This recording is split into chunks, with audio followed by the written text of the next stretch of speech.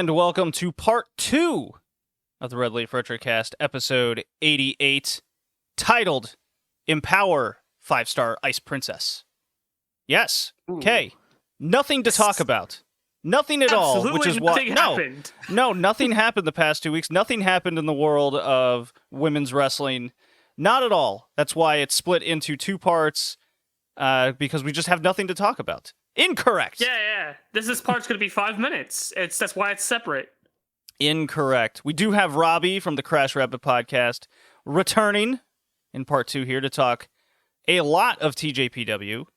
I know I'm going to sound like a broken record, but because this is in 2 parts, got to go through that agenda. So yeah, we got some discussions with Robbie, going over the finale to the Princess Cup, and get his thoughts and everything. Go check out Crash Rabbit podcast. It's he does some good stuff over there. All things TJPW. Very good podcast. Yeah, probably the best TJPW podcast outside of our own. Well, of course, outside of our own. 5-Star Joshi podcast that we're subscribed to, Fight Game Media. Second to Crash Rabbit podcast. I hear it's in turmoil, but that's for a different discussion for a different time. Believe in the Scott E. Okay, so we have Stardom news, and we'll get into that at the top. Okay, I watched Pro Wrestling Eve. Why would you do that to yourself? I will get into that later. That's Wrestlequeendom 4 happened. Eve's first show back in like 18 months. NWA had their all-women's pay-per-view from Mickie James titled Empower, hence kind of part of the title there. We got 3 5-star shows to catch up on from Stardom. Already mentioned TJPW, and Ice Ribbon ran Yokohama Budokan on August 9th. It finally aired. We get to talk about it, and the subsequent Korakuen show titled Ice in Wonderland. Yeah. And then, of course, the back end shows this time. Yeah, and the back end's going to be all the classics, or the retro stuff, All Japan Women Classics, and then we got New Japan from the 90s and WCW from 99. So, non despair at all times. Yeah, it totally makes sense in an all-women's podcast, I guess. Sure. End with despair. Start with good news, some despair for other people, and end with despair for everybody. Yeah. Well, I mean, if you recognize that music that started off this podcast, Hazuki is back in wrestling after 18 months from her retirement. Yeah, HZK back in the Stardom. Yes, the Hazuki. Zooks. Yeah, this brings up very interesting news. She showed up in the middle of the show on the the August 29th show? The one that aired free on YouTube. Okay, so first thought with Hazuki, what comes to mind? Because honestly, I thought, and I believe I was on record with this podcast, that her retirement felt very rushed, very sudden, and very unsure. So I pegged her to come back in like 6 months. And it took 12 months longer than that. But it's always funny how quick the itch can get to somebody, especially when they leave healthy. You know what I mean? Yeah, so I was on record, I think, as well. I don't know if it was on the podcast that I had mentioned it, but I thought that she was going to come back, but not for Stardom. Because to me, like, she was done with the company. The idea of whether that was a shoot or a work, it's just the tone, the feeling, how she kind of carried herself, it felt more like she was just done with the company. It's like something must have happened and she was done. So I didn't think she was coming back to Stardom. I thought she was going to go to Seedling. That's what I think a lot of people had her pegged. To see her coming back now, though, I think it's a little bit of... we saw her at the Hana Memorial Show, and she was just as good as she's always been. She didn't look like she missed a beat at all. And... I think given COVID times, she probably had a hard time keeping or maintaining whatever job she had, which was, a shoot thing that Julia threw at her. But I think with Stardom making so much money, it only makes sense for her to want to come back to Stardom specifically. I mean, why go back to wrestling if you can't make money off of it? Yeah, money talks at the end of the day. And a lot of the tweets and responses to Hazuki, even in her own words in responding back in that promo, people are going to say what they want of me. I thought I'd never be back kind of situation. Julia referencing couldn't hold down a job in real life. Mayu saying, you think you can just walk back in here just like that? Everything, the best things in wrestling are when you're able to blur the lines of reality and those things are always kind of stemmed from reality. I'm very excited. Hazuki was one of my favorite wrestlers in Stardom when she was wrestling. She wasn't my total favorite, but god damn it, I loved her style. I loved her demeanor, and it's good to have her back. My biggest question, and my initial reactions in Discord, I was kind of asking myself these questions. It's like, and I'm sure you kind of asked yourself this, Kay. Where do you think she's gonna slot in to the current Stardom landscape? Considering, in my opinion, there's a lot of people that have passed her by, at least in terms of where she was 18 months ago. If you know what I mean? Yeah. So with her promo, she talked about homegrown Stardom thing against the people coming in. She's not the first person to make this comment, right? She's not the first person to make that same jab at the current thing. However, each time that's done, nothing seems to come from it, outside of like maybe a small feud with Julia or something. But I feel like this is hinting at something bigger. That's her own faction, which I kind of hoping on, or her joining with Mayu. She seemed to be a lot more formal and nice to Mayu than she had been, last time she was there. Yeah. So I'm gonna interrupt you there, because that comment specifically of homegrown. Well, who's the homegrown faction that's kind of starving for members right now? That's Stars. They're all homegrown people in there. That really makes sense to me. And your comment about possibly starting her own Zuki faction, Zuki-gun. It's more like a headcanon want, because for the longest time now, I've wanted Queen's Quest to evolve, right? Because they seem like the too cool for school version of Stars these days, and I kind of don't like that entirely. And it seems like most of that focus, or that sort of direction of Queen's Quest, has come along with the rise of Utami, right? They want Utami to be popular, so they don't want Queen's Quest to be a bunch of dickwads like they used to be.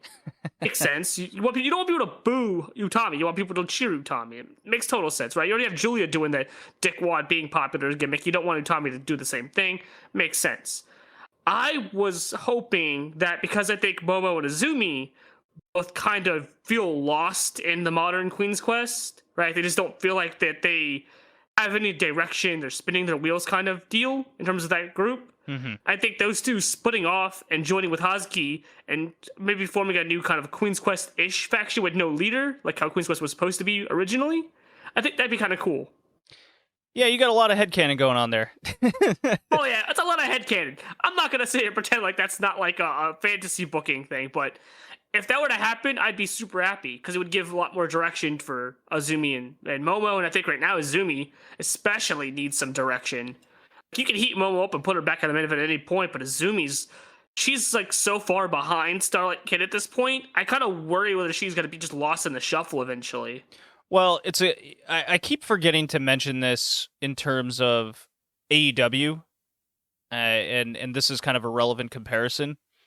When AEW started, and even we're only 2 years into the company at this point, and I constantly listen to other podcasts, other written materials out there, and the critique, one of the, let's just say journalist critique, let's call them journalists for the sake of this, sure, is AEW is not building new stars. I go, well, okay. Take a step back and look. It's this weird mentality that because guys like Omega, the Bucks, Jericho, and even Cody all started the company, it is their job to not be on top, but to be the ones that put over the new stars. And my opinion to that is, look, you only have these guys for a finite amount of time. They're the ones that founded it. This is their time. And during that time, you build up the undercarders, your unknowns, to the mid-card, and then you got to take another step to get to the upper mid-card. And then, by that time, going back to kind of the start of the company, 3, 4, 5 years later, when those guys are being phased out, you have those guys built. So there's no hurry for like a Jungle Boy to be in the main event, or Darby Allin. They are, in their own ways, the upper mid-card main event acts, just waiting for their turn. Same thing can be said about MJF, although he's kind of already there to an extent. Same thing with Hangman Page. Like, they have done this. And why this is relevant in these thoughts is with Azumi, you see a lot of people coming into the company. You see a lot of mid 20-year-olds, and in terms of women's wrestling, you and I know this very well, Kay. It can go down at any moment. You constantly see it. Whether it's, Arisa Hoshiki is kind of a great example. Her re-debut barely lasted, 18 months? Yeah, but so you mentioned Arisa. I thought she was always going to retire early at some point. Well, I'm using that as an example of you got to utilize these people while you can, and when you have Azumi at only 19, she's about 19. There's plenty of time. There's plenty of time for her to spin those wheels and not worry about it. And she's not buried by any means. They're always putting her in good enough positions for the time. They don't need to heat her up. I've really thought about this because in the case of Starlight Kid, like in the case 5-Star last year where she kind of lost all her matches, it's like, what are you doing? Well, when the time was ripe, like this year, they've really hit the wheels running with her. And so I just kind of want to use that as an example. It's just not Azumi's time, and it's not meant to be either. So I kind of want to maybe expand a little bit what I'm trying to say with Azumi. So she and Starlight Kid are very close in age. Starlight Kid just turned 20. Azumi is 19. I think she turns 20 soon-ish. I can't remember when her birthday exactly is, but they're not too far off in age. Momo is 21. She's not very far off in age. Kamatani, Utami, all of these people are within the same age range. Right? Give it a couple years here. Joshi moves very fast, as we both are very privy to. Things can shift up and down the card in a matter of a year and then be different the next year. My only concern is, and this will probably go into the next thing with the Marvelous wrestlers, is you bring in a bunch of other people around the same age, and now there's more competition for her and to try to get to a level. Eventually, if she continues the way she is now, sure, she's a good wrestler. She's not the only good wrestler on the roster now. She's not the only good high-speed wrestler on the roster now either. Poi's pretty good. Starlight Kid's very good. Poi is pretty good, I agree. So it's this thing where it's like she's not distinguishing herself, and she might have time, but you don't want to wait too long. And then you've got somebody in the same age range who isn't wasting her time, and so she's already pulling ahead of you, and she's seen as your rival. That does go also back to one of the points we made on the last podcast where we talked about maybe there comes a time when you have someone like a Konami or an Azumi where you've kind of hit your ceiling in a company and it's time to leave. You see this anywhere. We were talking about it with David Finlay in New Japan. Like, it's not the worst thing in the world for a wrestler to kind of feel like they can do more somewhere else if they so please. I know what you're saying. So where do you peg Hazuki's positioning in the grand scheme of the Stardom landscape? I think, like you said, so many people have sort of moved very far ahead of her at this point. I mean, even Starlight Kid I'd put ahead of her right now, which is, I would as well, yeah. not the case. It wouldn't have been the case when she was still around. I honestly don't know where I'd put her. She's not going to be upper mid anymore. I think there's just too many bodies up there that I don't think she'd just be in the shuffle, like kind of how Kiona would be. But Kiona's also different because you can plug and play her anywhere you want to get people over. Hazuki doesn't have that same ability, right, to kind of get an over match with somebody. She's a great worker, but she's not the best. She's never been the best worker on the roster, right? Momo's always been ahead of her in that regard. Utami's ahead of her now at that regard, which wasn't the case before she left. I think there's just so many people far ahead of her that I feel like she'd just be where the Konami role is. I think she's got more. There. I don't know. I think she's got more moxie. I think she'll settle on the mid card. She'll settle on the mid card. I think is what she'll be. I'm very curious. She won't start there. Right? Because they'll make a big thing with her. But I think ultimately, when the dust is settled, she'll probably be in the mid card. So you're not very bullish on the Hazuki return, at least in terms of positioning. I think she's going to start off red hot, but once whatever they do with her is done, she'll settle to a mid card position. I just think there's too many people up in the upper mid. You can list off so many people in the upper mid, upper card. She's not as good. She's good as Shuri? No. She's good as Julia? No. She as good as Momo? No. Utami? No. Kamatani? No. Interesting opinions here. You keep bringing the list down, and she might have moxie and personality. As we've seen with Stardom, you also have to be able to perform at a high level in a big main event, and Hazuki really hasn't always done that. She's had some good main events. She's also had some duds too. People tend to forget about that. Well, my curiosity is where she gets slotted in at certain venues. Our buddy Niagara Driver keeps a nice little record of which Stardom wrestlers frequent in main events the most, which is a super interesting stat that you can kind of see who's being featured the most. More important and interesting than you think. I mean, you could kind of do this in just about every promotion. It kind of opens your eyes to a few things, like how much Stardom has relied on Micah in like semi-main events. I thought that was super interesting. So with Hazuki, I don't doubt that she's going to have a very interesting role coming in, and she's kind of a big X factor going forward for me, because I see her and her charisma, and I'm definitely a little higher than you, Honor K, and I understand your reservation, because there's a big reservation I have with Hazuki that I think might not be talked about. I think she can go as high as the white belt. I think that's kind of where I see her as. Will she get there right away? I don't think so. I think they're gonna hit her into a program with Mayu. I think that's kind of obvious. Hit her into a program with like a Julia, and after that, I agree with you that she's gonna settle somewhere. Where that somewhere is such an unknown, and where my reservation lies is she's quit the company. Kay, like. She did once. Like she retired 18 months ago. That is straight up quitting. That is quitting the company. And you know who else quit a company one time? Shibata. And Shibata really paid for it for the majority of his career. And it took a long time to kind of gain back that trust to get into a main event level position. He was always a featured act, but not main events. Kind of fell into that Ishii category, and by the time he finally got that trust, well, his career ended, unfortunately. I'm not saying Hazuki's career is going to end. I'm saying I would not doubt it if the trust factor comes into play when booking Hazuki once she gets settled in. That's what I'm most curious about. Is Rossi that kind of guy, or is he going to be like an American promoter, if you will, where he's like maybe Hazuki just explodes in the ring, and you just can't like you just want to feature her immediately. I don't know how Rossi does that. I'm not as up to snuff on how he booked a lot of the LLPW wrestlers, for example, when he raided them from Arcean. But he wasn't booking during that time. He was just poaching.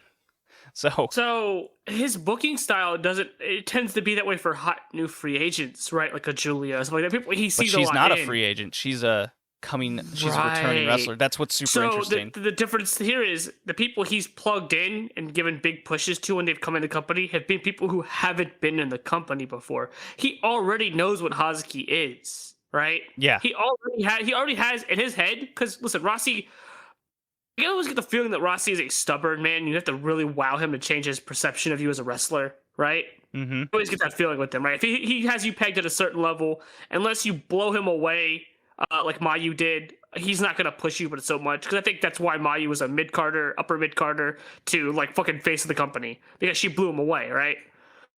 I don't think Hazuki's ever going to win the white belt. Because I don't think she was going to win it even when she was in the company last time. I always had this feeling that she was always going to be like in the mix for it, but she was always going to be just short of it. She was going to have the Kyono role, except she just wasn't going to be the loser. She was going to be the except heel. In the high speed division. She could very well just fall right back into kind of high speed ace kind of situation. That'd be fine. Like with recent developments with the high speed belt, I kind of want them to turn the high speed division into its own like little thing, right? I can read your mind right now, Kay. Let me see if I get this right. You want the WCW Cruiserweights, you want a sponsorship by Surge, and you want Julia to interrupt matches in the middle of it and beat everyone in 7-on-1, right? Julia versus the whole high speed, and she buries them. I love this idea. Big Nash Julia? Yes, exactly. I mean, listen, if they had Surge, I'd pop super hard for that shit. I'd buy like 1 billion copies of whatever Big, Stardom sexy Surge Julia stuff. running wild with Big, the Surge sexy all over the high-speed division. Hazuki, ha! Cannon fodder, I say. Julia with that Italian diesel. Okay. Marvelous Wrestlers. Huge news came out. So for all we know, as we're recording here, Io Shirai's contract is up and she's leaving NXT and coming back to Stardom.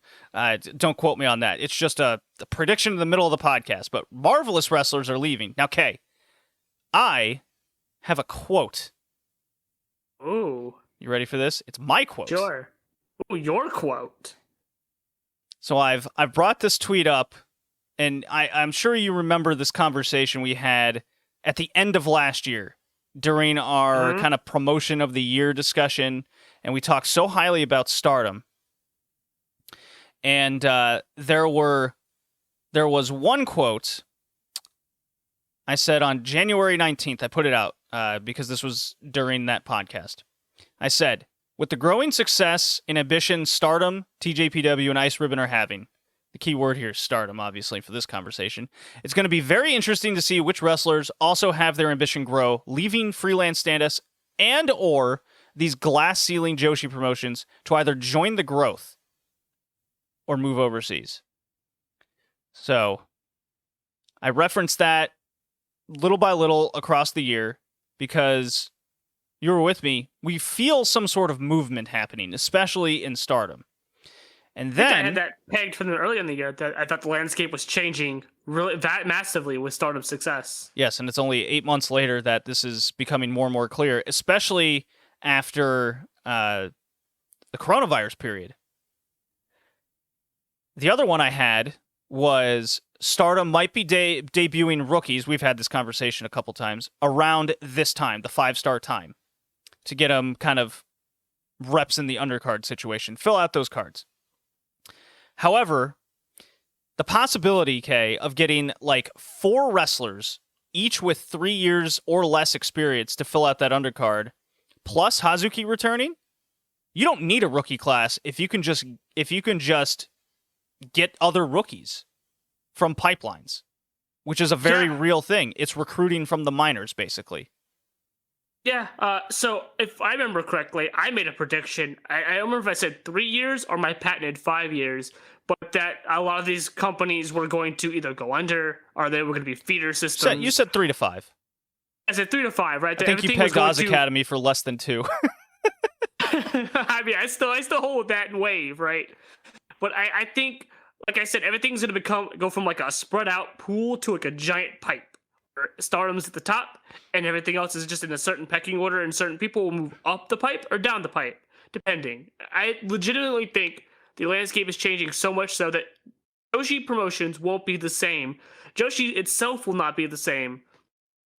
Big money coming into the scene has a lot of big things, and I remember when I made that quote, and I think I even tweeted about it too, I was dismissed by quite a few people, telling me that no, nothing's gonna change. The scene hasn't changed in X amount of years. I'm like, yeah, but the scene hasn't had giant money in it for X amount of years. Well, it's the same kind of pushback of non-belief and also the fact that people are afraid of change. I mean, that's a very human nature thing to kind of disbelieve this thing. We saw it with AEW, and we're seeing it with Stardom.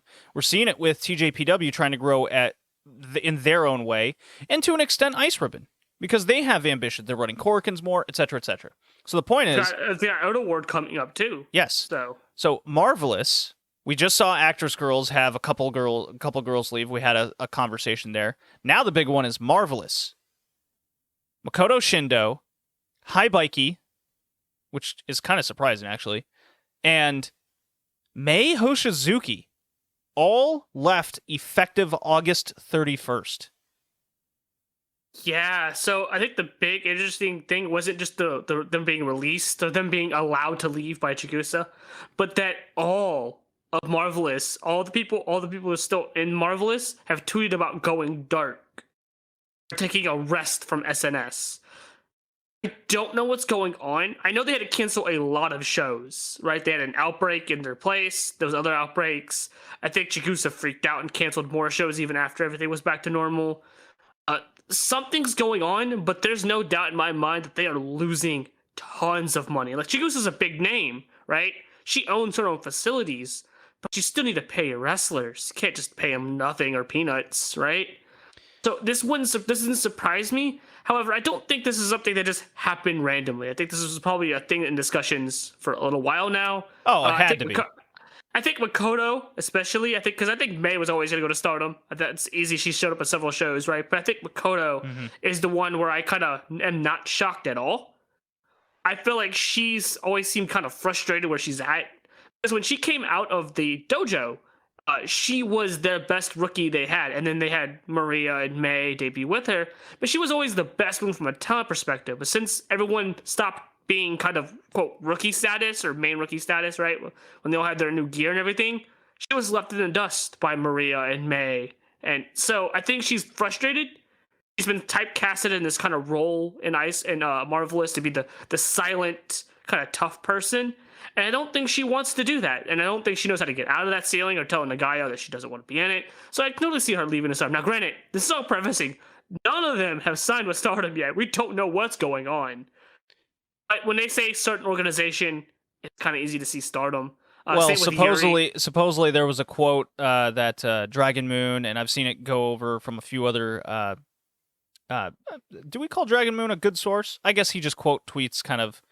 He just translates Marvelous things. itself, yeah. Yeah, he just translates things. That these three wrestlers all have offers as well.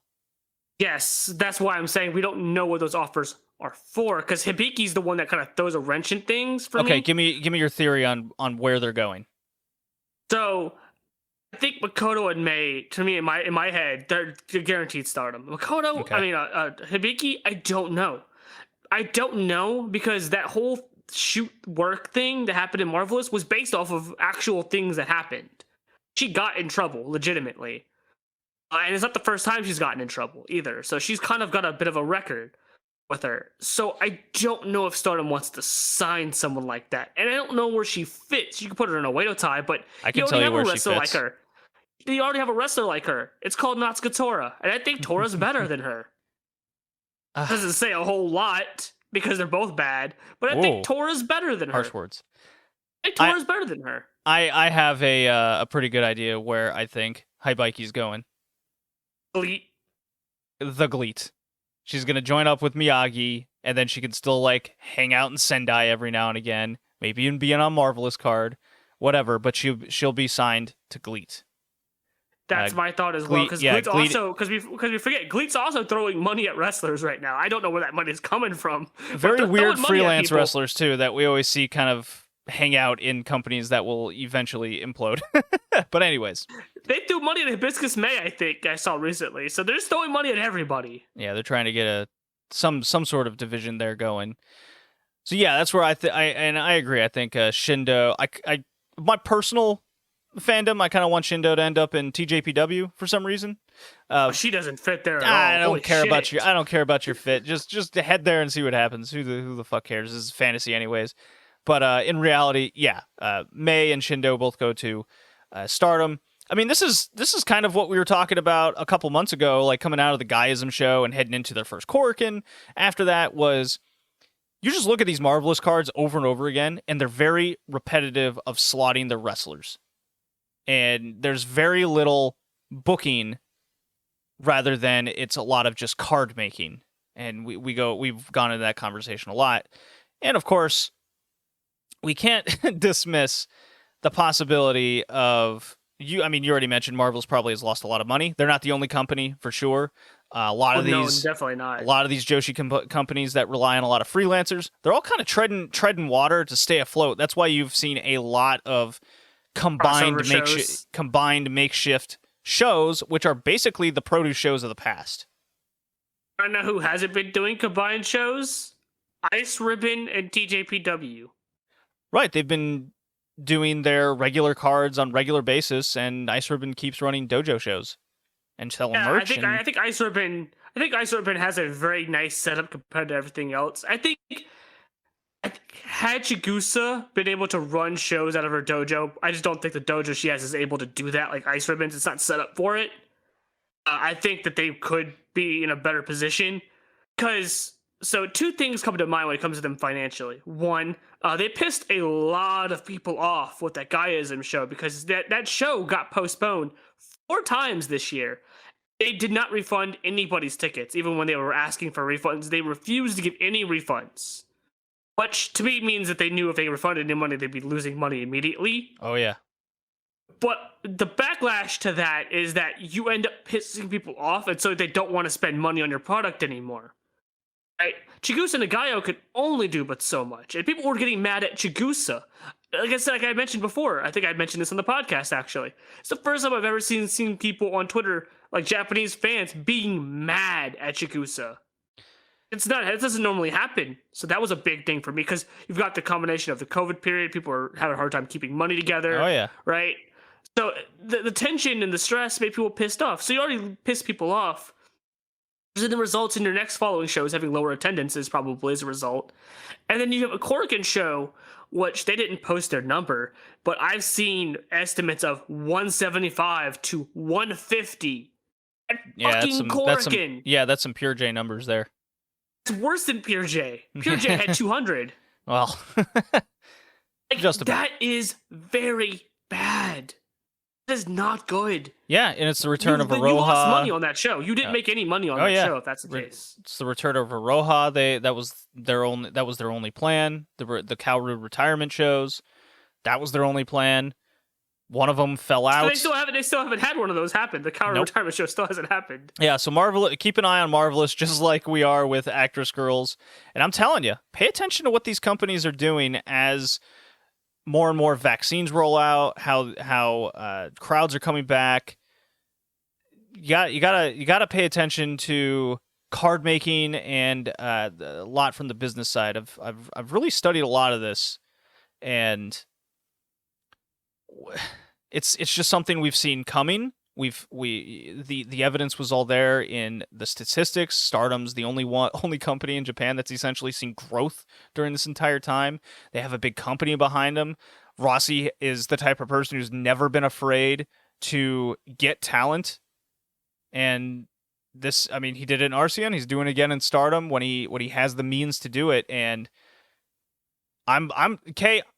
This is crazy, but you know, the less companies, the better, because there isn't as many wrestlers out there as you think, and they're all spread so very thin. This is weirdly better for the scene to have better competition within a promotion. Promotion's having money, it's doing well, and look, when wrestlers move around, I mean, look at AEW, look at the American scene right now with all of these players just moving back and forth, it's exciting. And to see that happening in the Joshi world, it's also exciting. I'm excited. I can't wait to see. I hope Meiho Shizuki specifically ends up in Stardom, and fuck, if we can get high-speed division. Yeah. Oh yeah, exactly. That high-speed division is becoming the WCW Cruiserweight division, but actually booked well.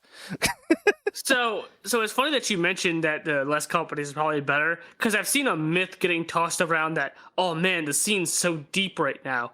It's not, actually. No. In order it's deep at, it's deep in 3 companies that have a roster that's their roster. Then you have everyone else that has like 6 people and a bunch of freelancers. The talent pool is not deep. Aging freelancers as well. The talent level is also not deep. Name me all the good wrestlers that are not in Ice Ribbon, TJPW, or Stardom. Yeah, it's a handful. There's Ano, there's Hiroyo. But then once you get done with those 2, who you got? Mio Momono, Rin. Okay, those are signed to Marvelous, right? Who do you have? The list, it gets bare, because then you're talking about fucking Itsuki Aoki. Fuck out of here with that. She's not talented at all. Fuck out of here with that. Rina Shingaki retires in November, so you can't count her. Yeah, she's done. Yeah, it's like there's so much that people are. It's just a myth that keeps getting tossed around that I keep seeing, and I'm just wondering where people are looking at this. Like, who's on JWP or JWP? Peter J. Who's on their fucking roster? Hanako Nakamori. That's the only talented wrestler they have on that goddamn roster. Well, I mean, there's other talented wrestlers, but they're at the end of their career. Yeah. Well, I mean, Hanako Nakamori's like in her 30s, but she's been banged up, so you know. But she's the only person on that roster that can go. Leon is... I love Leon, but she can't go anymore. Can Ice Ribbon get Hanako Nakamori? Oh, that'd be great, but I That'd don't be know where great. you Okay. slaughter. I don't know where you slaughter in at. Yeah, I'm super excited. I like the Hazuki thing is just super interesting to me. With the way she left, how she's coming back, her skill level. Man, that's great. Marvelous wrestlers, two like amazing prospects, just very young in their careers. Hibiki, I personally don't give to anything about, but hopefully I would prefer her not in Stardom. Let's just put it that way.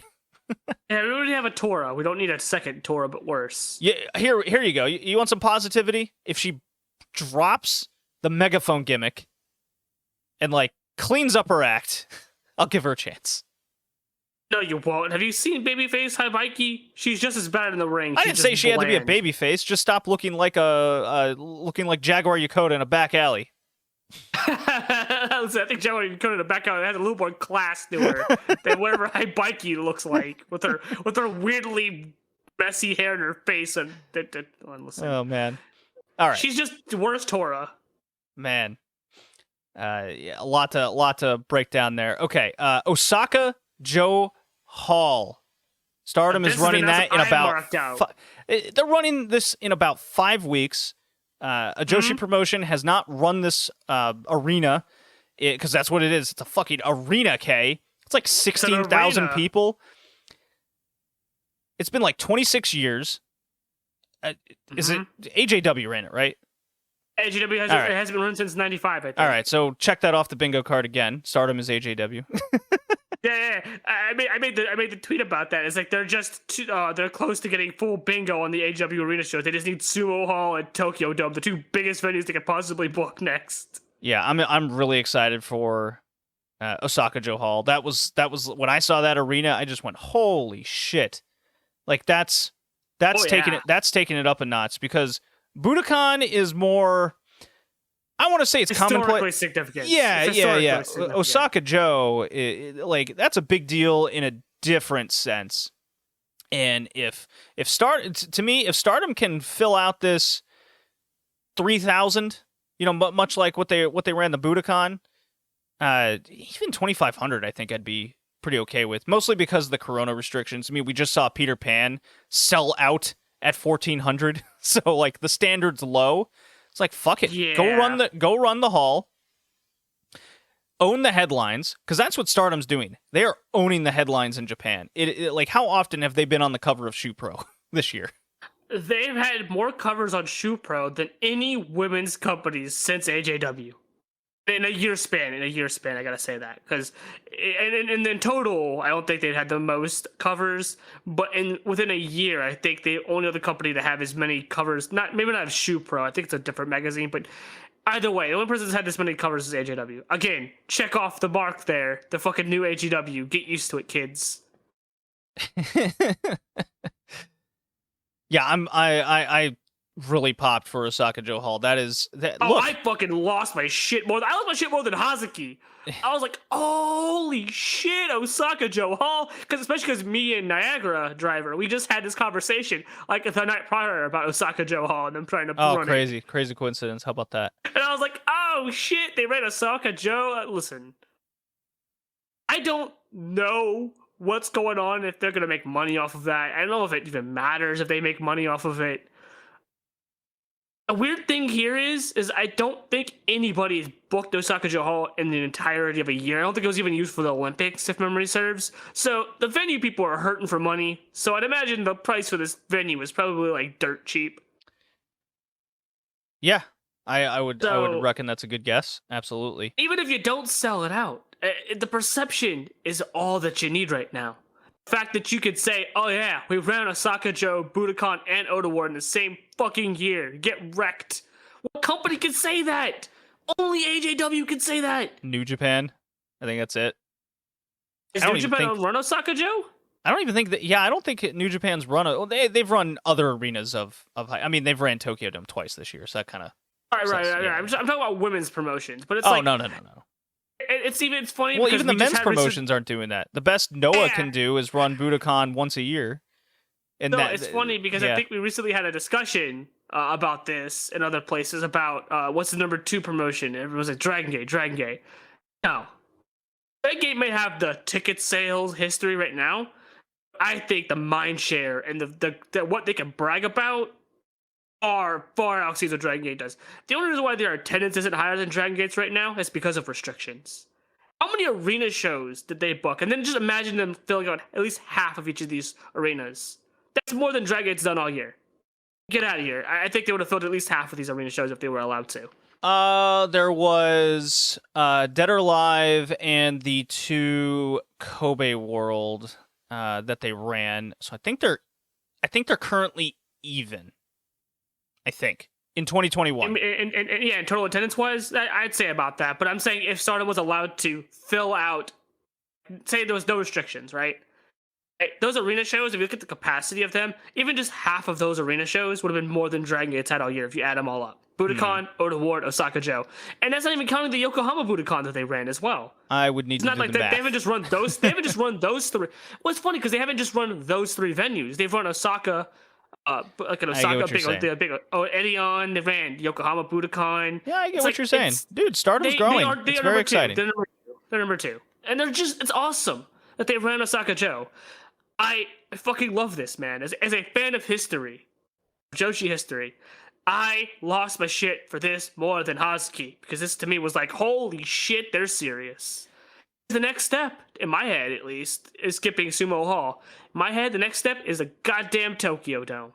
It's very exciting to continue to see the growth of this company, and filling out the roster, because I've kept saying that they need to fill out this undercard, and they're doing that. It's great.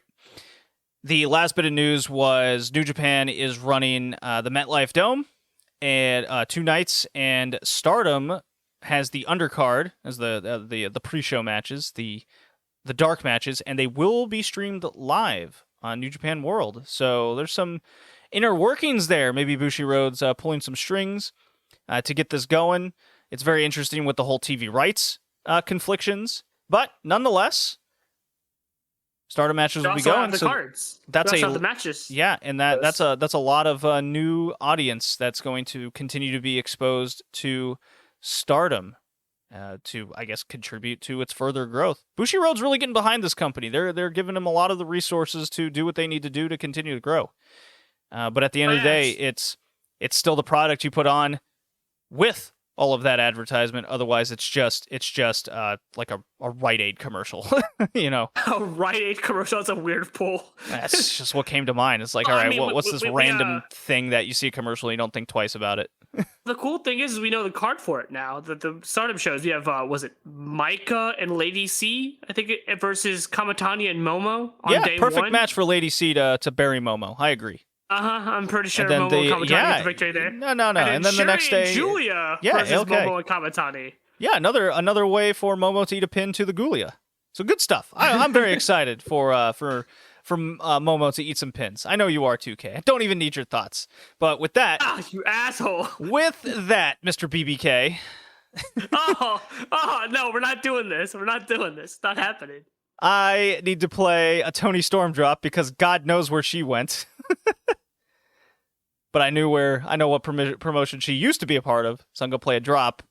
We can start talking about wrestling in Europe, of all places.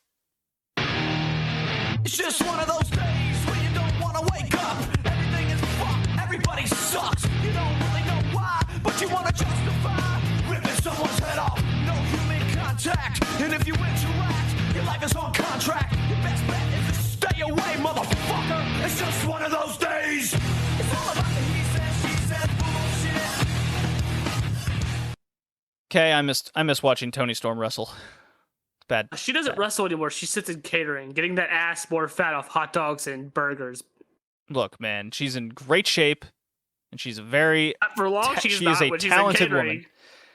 Okay, so I know you didn't watch the show. I did. Oh God, no! I got my hands on it. It's Wrestlequeendom 4 from Pro Wrestling Eve in London, England. So first of all, still very dank. Still very bad. All right. The last time Eve ran a show was March 7th, 2020. And I guess their storyline was Jetta was going for the title against Rio O'Reilly. Okay, Rio O'Reilly. I don't know if any of these names even ring a bell to UK or even on your radar. No. But as someone who was very into the European scene with WXW, Progress, Rev Pro, OTT is with their women's division, which they're all of course signed to NXT UK now. Actually, the best ones are all signed to NXT UK. That didn't leave Pro Wrestling Eve with a whole lot of a whole big talent pool to get from. Okay. Laura DiMatteo defeats Angel Hayes. I just totally skipped the first two matches. I saw Zoe Lucas and I went, no way. I saw some chick named Clementine. No. I went, no way. Not watching those. Sorry, I'm out. So I watched Zoe Laura. Lucas is really bad. She's one of the worst I can think of. She's Renee Michelle. No, Rache Chanel. She's that level to me. Ratchet Channel. Yeah, Ratchet Channel. If you just butcher how to pronounce the name. But I wanted to see how Laura DiMatteo has come along. She's still kind of the same green wrestler. She's an indie wrestler out of Italy, so skill level aside. The two main matches was their international title and their Eve title. And they decided that they're going to kind of restart the promotion in a way. Every wrestler on the roster all has new music, so it made for very strange crowd reactions because nobody knew who was going to come out. That's smart to do that when your first show back, when they haven't seen these people in a while. Well, you know what's even more hilarious? So, the international title was defended in a gauntlet match. So two people start in, music hits, next person comes out once, the previous person was pinned or submitted. So the music hits, no reaction until they actually see the person and they go, oh, it's, Hyan or whoever. And then the main event was the Eve Royal Rumble match, basically. So you just got one after another of music being hit and no one reacting. No. It was so bizarre. The international question. What's up? So, one of my biggest problems with Eve when I tried to watch it, keyword there, try, the referee, always in the goddamn way. Was she in the way again? Just in the way of people when she's just in the way of moves, doesn't know where she needs to be? It was more noticeable in the international title match because it was always one-on-one. In the Rumble, it's just like there's just a fuck ton of people in the ring anyways, so it didn't matter. But yeah, same old ref. She's a terrible ref. She needs to get trained or fired. Jesus. So the international champion right now is Casey, and because she's the champion, I did like the booking idea of this. Rio O'Reilly's the Eve champion, so she enters the Rumble last. Casey's the international champion, so she enters the Gauntlet last. So champion's advantage. Booking there was pretty good. The international title was highlighted by the Emerson Jane show, aka the former Sammy Jane from OTT. She changed her name due to discourse, to put it nicely, I suppose. Discourse. Yeah. Just it's a story, but now she's Emerson Jane to separate herself from the old persona. Kay, do you remember a girl named Nightshade in TJPW? Yeah. Yeah, she was in this match. She did like hardcore nonsense, and it was pretty bad. She is pretty bad. Yeah, she was not good. It was kind of rough. But Emerson Jane, she basically ran the gauntlet. Debbie Keitel got the first fall, and then Jane came out and pinned the next three people in just rough wrestling, but she did very well. I commend Emerson Jane in her ability to do German suplexes. And then the main match was Casey retaining her title against Emerson Jane because Emerson was all banged up from the hardcore match with Nightshade, so they kind of played it into a story. But the wrestling was quite rough. So you informed me that somebody came back from retirement in this show. Oh, okay. So this was all the like people back from retirement came in the Rumble.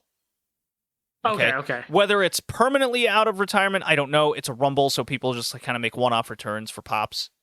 But like I said, you don't know who it is until they come out. Right. So fun story here.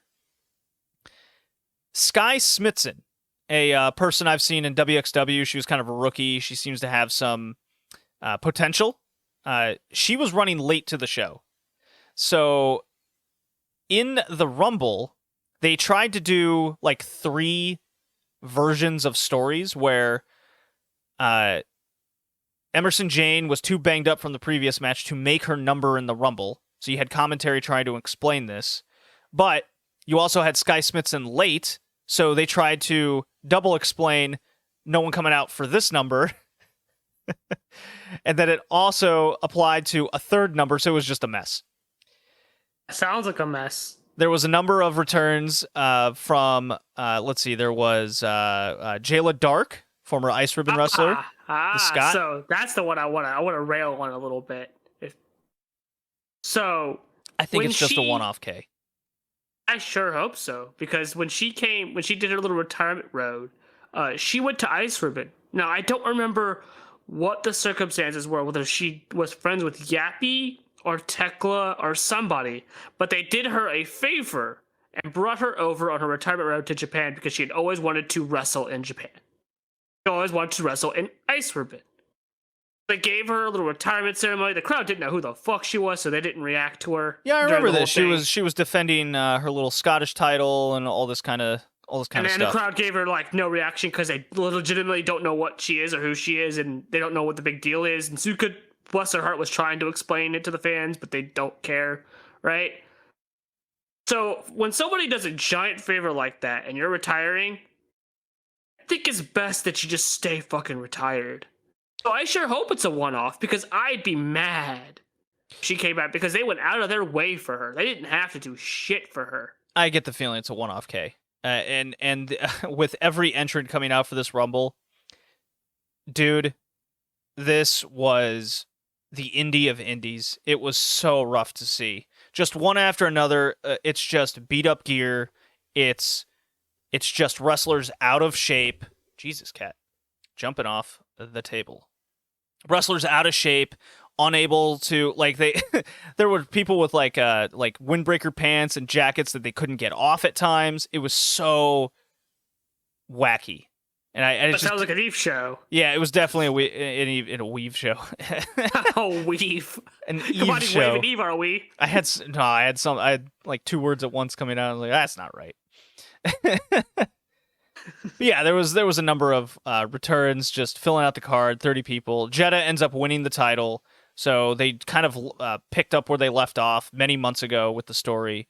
Like, all right, fine. They didn't really kind of hit any stories or anything going on. And then the main event, because Sky Smitson was late, so they pushed this match to the main event. They were plugging all night this gambler gimmick was returning, and it turns out to be it was Charlie Morgan out of retirement from her, I think, second Achilles injury. Which, Jesus Christ! Oh yeah, she is their top star, and I'll use the word star very loose because Yeah, it's Pro loose. Wrestling Eve. But she got a huge reaction. Everyone's very happy to see her. And Charlie Morgan beat Sky Smitson, so at least you got Eve was a rough time. It's still a very dark, just bad audio. A lot of wrestlers were trying their hardest. I know I don't like using that. Their best. I don't like using that phrase, but that is the best. Like Emerson Jane was the best wrestler on this entire card, and you could just tell a lot of people just have a lot of ring rust because they just haven't had the reps in so long. I think at best, these wrestlers have had like 10 matches in this calendar year. At best. So that was the theme. You would think you'd do something to maybe preempt that. Like maybe you don't have to have people in attendance, but maybe just run some dojo matches in the venue, or to have something so they can maybe get some work in, some reps in, and knock some of that rust off. You think a promotion would want to do that so that their show isn't utter garbage and people aren't coming in ice cold. Yeah, you would think something like that, but probably getting the venue and the ring and all that kind of Costs a lot, but yeah, I tried to be as nice as I could with it. But Wrestlequeendom 4, I'm sure the fans. I'm sure, you know what? I'm sure fans of Eve had a good time watching it. I mean, just like the fans of Wave have a good time watching Wave. But Yeah, you also exactly, say Kay, positive fine. things about Wave. Yeah. I like Debbie Keitel. She's kind of on my. How old is she? She's really young. That should be like I think she came 35. from the. I know she came from the OTT dojo too. She's okay. So she's 4 years in now. So make that 3 because of Corona. Right. Yeah. So she's 3 years in. She's got some potential there. She's the one that kind of stands out the most. Sky Spitzen as well. I think those are the 2 names to pay attention to. Those are your Euro prospects. Emerson Jane, she's not going anywhere. This is kind of her ceiling these days. I think Debbie Keitel's 32, by the way. And I don't know how old Emerson Jane is. That's not a rookie. Well, no, but she's 3 years in nonetheless. All right. The next show. Wait, do I have? Fuck it. I don't care. NWA Empower. I will make a timestamp note, though, nonetheless. Okay. We watched NWA Empower. We said we would, and we did. We did. Show was not as bad as I think either of us were thinking going in. It definitely didn't start off good with the black screen and hearing them on the hot mic talking about what they're gonna do. And the awkward kind of 1950s spoof of women wrestling. Oh, what is this with Aaron Stevens? Yeah, that thing went on for almost 10 minutes. It was way too fucking long. Like, that thing didn't need to be there. If you're gonna have it, cut it down to like a minute or two. It went on for far too long, and it wasn't funny. Yeah, not how I would have started off the show. And Mickie James comes out, big speech. A lot of people love her. They got 856 people into this thing. So I think, Kay, I think if Mickie James had a big match on this show at some point, I think they could have sold another like 200 tickets. Because I think some of those were papered. I think if Gail Kim and Mickie James wanted to have a match or something, just throwing out a hypothetical, of course, just one time only. This is to show you women's wrestling, and they're two well-known veterans in the American scene. Okay, and it was kind of a celebration over the last 20 years of Western women's wrestling. Okay, and they I thought they did a good job in presentation of this entire show. They had the NWA Women's Tag Titles little tournament that they did on the show. They had 2 big singles matches for the Impact title and the NWA Women's title that I thought were home runs in their regard. And they finish it off with a gauntlet that the winner would face off against the NWA Women's Champion the next night at the NWA show. So I thought from a booking perspective and the presentation, this whole show was a home run. Yeah, like I said, when we came, I think both of us came into this with the mindset of this is going to be dog shit, and it wasn't. Then again, I think we both came with pretty low expectations. You mentioned the title matches. I think only one of them was good-ish, and they had all to do with one wrestler. I think the other one was pretty meh. And I think that one, it's pretty obvious who that one had involved. But I think the gauntlet was cool. Only one of the tag matches was bad. I think the other 2 tag matches were, for what they were supposed to be, were pretty decent. Yeah, the tag team of Hell on Heels, Renee Michelle and Sahara 7, that tag match was pretty atrocious. God bless the Hex, Allison Kay, and Marty Bell. There was no saving. There was no saving that match. They tried. No, Renee Michelle is a awful wrestler. Can I just put that on record? She's terrible. She is bad, and her constantly pouting all about she's Jagusa trained, whatever the fuck. I feel like if I was Jagusa, I'd be upset by that. She can't even throw a drop kick. I was more offended we didn't see all but 1 crossbody and 2 drop kicks on this entire show. That's what I'm offended by. Renee Michelle tried for chops, and they looked weak as shit. Like, I throw better chops, and I'm weaker than her, probably. Diamante defeats Chick Tormenta and Kylie Ray in a decent little 3-way match. Wasn't great, but accomplished as an Battle opener. of the brands. AW wins. Shock. Yeah, sure. I mean, there was a couple dark matches that were on YouTube. Sky Blue defeated Christy Janes.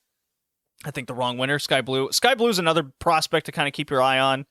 She's very green, though. Christy Janes tried her best, but Christy Janes is another name out there. I think she showed up in Stardom a few times. She showed up in AEW against Shida, and I was like, man, she needs to get on more shows. Hopefully she shows up on that Beyond Wrestling show that you're visiting me, 4K. Yay! Yeah! Masha's there. We can talk about Masha later.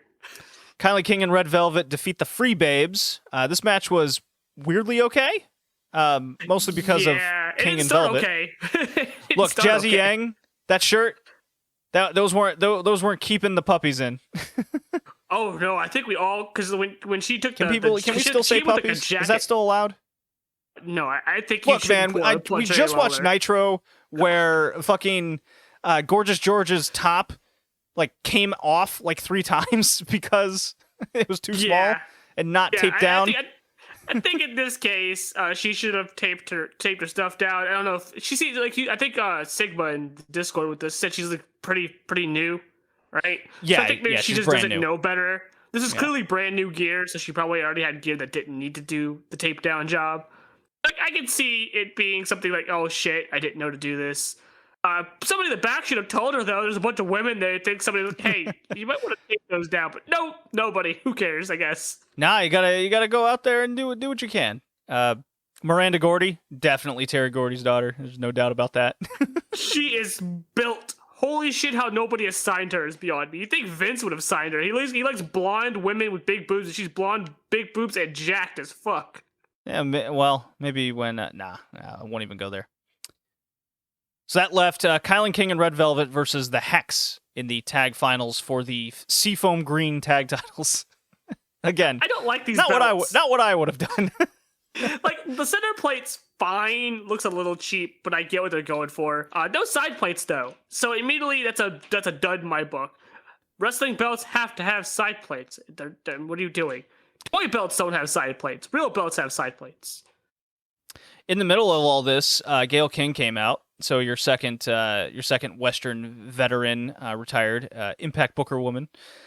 She came out for a speech, and that's when Taylor Wilde and her little heel group came out to berate her, and they threatened to beat the shit out of her. Awesome Kong came out, beat the shit out of them, and Awesome Kong and Gail Kim had probably the moment of the show where Awesome Kong announced her retirement officially, and they embraced, and it was good. It was very touching. So, correct if I'm wrong on this, but I only recently heard that she got her contract expired with AEW, so she's no longer part of AEW anymore. Oh yeah, that was a while ago.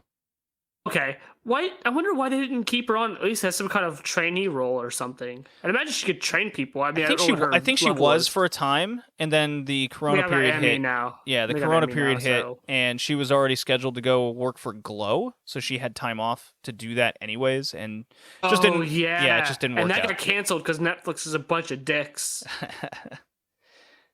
Okay, I'm gonna actually praise this match a little bit. Deonna Purrazzo defeats Melina 14.5 minutes. Impact knockout title match. Oh, you can praise it because I won't. All right, tell me why you won't praise it.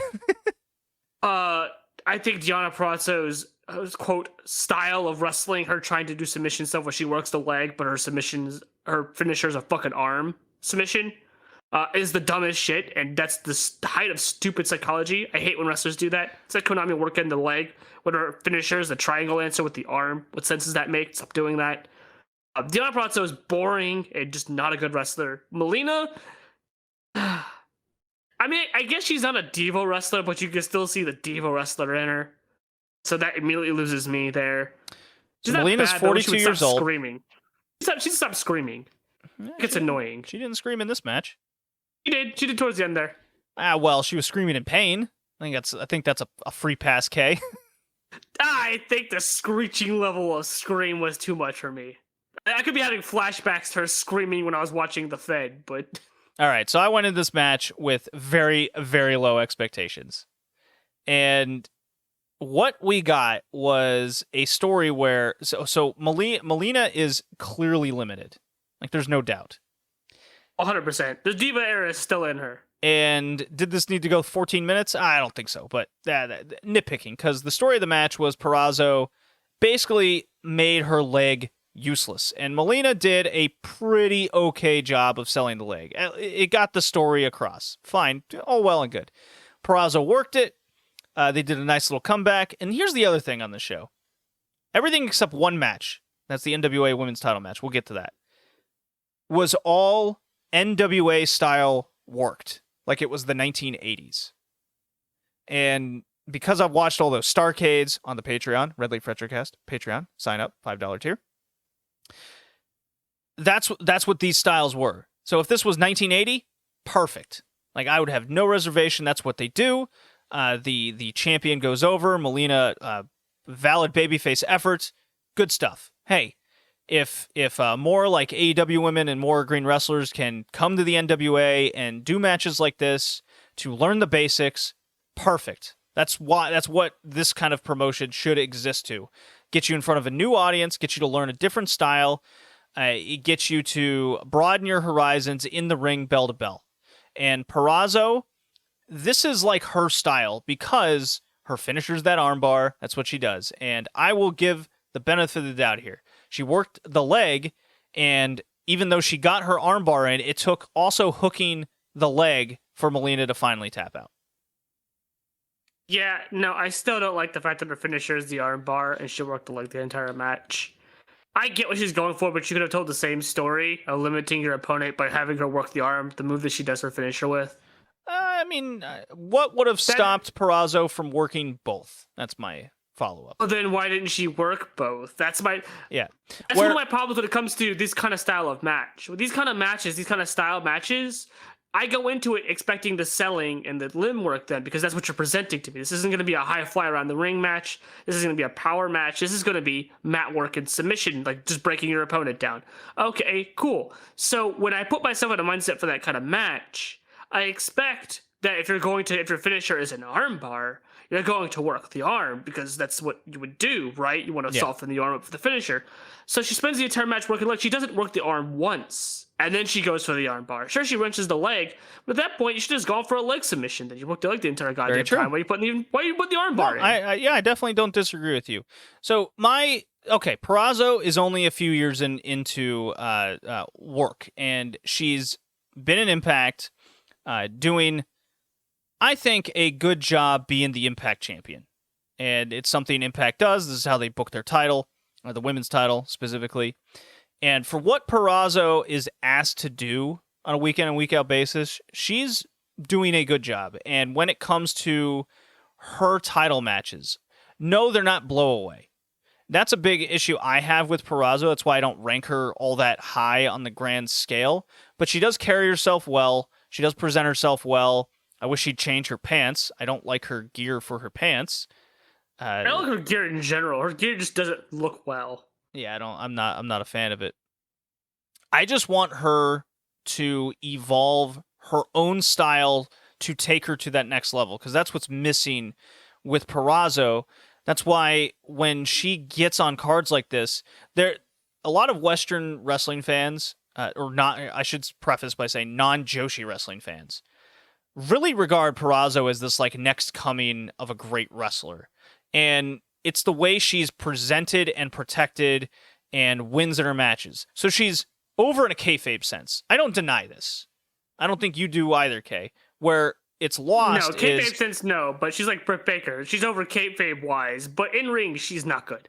I don't think she's good. I think Britt Baker is actually better than Purrazzo. I do. Oh, I think I'm on the opposite, because I think Britt has had nothing but duds aside from so one match. Here's my argument with Britt Baker over Purrazzo. Britt Baker always tries new things, and I guess I can give you that. Yeah, and she's exposed to a much bigger environment with a lot more different styles. Anytime you watch a Purrazzo match, a better promo.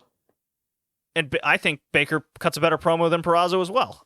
That's what I said. I think because Purrazzo's promos are just terrible. So Purrazzo needs a lot of work in an overall basics. Where Purrazzo has the advantage is whenever she does a match, it's always her style. It's always the Konami. Yeah, exactly. It's just this ground base pick style, and Shayna Baszler was very much a victim of that. But she was also in the ring with some of the best workers in the world. So that's my prozo. It's a mixture of good praise, and I want to see her evolve to the next step.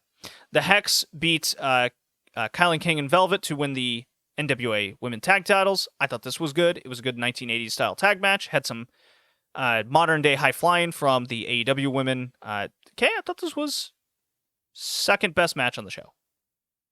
Yeah, this was definitely the best of the tag matches we saw. Oh, it wasn't even close. Yeah. So I don't think I was very high on Kylan King watching her on Dark and Elevation when we had seen her. I wasn't super high on her. This match, I think she's a good tag wrestler. This is what this showed me. It's like, okay, she's not a good singles wrestler, at least not yet. I guess I don't know how long she's been wrestling or how old she is. I think but she's a good tag wrestler. I believe. I think this also helped Red Velvet, because I think Red Velvet's also in that category where she could put on a decent singles match to who she's with. But as we saw in the Jamie Hayter match, she's also a flying mess when she's not used to who she's in the ring with. I think her being in this tag match kind of helped hide some of her weaknesses as well. I think they both played very well with each other. I think that's what made this work. This entire match work. Because the Hex were okay. It's kind of all I can say about them. They were okay. I like Marty Bell. I think Allison Kay has kind of found her niche on the indies, and that's who she's going to be. Marty Bell, I could see going places. She just needs. There's something about Marty Bell's game that's missing that I haven't put my finger on it yet. She's very reliant on uppercuts and whatnot. She just needs to. I think I got to see her in a big time singles match. Maybe we'll see her at the Beyond show, and we'll get a better feel. Because there's always something you see in person that's way different than how they come across on screen. But right, yeah, Marty Bell is kind of up there for me. So Kylan King is technically 3 years in the business. Really didn't take off until 2019. So she's like 2 years in, basically. Right, I guess that makes sense. She seems like she's still kind of in a rookie status, so yeah, that's why I didn't want to say that she's bad. She's never gonna be good. I've never been a fan of her in her singles matches. She's never wowed me. She seems kind of below average. Well, the toughest thing about American women on whether it's the indie scene or getting onto shows where you get to be featured like this is. You get better by wrestling better wrestlers, right?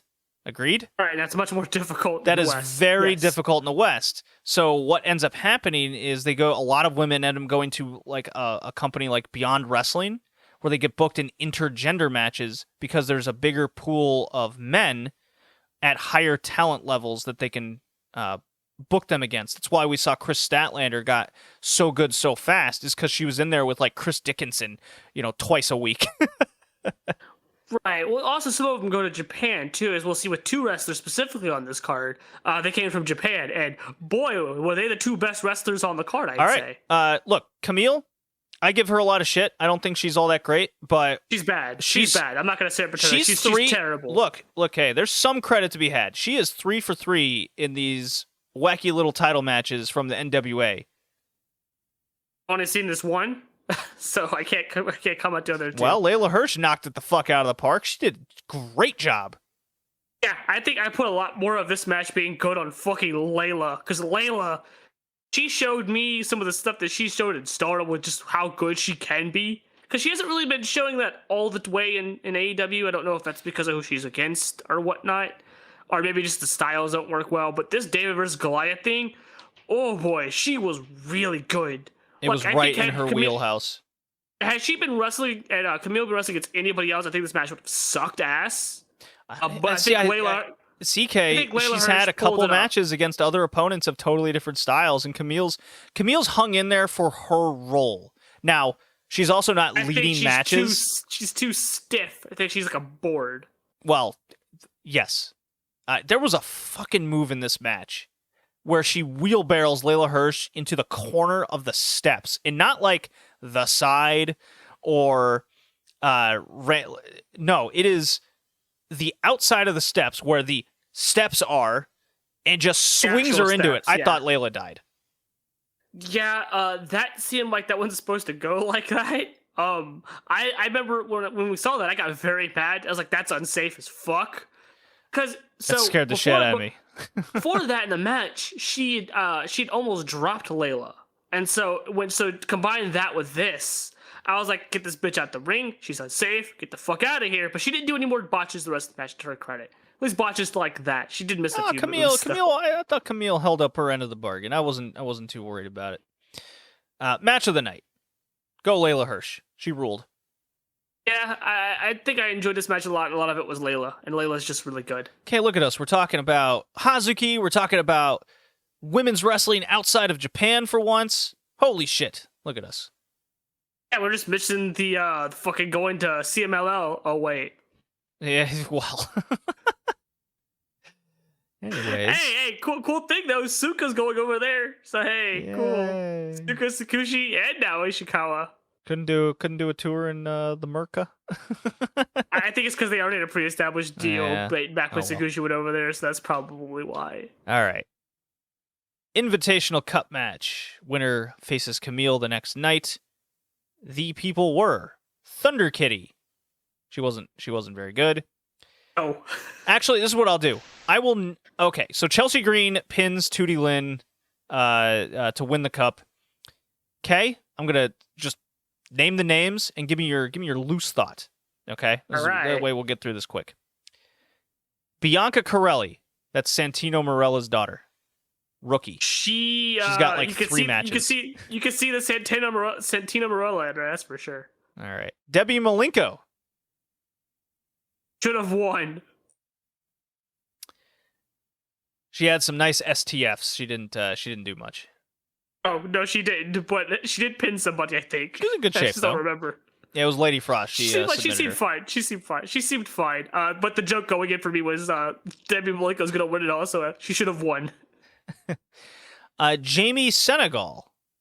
She I don't know if you remember her. She was kind of the punk rock queen. You know what I mean? Oh, she was unremarkable. I don't remember anything about her. I think I know who you're talking about, though. Genocide with Taryn Terrell. Bad and even more bad. Get the fuck out of here. Oh, Genocide was fine. She was the monster. She got pinned by like 3 people.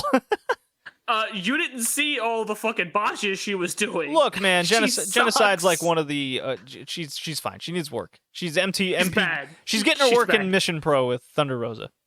That's not doing a whole lot for her. Tootie Lynn, hometown girl, St. Louis. I think she's 2 years in. So she was a big surprise because when she came in, her family was ringside. The commentator tried to make it seem like the crowd was losing their shit for her, but it was just her family ringside. But I had never seen her before. I think none of us had ever seen her before. I've heard of her. Jesus Christ, she's good. My main thought was, fucking AEW, where the fuck you at? Sign this woman. She's young. She's good. The fuck are you guys at? Sign her. Fire Big Swole and sign her. Oh, man. I don't know, man. We watched that Elevation match the other day, and Big Swole looked good. Tag match, but she looked good. I'm just trying to think of a bad wrestler on the AEW roster. There's always Big Swole because she had those 2 really, really bad matches. So that's always the first one that comes to mind. I don't know who else on the roster that's bad, but just fire them and hire this chick. Jesus Christ, she's so good. Yeah, Tootie Lynn made the JD pays attention to this prospect list. I liked what I saw. She should have won, by the way. Definitely made my list. Oh, she 100% have won because Chelsea Green. I don't like her. You don't like Chelsea Green, Kay? All right, fine. I'll throw this name out there. Chelsea Green, your Women's Invitational Cup winner. Oh, God, she's not bad. She's just painfully average. I don't like her. I feel like she's one of those wrestlers that gets a lot of praise and a lot of high booking, but really is unremarkable as fuck and shouldn't be getting that high up a level. But because women's wrestling in the West is so low, she seems like a megastar. She wrestled in Stardom. I went back and watched her matches in Stardom. She was god-awful. She made Kairi Sane have a terrible match. Or you mean Kairi Sane made Chelsea Green have a terrible match? I didn't think of it that way, did you? Say that. And it's Kairi Hojo, you fool. It was Kairi Hojo then. It's not Kairi Hojo anymore. She permanently changed her name to Kairi Sane. I don't want to talk about it. Look, okay, so Chelsea Green, she knows how to market herself. She is very good at this. It sure seems like it. She is really making her stock well known, coming out of her unfortunate just bad luck in WWE with her busted wrist, among other things. She's had a string of bad luck, and I watched her in TNA. She was very much the Taryn Terrell type of person. She had a good gimmick with the hot mess, sauntered bride kind of situation. Is that a good gimmick? Because that Taryn Terrell chick was fucking irritating as fuck. I wanted well, to punch her Taryn Terrell in the face. was fucking Mean Girl 101. That was her shtick in like 2009 against Gail Kim. That's so Divas era. That's such a Divas era gimmick. What I say to that is between Taryn Terrell, Gail Kim, Austin Kong, and Taylor Wilde. Why I remember these names?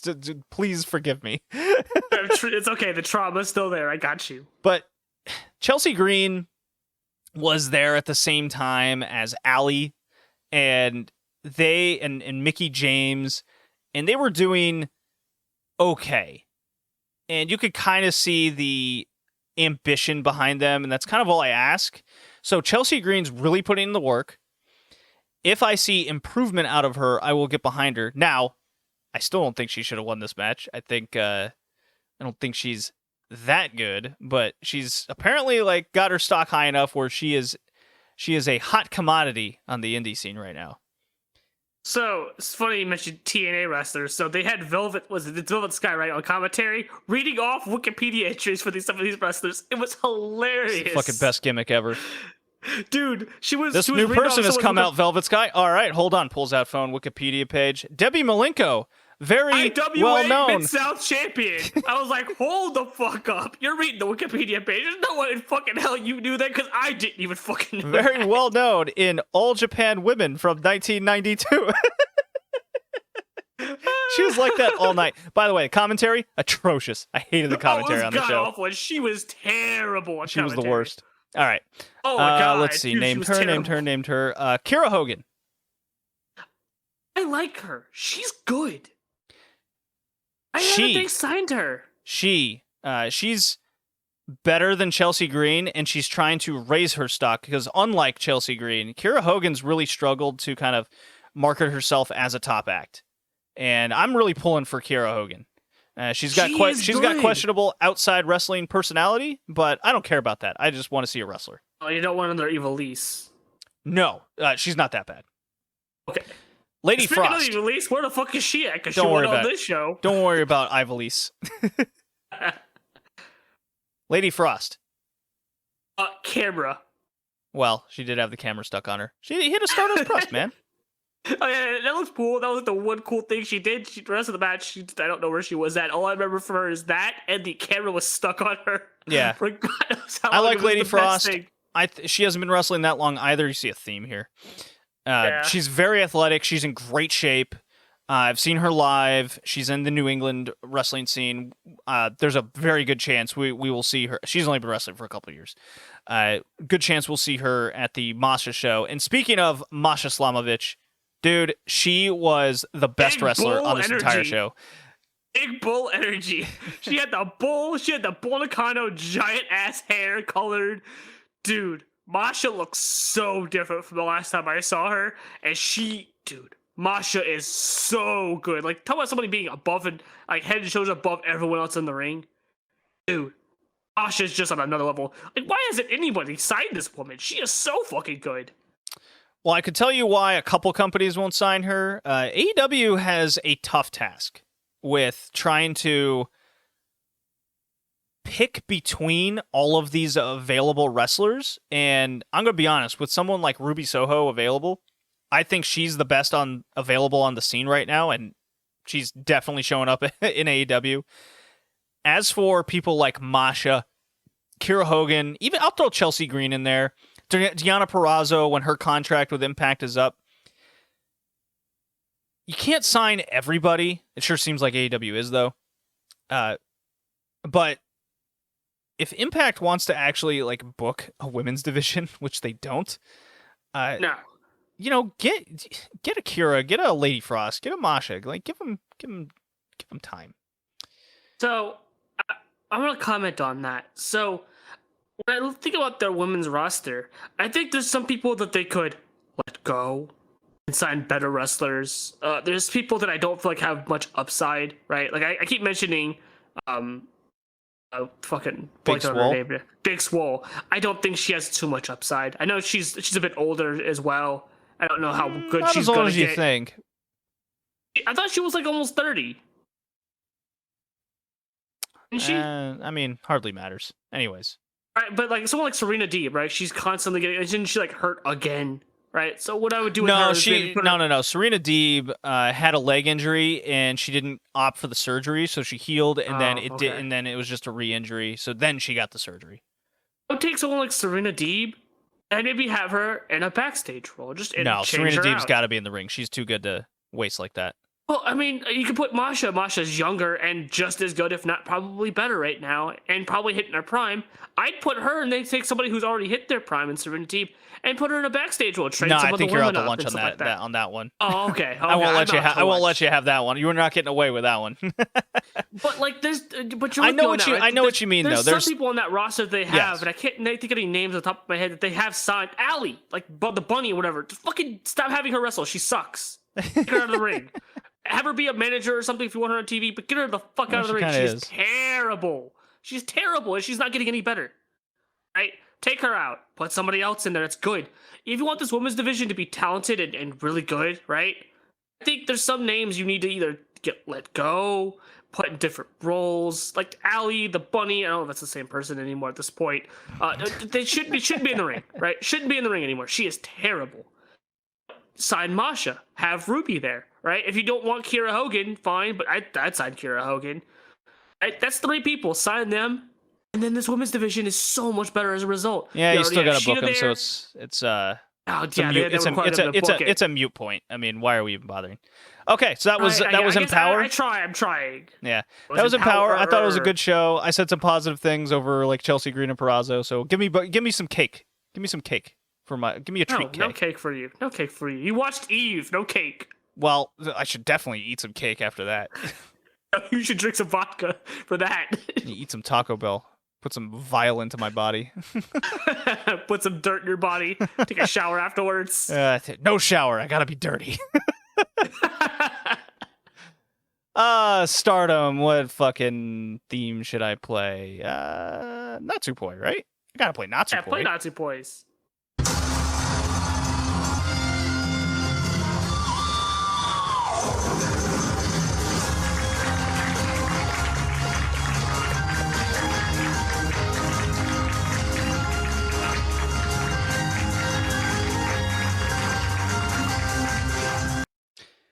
Stardom, K. Let's play. So since we already talked about all the news, let's just run through these 3 shows. Okay, so we had the Corkin show, which you kind of mentioned on the previous podcast with the Julia Koguma main event, the Julia carry job. I don't think it was a carriage job. You were per absolutely. She led the match. She led the match. You were absolutely right about everything you said on the last podcast. So I won't. Of course I am. Yeah, I won't repeat it, but you're absolutely right about Julia has really reached that next level of workmanship, and being able to lead and just having the character down. Like, she's the total package now. I'm 100% convinced. Mayu Poi had a good 10-minute match. Mayu beat her. Tam defeats Micah, 7 minutes. That was a shame. I was really sad that only went 7 minutes, but they are clearly saving that for some sort of future encounter. I also want to point out that I think, as much as part of it might be a little kayfabe, Micah did get dropped really hard or fucking hit by Shuri and Utami. I think she might be a little sore, so these matches have been a little short on purpose. Yeah, Tam was kind of banged up. Micah was banged up. I think they were absolutely... Okay, so here's a theory I had. You ready for this one? Sure. I think after Micah got banged up after that first match, that this was going to be the main event of this show. And because of that, they switched the allotted times and placement of the Julia Koguma and Tam Micah match. Fair? Yeah, I 100% agree with that. I think both of them, especially Micah, I mean, we'll probably talk about it a little later, but Micah's going through a fucking war throughout this 5 star. She has taken some hellacious bumps. Micah I is. think she's sore. She's definitely feeling it. There's no way that tape is just for show. She's definitely got to be sore. There's no way she's not. Yeah, she's had a couple weeks off though. I think a lot of it. I think she's fine. I think she's fine now, but yeah, I think when we get to the end of the month show, it's just they're like she's not the only one doing this. Unagi's all taped up. Kids taped up in some places. Tam's taped up her arm. That was work, like a lot, like wrestlers work injuries. That's what they do. And what better way to tell a story of being banged up in a gruesome tournament is to tape yourself. Because it's an absurd amount of tape on some of these wrestlers. And Micah's not alone. Oh, yeah. I think Momo's taped, because I know she had to take time off for injury because of her back. I'm assuming it was her back, because her back was very taped up. The tape on that now is very much a work, because it's so much lighter, and you could tell that it's not in the same spot like it was last time. Yeah. Let's see here. Saya beats Konami, whatever. Starlight Kid beats Fukugen Death, whatever. All right, so let's talk about the 3... I forgot to mention this. I did like the finish of the Tam Micah match. I thought that was a good little roll-up that Tam busted out there. Oh, yeah, I liked it as well. I thought it was good. And the same thing goes for the finish of the Mayu Poi match, where Mayu, like, caught her into a dragon suplex. That was sick. Oh, it was great. She hit her with the two-step dragon. Yeah. Okay, so this embarked the first step in Mai Sakurai's trial series. So kind of mimicking the Unagi step, a fast track in getting your ass beat in singles matches. You were going to learn the Stardom way, whether you like it or not. Mai Sakurai is very much a green as grass rookie, like straight out of the dojo. She shows for it. Okay, people are being so critical of her, saying she's bad, she doesn't know what she's doing. I'm like, Kay, when you went to go out and hit a baseball for the first time, and you only had like a summer of practice, and you're in your first game, you think you're going 4 for 4 or even 2 for 4 at the plate? Fuck no. So I was one of those people that I wouldn't say criticizing her, saying she was bad. I'd say my words were she needs a lot of work. Yeah, there's nothing wrong with that. That's what it was said to me, if ironically enough, when I first started playing, not T-ball. When I played high school ball, I think, when I started. It was, hey, you're good, you need a lot of work, though. Yeah, and I think she does need a lot of work. The Momo match was where I saw that she was missing cues and spots and not laying things in. Well, here's the other thing. She did the work. Here's the other thing. She comes from Actress Girls, and you take the Actress Girls style, and whom she's close to Stardom style. It's very close. They're not too far off. Not too far off. Kinda. Where the big difference is clearly the forearms, unless you're against Takase, of course. There's the exception. Yeah, Takase is the exception, not the rule. Mai still clearly has that green about her, where she's trying to work the forearm and still make it look good, and that kind of tells you her level. And this takes time. Like Rina, Hina, and Hanan weren't this good overnight in their first 40 matches. No, they were really. I mean, they were 13, so there was a different set of expectations. I know there's a very different context and age here, but I'm in more the context of they're rookies, and you got to treat them like rookies. Like Unagi isn't that far removed from being a rookie. Plus, she was out a year. Yeah, but I feel like Unagi picked up things faster. Granted, she still also needs work. Yeah, but there's nothing wrong with this. I think the difference with Mai is, unlike Unagi and Mina, where we both, at least on my end especially, I saw something that they were both pretty good. I think you saw that as well. Mai had the charisma, but her in-ring had always been hidden in tag matches. So I went back and looked at her cage match, and I was like, I don't remember her being this bad. She was a lot of tag matches. So she was always with somebody that was going to carry the load for her. And that kind of shows here. I think she needs a lot of work. She's bad. Right now, currently, she's a bad wrestler, but she's not going to stay bad. I think that's the difference here. People are acting like she's going to be bad forever. She's bad now, but she's not going to stay bad. She just that's something that I'm seeing going around where there's just no hope with her. I'm like, what are you talking about? So when I made my tweet about it, I got people saying, "Well, she's just started. She had 20 matches, and it's close." specify. I said she needs work. I don't think she's bad forever. I don't think anyone at her level with 20 matches is going to be bad forever because she hasn't wrestled that much. There's no way you can gauge that. Now, when she's been wrestling for 2 years and she's this level, then we're talking about bad, right? Yeah. Because then it's like, well, you haven't improved at all, so you're probably done. And I like what they're doing with her. Where I mean, this is the undercard story. They're building her up. They're building her confidence. They're giving her ring time, which is very important. You got to get your reps in. And God, I sound like a fucking wrestling analyst, but look, you got to give these wrestlers a chance. Like, and it takes time. She's in there with 8+ minutes with some of the best women's workers in the world with Utami and Momo, and they're letting her try out her offense, work on it, and then they beat the hell out of her. It's like, this is what this is gonna feel like. It's par for the course. And look, I like the Momo and Utami match. She learned how to take a fucking kick from Momo, and she learned how to take a bomb from Utami. Yeah, I think I think there's a difference in both of them. I think she did a little bit better than Utami one, but I think that's because all she had to do was take fucking suplex bumps. Good. But the Momo one, she was more exposed because Momo was a striker, so you got to learn how to take strikes and then give strikes. And it was very obvious that she's lacking in that, which is why you put her against someone like Momo, who's going to wail off on her and kick her in the side of the fucking head, and then get frustrated with her and start wailing on her harder to get better. Yeah. Which I think is great. But I just don't think she's going to stay bad. I do think because she's in her 30s, much like Mina and Unagi, that there's going to be a limitation to how good they're going to get, right? I don't think they're going to get so good. I think there's always the exception to the rule, but I think the exception's going to be far more rare than... I'm not saying they'll be bad. I'm just not saying... Unagi's not going to be Utami or Momo or Mayu. She's not going to ever get to that level, ever. Right?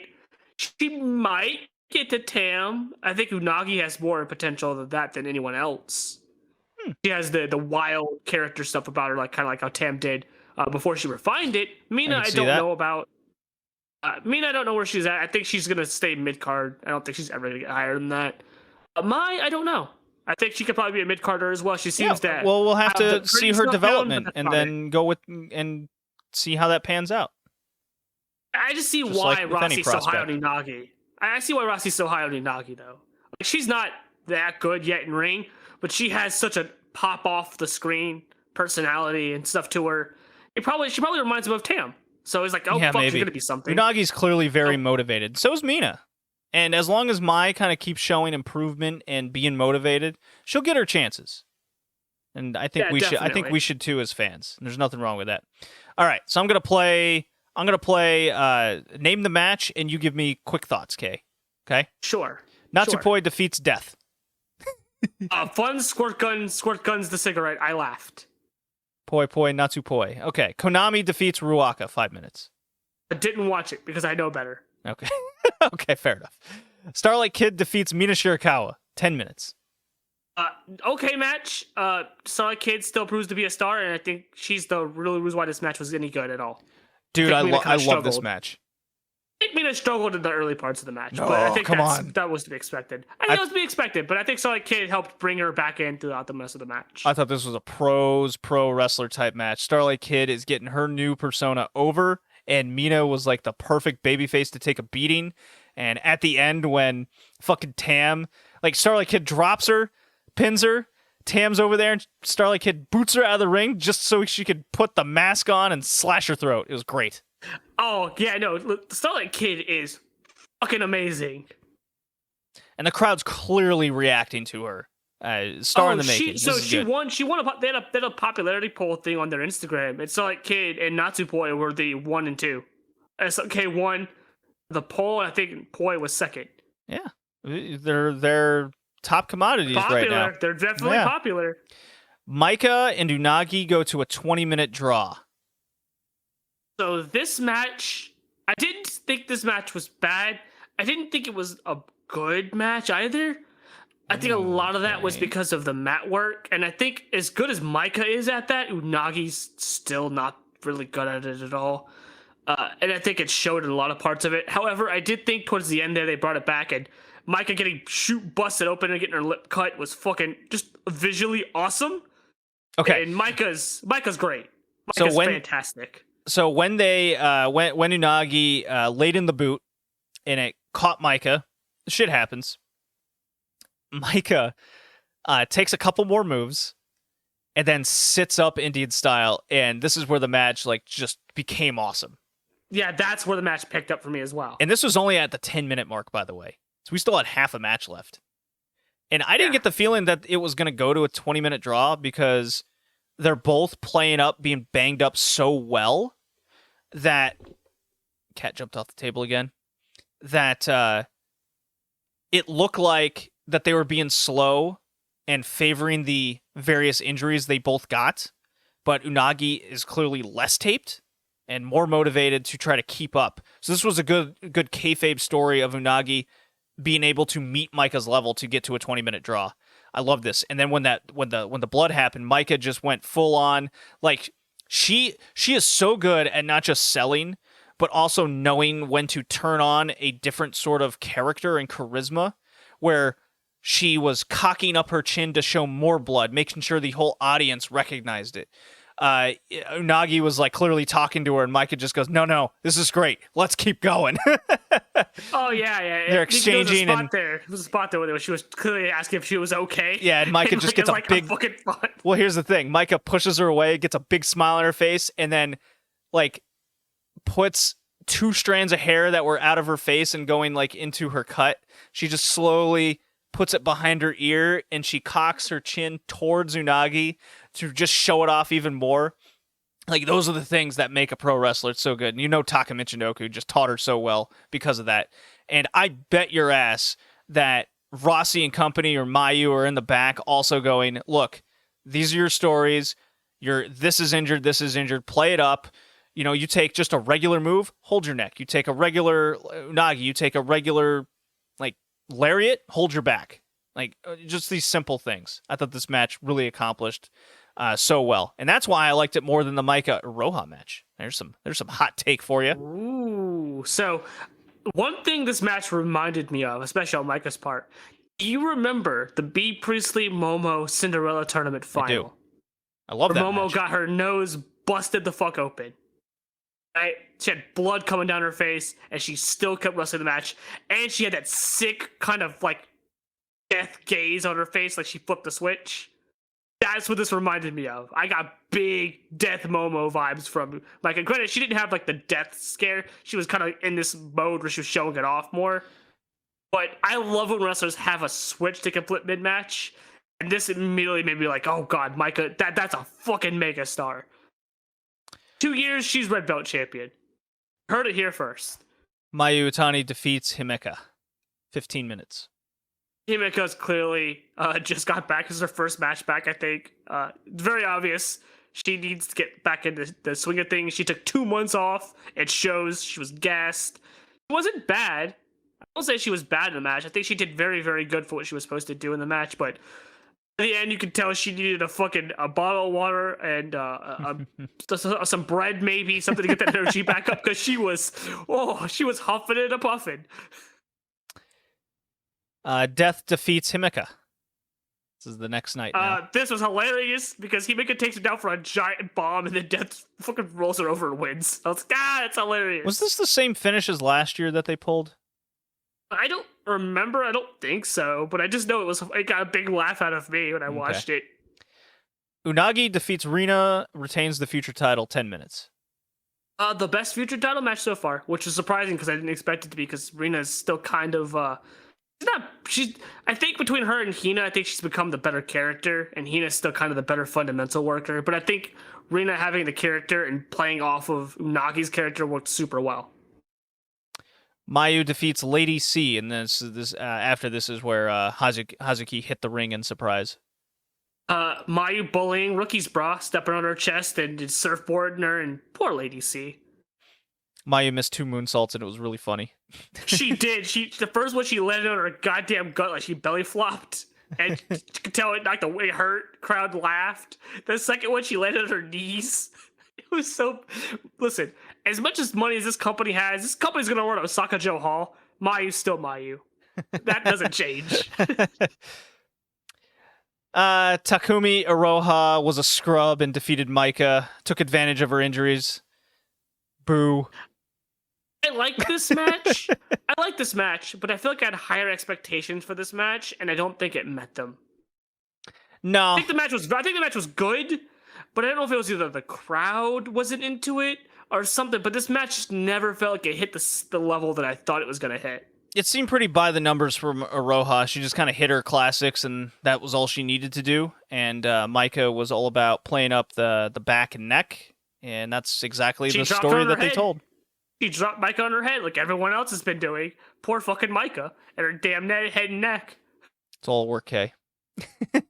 I don't know, man. That Shuri Emerald Flosion thing looked pretty fucking brutal. Look, it's a work because she got dumped the way she did.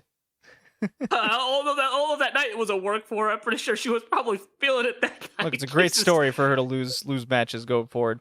And the high-speed title match, one of the best Stardom matches of the year. Starlight Kid finally wins the high-speed title, defeats Natsupoi, 17 minutes. Phenomenal high-speed match. Oh, excellent. Poi has been having nothing but bangers with this high-speed title. I don't think she's had a single bad match with this belt, which is great. And I think I said this when we were watching this live. I don't think you were joining us for it, but we were watching this live, me and a few other people in the Discord. And I think once I saw Starlight come out with the new Liger mask thing and the cape, I was like, oh yeah, she's winning. Like, and you know what? This is probably the right time to do it. It felt like the right time to get the high-speed title off of Poi. She kind of ran through everybody. She beat Starlight Kid, I think, once already. It kind of made sense for her to drop the belt here. I think Poi's moving on to bigger and better things. I think she's going to be white belt champion. I don't know if she's going to be the next white belt champion, but she's going to be white belt champion after whoever wins it next. But he's very high on her. You could tell because she's like in a ton of marketing now. Yeah. No, Poi's great. Crowd reacts to her. Look, she's on the cover of the Shoe Pro magazine with everybody. It's great. Yeah, the apron exchange was really rad. The final stretch was even better.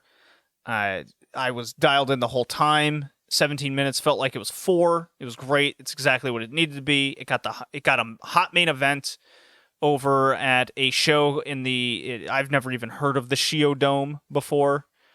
They drew 365, whatever. That's on Cage Match. Who knows if that's even true? I thought the finish was great. Where she hits her new finisher, she dumps Poi on her head and says no, and then she hits one of Poi's signature moves on her. Finish it. That was some real bitch slap shit. I was like, oh, I mean, you could have finished her with your move, but no, she picks her up and hits her with one of Poi's signature suplex moves. The greatest thing even came in the post match where Kiddo gets the title. She stomps on Natsupoi's face, and Natsupoi was selling this just fantastic, where she's beat up and all she can do is make an angry face. So she's got a foot in her face, Kid's posing, she's finally got it, and then she lifts her head up, she does the throat slash, Poi's got this disgusted look on her face, Kid's got the title next to her, she stares at Poi, and then laughs maniacally and shoves her away. Best part is, and this is where I think Starlight Kid just has this shit down pat so well, was her music was playing the entire time she was doing this. Kid's music was, right? And right as the song was crescendoing, she was doing this, and she did the laugh. As soon as it stopped, that's when she dropped Poi. It's great. It was like perfect timing. And I popped so hard for that one little moment, that one little bit that I don't think anybody else would have noticed. I popped for that one thing. And I immediately said, Starlight Kid is miles ahead of Azumi. This bitch is white belt level today. Who's better, Kay? Starlight Kid or Sasha Banks? That's not even a fucking question. It's Starlight I Kid, know, Sasha Banks, I agree. It's boss time. All right, I think that's enough Stardom talk today. It's okay, Kay. As usual, as usual, I don't need to hear your opinion. I already know the answer. Sasha Banks. Something's terribly wrong with you. What have you done with JD?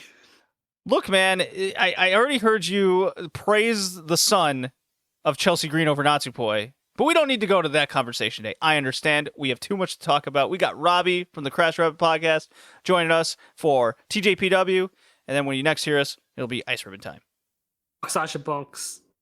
世界一可愛いのは伊藤ちゃん本当の愛を探すんだ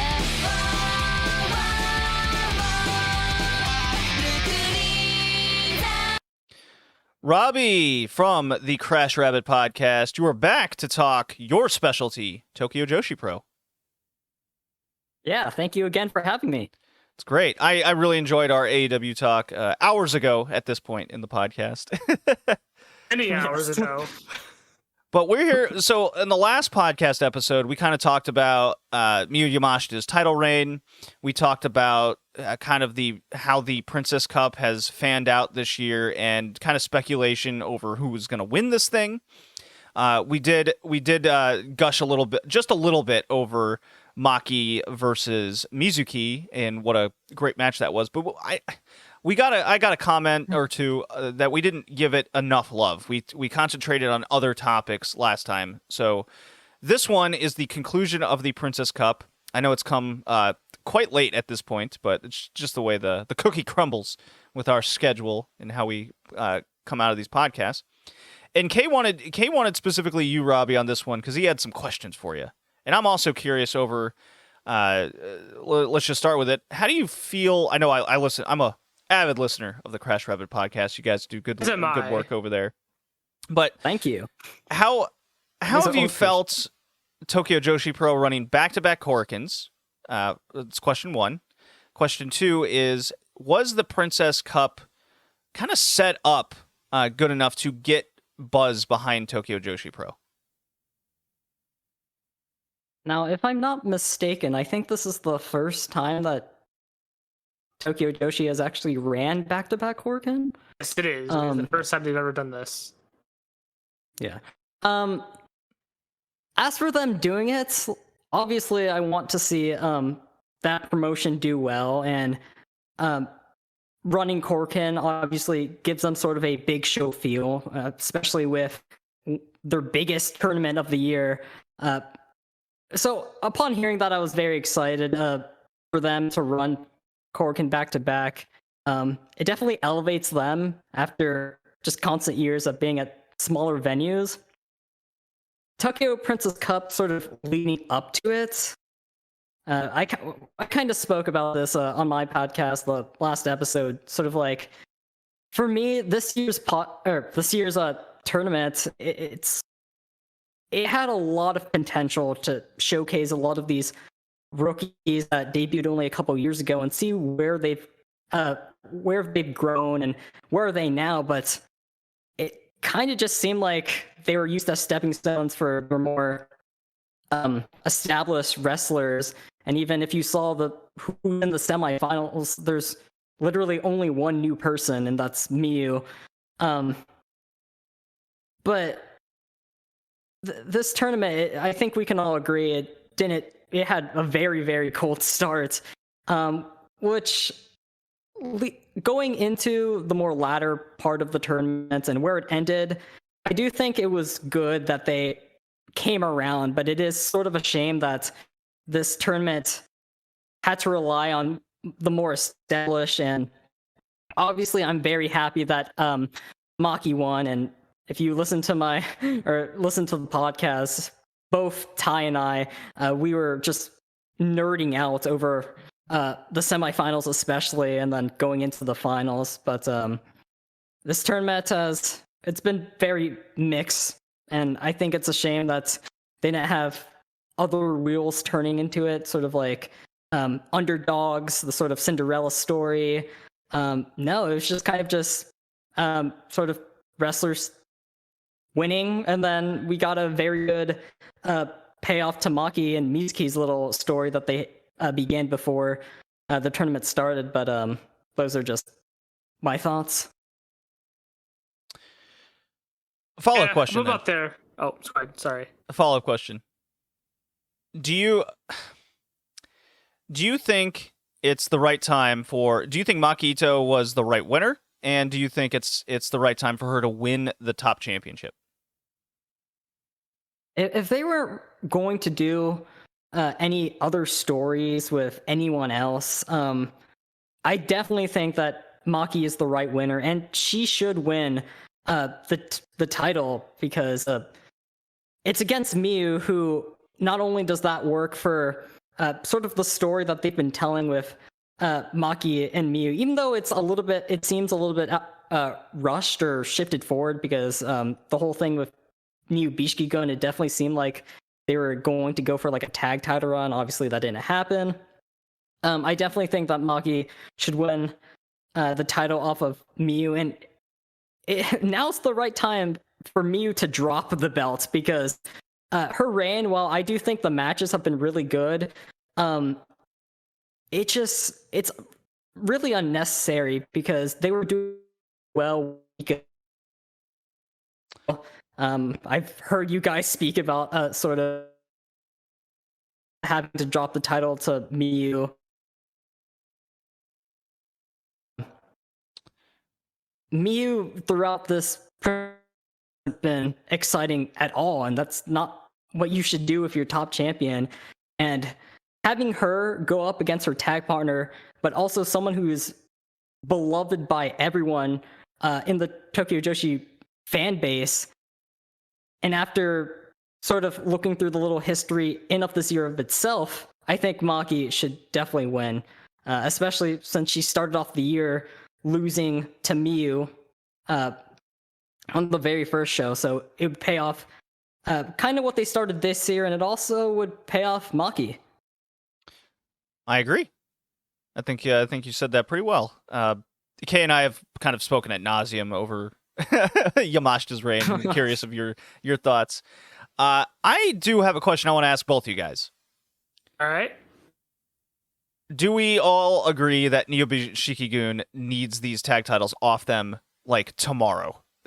Oh, 100%. They didn't need them to begin with. Like, remember we talked about how them winning the belts was the stupidest, most dumb decision they could have made with those belts. Because those belts had more momentum in the past 2 years than those belts had ever had in their entire history. Oh, brief as it is. And to go from the Sugar Rabbits to Daydream to the Bakuratsu sisters, then right back to the boring ass, Bishiki-gun.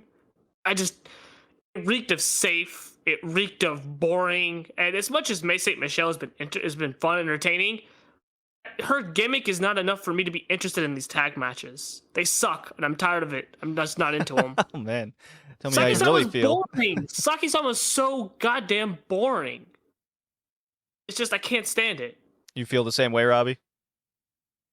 I disagree with the matches. I thoroughly enjoyed them, but I do agree with Kay in that they should drop them because I was okay with New Bishiki-gun winning because it was natural for them to drop the titles to 1 to million. That's not happening now, so it kind of ruins the point. So just take them off of it. Put them on B-Star because they deserve it. Which is weird because they've already had a match against them. And that's going to go into my question further when we get to that. Yeah, so I'll just keep following up with this question. Who should, you mentioned B-Star should take it off him. They really need to put the pedal to the metal to that tag team then, because they feel ice cold. And that's kind of my concern is every single tag team feels ice cold in this promotion for who could take these titles off B-Gun. That's a real concern for me, because there's so much, when I looked at these two Korakuen Hall shows, the main events were, I think, fantastic back-to-back, which is exactly what they needed to be as well, because when you look at these two cards, they were one-match cards, basically. And that was the opportunity for TJPW to build up a tag team, build up contenders, build up somebody, do an angle, do something. Because when you have these kinds of shows, it's really important to really get some momentum outside of the main event of what you're doing, because it's so simple to just throw cards together and then you just have fun. And TJPW is a lot of that. It is about having fun. I don't disagree with that tactic. However, these are your two big shows at Korakuen Hall. They felt like they were big, important shows. It didn't really do anything. They just kind of spun their wheels, and we had a big, long conversation over Dragongate coming out of Kobe World, and they've seemingly done nothing for a month now, and that's a problem. With TJPW, Maki Ito is the only one in my mind right now who has any sort of momentum behind her, to the point that I believe she has to win this title, and then I have no clue what's going on with the rest of the card. And that's where I'll ask you, Robbie, do you feel that they should have done an angle or at least make it clear that they're building someone up on these Korakuen Hall shows? Or am I just out to lunch and you do see something that I possibly don't? No, I definitely agree with that. I mean, as much as I enjoyed these last two Korakuen shows, I do think that they need something to just build momentum behind someone. And Ty and I were talking about it on the podcast. It's like, who do we see as being tag title challengers to Neo Bishiki at that level right now? And it could be, the tournaments, a lot of singles matches, but you could have also built some sort of storyline between different tag partners. Maybe they have to face off against each other, and that affects their chemistry as a tag team. But my biggest problem with Neo Bishiki right now is their absence, and the argument is, it's more special when they appear, but no one's interacting with them. There's no challengers being built. There's no one calling them out. So it's very hard to see who could possibly take these titles off of Neo Bishiki. And now that Maki and Miyu are doing their own thing, their story has shifted forward. It definitely seems like Neo Bishiki are just holding the titles right now. I want to comment on the specialty thing, because I've seen that argument float around about Bishiki-gun, and that only applies to them when they're not holding the tag team belts. Because if you look at the last two times they've held the tag belts, they were on more frequently, right? When Misao and Saki-sama had them, they were on shows more frequently. When her and Azusa Christie had them, the original incarnation of the team, they were on shows more frequently. It's when they lose the belts that they're rare and they don't show up very often, which is where the specialty comes from. Anyone who's arguing that them right now should be gone because it's to make them special is dumb, because that's not how they've always been booked. They have the tag belts. They should be on shows. Even from a business perspective, if they were truly special and being kept as special attractions, the shows that they would go on would draw more money and draw more fans. I know it's Corona. They'd be on Korakuen. They'd be on the Korakuen shows. Right. And I know it's still Corona period, and attendances, especially in Japan, are almost a moot point to even talk about unless you draw 100 people to a Korakuen show. Then you got a problem. But I mean, they drew 500 people both nights. It's kind of par for the course these days. But Itabashi, Green Hall, they're not really drawing more than really. They're not drawing more if they weren't even on the card at all. Yeah, it's just weird to me that people are, because I haven't seen this the people that like them and want them and like them as tag champions, and I'm with Robbie. I think I've mentioned it here on the podcast before. It just felt like that them holding the belts was only for 1 to million to win, which is again leads more to my Coda fucked up and got scared about his cyber fight event and went, well, I'm gonna just do the safe pick right now. That's why he had the Yukami match, the safest possible match he could ever put on. Well, here's a thought then, and I'll get your answer for this first, Robbie.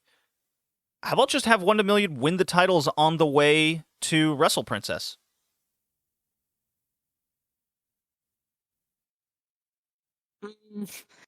I can see the appeal of that, but personally for me, the tag titles for 1 to million are just, they're no longer relevant to their story. It doesn't really do anything. It takes the titles off of B-Gun, but that ship has sailed for me personally. So I definitely think it just should be Miyu and Maki focusing on each other. Maki dethroning Miyu at Wrestle Princess. Okay, do you feel the same way? I agree. I think that was the chapter that was the chapter that was supposed to be before this chapter. It's obvious that they moved things ahead. I think since you've already skipped that chapter, there's no point going back. When you read a book and you skip a couple chapters, you don't go back to those chapters, right? Yeah. Ship has sailed. Okay. We all kind of feel the same way. I think it'd be dumb. I think B-Stars needs to be the team to do it, and that goes into a bigger point I could be making with Takagi's statements and Koda's stuff. Yeah, my only hope is that B-Gun, they come back to TJPW regularly, and then they start feuding with a team like B-Star, and then that eventually leads to them being dethroned. Yeah, I don't disagree with that. That'd be the thing to do, yeah. That'd be the best thing to do, but I don't think they're doing that. So they need seem like to. They're doing that. Tokyo Joshi Pro needs to do something to keep us interested, because I spoke about this last time. I thought Wrestle Princess was in November or something. It's what, October 8th or some nonsense? It's October 9th. Both of us were off. It's October 9th. October. That's still like 2 months away. Or at least 6 weeks. They gotta build that show up. And There's no other matches on that card that we know of at all. I'm so baffled over the direction they're going and what they're gonna build. I obviously there's still time to do that, but I'm not getting the feeling of any of these shows that they're really building anyone up other than this Maki Ito title match. Is that enough to fill out the Wrestle Princess? I don't think so. As much as and tickets have moved. Tickets have moved. Well, Maki Ito's a draw, that's why. Yeah, of course. She's more of a draw than Yamashita, so duh. But I agree with you. It's like you want to have more of a reason for people to go to the show. And they're not doing, like, we don't even know if Yuki Rai is going to be on the show. They've not said anything. They really, really need to get their shit together. Because the closer you get to that show, the less you have on that card, the less tickets you're going to sell to that show. You can't wait last second and then put the card out. That's not how that works. I get the feeling that that's what they're going to do, because they're running a bunch of smaller shows. And like the last show they just ran, the last 2 ones have been goof shows. They've done nothing with them. They were just goof shows. Can I ask you guys a question? Go for it. What do you think they're going to do with Hikari at Wrestle Princess? Have her lose? Her title run has been so like who is going to challenge her? Because I could see Mirai. I could see Mirai. Mirai would have to be wouldn't be in the tag title match. I don't get the feeling B-Stars is going to be the tag team built for Bigun. I don't know who they could at this point, unless they're going to put Shoko and Misal back together. But we've seen that match so many times. I don't think they have credibility right now. You know what I think they're going to do? Knowing Coda and how we know his safe book. Yes, exactly. You see where I was going immediately with that. Yeah, I mean, immediately you said safe pick. Yeah, Sugar Rabbits. The safest pick you can go to. The most popular tag team they have. The 2 most popular wrestlers. Of course, that's where you would go. God damn it, Coda. Get a spine. Would that even be a bad decision? Because we just don't feel like they're building anyone up in the first place?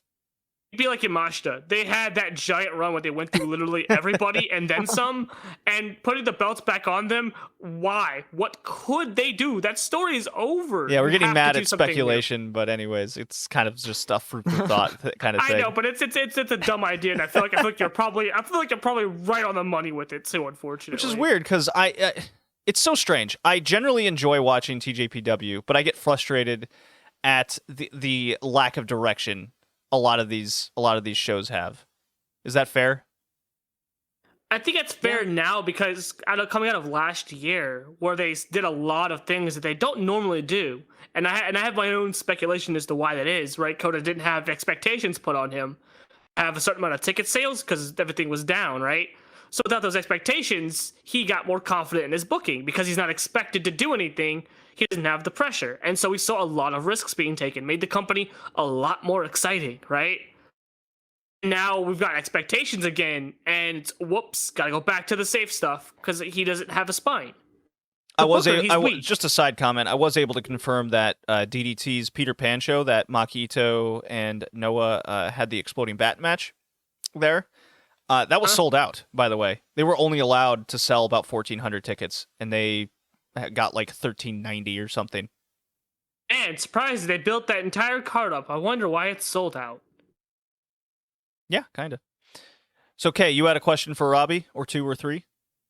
It's a 2-part question, but so Robbie, like me, you've watched a lot of TJPW, a lot of their history. I don't know how long you've been watching, like, years-wise, but you've gone back and watched enough for the back catalog to sort of understand the booking styles of one Tetsuya Koda, right? Right. So, because it's funny, I looked at my Wrestle Universe account, started in July of 2018. So, I've been watching for a good while, and I even went back and watched 2017 stuff and stuff like that. So, my question to you is knowing that Koda has a habit, a really, really bad habit of going to the safe well too many times. And you mentioned earlier about how it feels like, especially with the Princess Cup, they only relied on their established people and they haven't been building any new stars. I'd argue they haven't built any new stars, period. Outside of that first rookie class, name any other people that have been broken out. Ito. Ito's not Koda's idea. That's Takagi's idea, yeah. Yeah. Exactly. Same thing with Yuki Arai. That's Takagi's brainchild. Mhm. Right. I wouldn't give Kota any credit for Maki Ito. I would give Maki Ito and Takagi credit for that, not Kota. Right? So that's like the only person. Name someone out of that first rookie class You know what? that's made a star. That was one of your Nobody. big criticisms with actress girls. Mhm. Is outside of their kind of original classes, one or two, they haven't really gotten behind anyone after that. Not to the extent that they TJPW is should. worse with it, TJPW, yeah. Now that I do have a question when we start talking about the matches again, or not again, but when we get to that point. Right. But yeah, 'Cause that's a very interesting topic worth getting into. Robbie, what do you? Yeah, well, I'm curious about your answer. Fuck. I'm not done laying out my question yet. But Yeah. Okay, all right. It's like it's that first rookie class was Shoko, Rika, Miyu, Yuka. Your big All those four, people have been basically. champions, have been on top of the card, right? Yeah. I would even give him credit for Mizuki. Mizuki already had a pre-built-in fan base when she joined up with TJPW, so she was already popular, had her own fans, right? She was much like the same cases of Riha, where she was already popular from the stuff that she did before wrestling. She was a model and kind of a junior idol. So And she was immediately put already her in a story popular. with Maki, right? Yeah. That helped a lot too, because Yeah. Maki elevates people because Maki is just so damn good at storytelling. Is even so early on, right? But it's so. With that said, and with the comments from Takagi saying that he wishes Kota would book younger stars, and his recent comments, I don't know if you've seen his recent Shoe Pro thing. It was more talking about Peter Pan and DDT. But he did slip in there that he wanted TJPW to be the #1 women's company, and that he is working together with Kota to make sure that they meet their goals to get there. Do you think that this company is better off if they just got rid of Kota? Because I honestly, with Kota as a booker, they have a ceiling, and they've hit that ceiling. I can't see them going any further beyond where they are now with Kota as a booker. Do you think they should get rid of Kota? Okay, so there's that question, and what was the one before that? Do you think that there was that one question. I don't think I had a second question that I can think of. But do you think He that went a they're better off- roundabout way to ask, should Kota still be a booker, considering what we've seen this summer and the lack of other stars being built? I mean, just period, right? If you just take out 2020, his booking has been more or less the same, sort of go to the safe well, go back to the safe well, instead of building any new stars. I mean, you see it with B-Stars. Suzume is ready. Mirai is ready. They're just wrangling in the freaking mid-card for no reason. Suzume's losing to the Cat for no reason in an opening match. You just don't do that, right? Do you think they should get rid of Kota, or do you think, at the very least, Takagi should be much more involved overseeing Kota, which I think would be, at that point, might as well just get rid of Kota anyways. But do you think that this company needs to get rid of Kota to go past where they are now? I think you shouldn't get rid of Kota like 100%, but I definitely think that he should have more of a, or just like someone like Takagi to help him, because it's very clear that last year, 2020, him pulling off risks, he's very, how do I word this?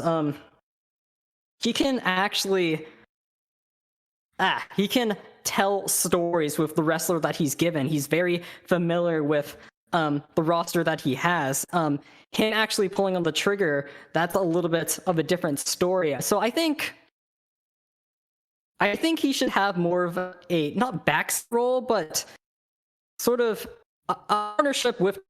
It could be very, very it could give a lot of fresh life to this promotion, because one of the biggest problems that I have with TJPW that I've said before on the podcast is that TJPW right now, yes, it's getting a lot better when it comes to their in-ring ability and their matches, but it's the lack of storytelling. And a lot of these shows that they've had this year are just shows. There's matches, sure, but there's not a lot of promos, there's not a lot of angles. I remember going back into the sort of TJPW backlog on Universe, and I remember watching it was Hyper Masao like hit a chair on Rika, like leading into that whole story with Miyu Bishikigun, and I was blown away because it's just something that I wasn't expecting, and I need more of that in TJPW. It's like, yeah, it's cool that they're focusing on the in-ring ability, and that's great and all. We've a lot of very talented wrestlers, but the storytelling needs to equal that, and it begs the question, it's like, why can't you have both good storytelling and a good in-ring product? And I think Koda is very capable of telling stories and sort of creating these sorts of characters, but I do agree with you. What he's done like this year has been very safe. And one thing that like I was very excited about this year was Neo Bishikigun, they beat 1 to Million for the first time, and Miyu Yamashita's just broken, and I was very excited about that because it gives a side of Miyu that we've never really seen before, and especially that she's the champion, it's a very interesting direction that they could take.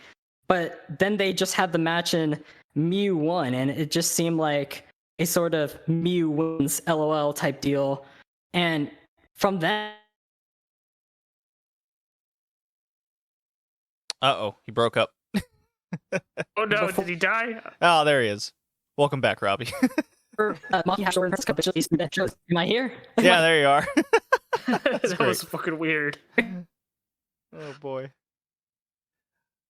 All right.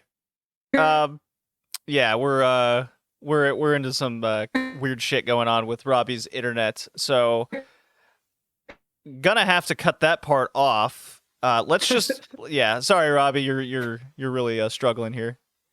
I really hope I didn't be valuable. You get what I'm saying. Sure. we heard none of that. All we heard was a bunch of jumbled words smashed together because your audio is cutting in and out really bad. Yeah, that was funny. Robbie, do me a favor. Log out of Discord and then click back into general chat. Yeah. That got you thinking, it didn't, JD, that they haven't made any new stars that aren't from that first class. No, it's a very good topic and something to definitely pay attention to in the future. Because you mentioned that a few weeks ago with Actress Girls and what they've done. Mm-hmm. And guess what? I've stopped watching Actress Girls because they refused to progress, and I've lost interest. Yeah, you without the creation of new stars or fresh matchups, that's just what you end up seeing all the time. Robbie, you're back. Not good. Okay. You're alive now. That was weird. All right, so let's talk about these three Princess Cup matches that I'm dying to talk about here because this is the crux of it all. We had a good conversation. Shoka Nakajima defeats Miyu Watanabe, 12 minutes 27 seconds. This is the semifinal match before the main event. Robbie, I know you gave a lot of thoughts on the Crash Rabbit Pod, which everybody should absolutely subscribe to and listen. It's good stuff. Was Shoko the right decision to get into the finals over Miyu Watanabe? I think it definitely lends itself to a very good match, but I personally, for me, I just don't want to see Shoko losing another Princess Cup. She's been in the finals, like 5 times they said, and she's only won. Yeah, and she's only won once. I think at this point it should have been someone new. Like it said, it's very similar to what they did last year. So as much as I really show, having Miyu sort of be that dark horse, even though there wasn't really that much story addressing her status as one in this year's tournament, it could have made it a lot different and more interesting. Yeah, so one thing is, even though I liked the two Shoko matches, especially the Ito final, I definitely agree with that. Here's a hot thought about Shoko Nakajima, even though I think this summer, even slightly before heading into Cyberfight Festival, I think Shoko's been wrestling really well lately. But here's a hot thought. I don't think she should be a main eventer anymore. I was gonna say that when I was talking about the match. So if you let me for a second, I enjoyed the Miyu match, but like the last 3 or so minutes of it, the good parts, kind of echoing the similar thing with the Ito match, and most of that is down to Shoko. Shoko in the Miyu match at least was botching here and there, which got me concerned because when she was champion, that was the big problem, was she was botching all the time, botching simple things that she would normally get, right? But she was botching things. She slowed the match down to a pace that I was very confused why she was doing this. She definitely did that in the Ito match as well. And I wanted Miyu to win simply because it was somebody new. And like you said, Robbie, I wish they'd addressed her being this underdog dark horse.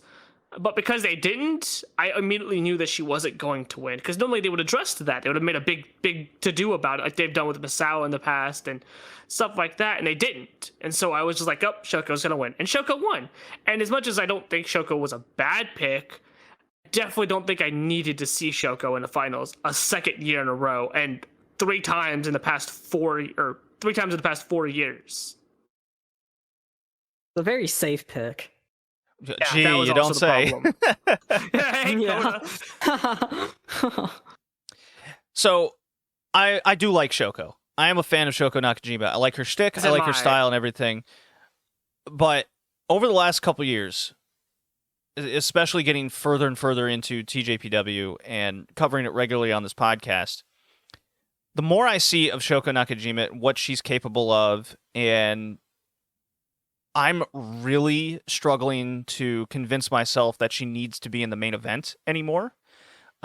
And coming off the topic of discussing they haven't made new stars, I think the one to kind of cycle out of all this is Shoko, unfortunately, and get your Suzume's, get your Mirai's, hell, even get your Yuki Arai's up the card. And Shoko would be that perfect person in my mind to be kind of the gatekeeper of the main event, where she does, like, she's lost so many of these Princess Cups, and with her kind of ceiling of putting on better matches that I think Tokyo Joshi Pro is striving to get to, I just don't think she's quite capable and consistent enough. That's the other thing. I don't think Shoko is consistent enough to be that main eventer, but her as a gatekeeper, maybe she would be the perfect opponent actually to win the international title from Hikari, and that will kind of cement her in that region of the card where you can treat her as a big deal and it will elevate the belt. And I think Maki beating Shoko was the right decision, and it led to a good match, but it was mostly with Maki. It wasn't Shoko Nakajima. It was all Maki, I'd say. I think Robbie, is this Maki is this too hot a thought? Is this just Crazy Island over here? I tend to go to that place quite a lot lately. No, I think you're totally valid, and yeah, I can definitely see that argument. We all like Shoko, and she's a very good wrestler, but I kind of feel similar thoughts with Miyu Yamashita actually, where she doesn't have to be in the main event. She can be a very good wrestler to use to elevate the Suzume's, the Mirai's of the promotion. And your idea of actually Shoko being placed into the international title picture and being the gatekeeper to the main events, I think it's a perfect place for Shoko, honestly. I'm on a similar trajectory with that. I think when you mean consistent, I think Shoko's really good in mid to undercard matches. She's always consistent. She's very good. She overperforms sometimes. Whenever the bright lights are on her, she just can't handle it. Every time. She either botches a lot, or as in case, especially with the Ito match, she slows it down to become like a submission match, which is not something she does. I mean, you heard me in chat when I was watching this, JD, as you were watching AAA. I was just shitting on the fact that this match starts off and it immediately we're in holds and locks, and it's all Shoko. I'm just like, why are you doing this, Shoko? This is not your kind of match. You don't do submissions. It's not your style, right? Why are you doing this? You're just slowing the match down. If Ito wasn't in the match would have been a dud. But Ito screaming and crawling and doing what she does best is what kept me into the match. And that last segment there, where she's beating her up and they're back and forth doing moves, and I'm yelling at the screen, don't go for the Kokeshi. Don't go for the Kokeshi up the top rope, Maki. You never hit it. You always lose when you miss it. And she misses, and I bought the near fall, and then she hits it, and she still doesn't win, and she catches Shoko's 619 into the Ito special, gets it a tap.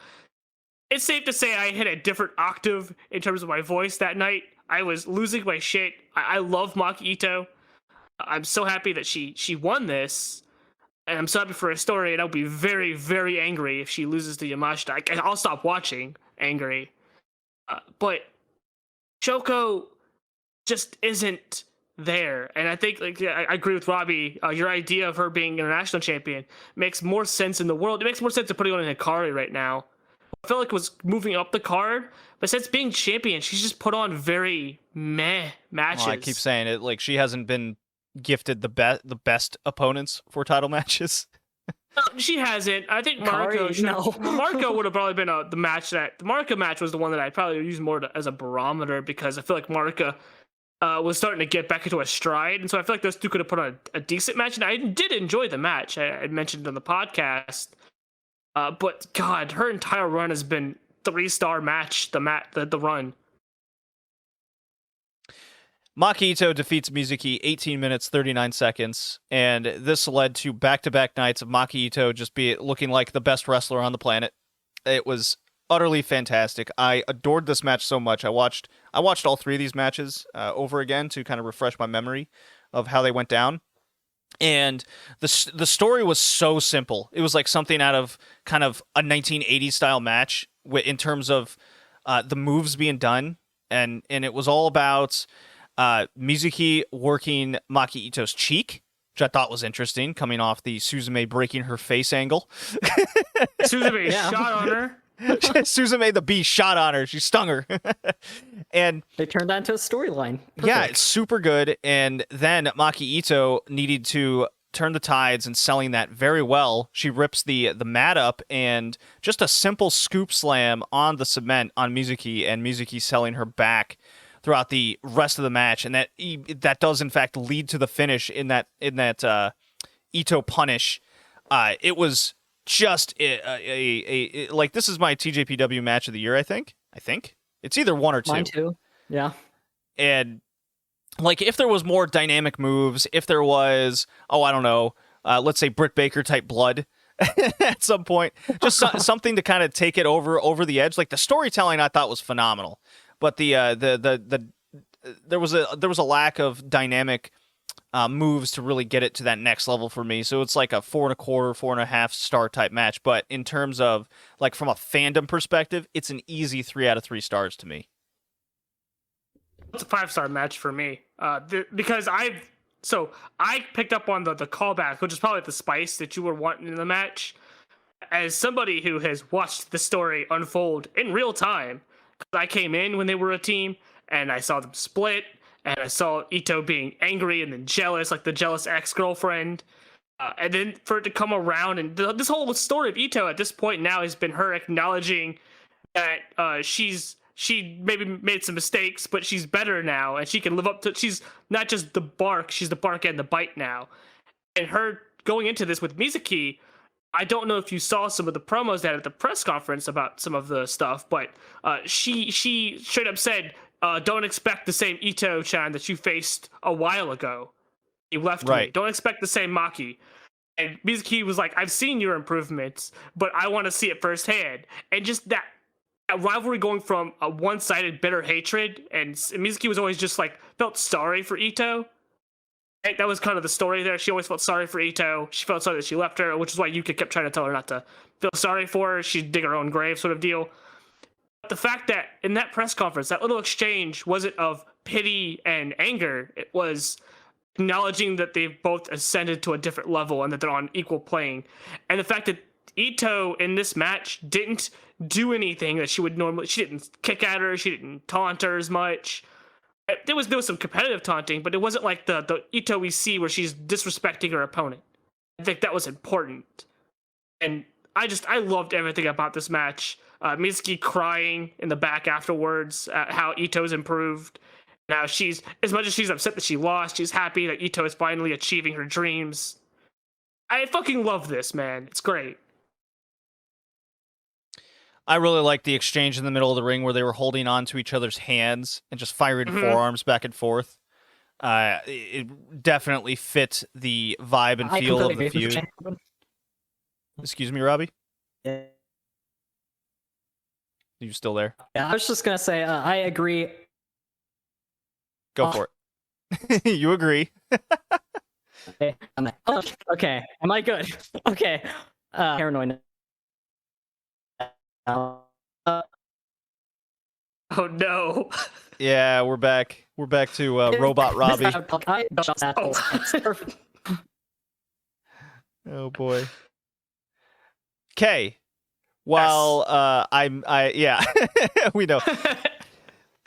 Let's go into the main event here. We're kind of running long on time here for TJPW. Maki Ito defeats Shoko Nakajima. We kind of went into the beginning stages of the match. But what did you think of the finish? Was that the right kind of dynamic kind of ending that the Shoko match needed? Oh yeah, I mean, I kind of dipped into it a bit when I was talking about how much I love Ito. We were talking about Shoko, but that final stretch, I bought every near fall. Like, Ito was playing with my fucking heart as she kept, because you heard me in the chat, I was yelling at the screen, stop going for the top rope Kokeshi. You never hit it, and every time you miss it, you lose. Every time. She missed it twice. She went for it twice and missed it. Each time, and I bought the near fall each time. And then she hit it on the third try and didn't get the pin. Shoko goes for her Northern Lights thing. Shoko doesn't hit it. There's a whole dynamic in that final sequence where they had the headbutt power up, and then Shoko's beating her up and goes for the 619, and Ito catches her legs and swings her back around and puts her in the Ito special and makes her tap. I fucking love that. That's probably my favorite final stretch of any match all year. It was definitely really good. What brought it together for me was, so Maki Ito has developed this insane level of timing with some of her moves. You named the headbutt power up. She did it in the Mizuki match as well, where Mizuki's coming in, she's about to fire, and Ito does this like Zidane Zidane headbutt like up to the like right on the chest, up to the jaw, and Mizuki goes down, Shoko goes down. Different sort of timings to it, but when she knocks him down, points at her like, "Oh shit, I got her," and she's kind of got that like slight hop jump to her, where it's like, "This is my opportunity" kind of moment. That really brings me into the match. Ito has really, really excellent timing with moves like this. And you can even tell that the crowd also buys into it because they react, whether they want to or not. They whether it's clapping harder, whether it's gasping, some sort of reaction. You can just tell the crowd gets really, really into it as well. And that's how good she is at this. That's what separates just doing moves like you'd see in like a Marvelous match to being a pro wrestler. And Maki has become a very pro wrestler in this sense. I'd say she's the best. Remember last podcast I mentioned what a TJPW wrestler is, right? And how Yamashita doesn't fit that mold. I think Ito is the best TJPW wrestler on their roster. She has the ring work to back it up. She has the storytelling and the character. She has everything down refined to such a T. I swear to God, if she loses to Yamashita, you're very upset about this prospect. Because it'd be the stupidest possible thing they could ever do. And it feels like we said before. Am I off on that? No, I agree. It'd be like Tsukasa Fujimoto going into their Oda Award show and dropping the belt to Hamaka Hoshi. I don't know if it's that egregious. Like you're not. It'd be pretty egregious. It'd be questionable. I'd be upset, and I feel like I wouldn't be alone in how upset I'd be of this because, like you said, the fans. If Ito wasn't already super popular, she's probably mega popular now. The fans are bit for everything she did.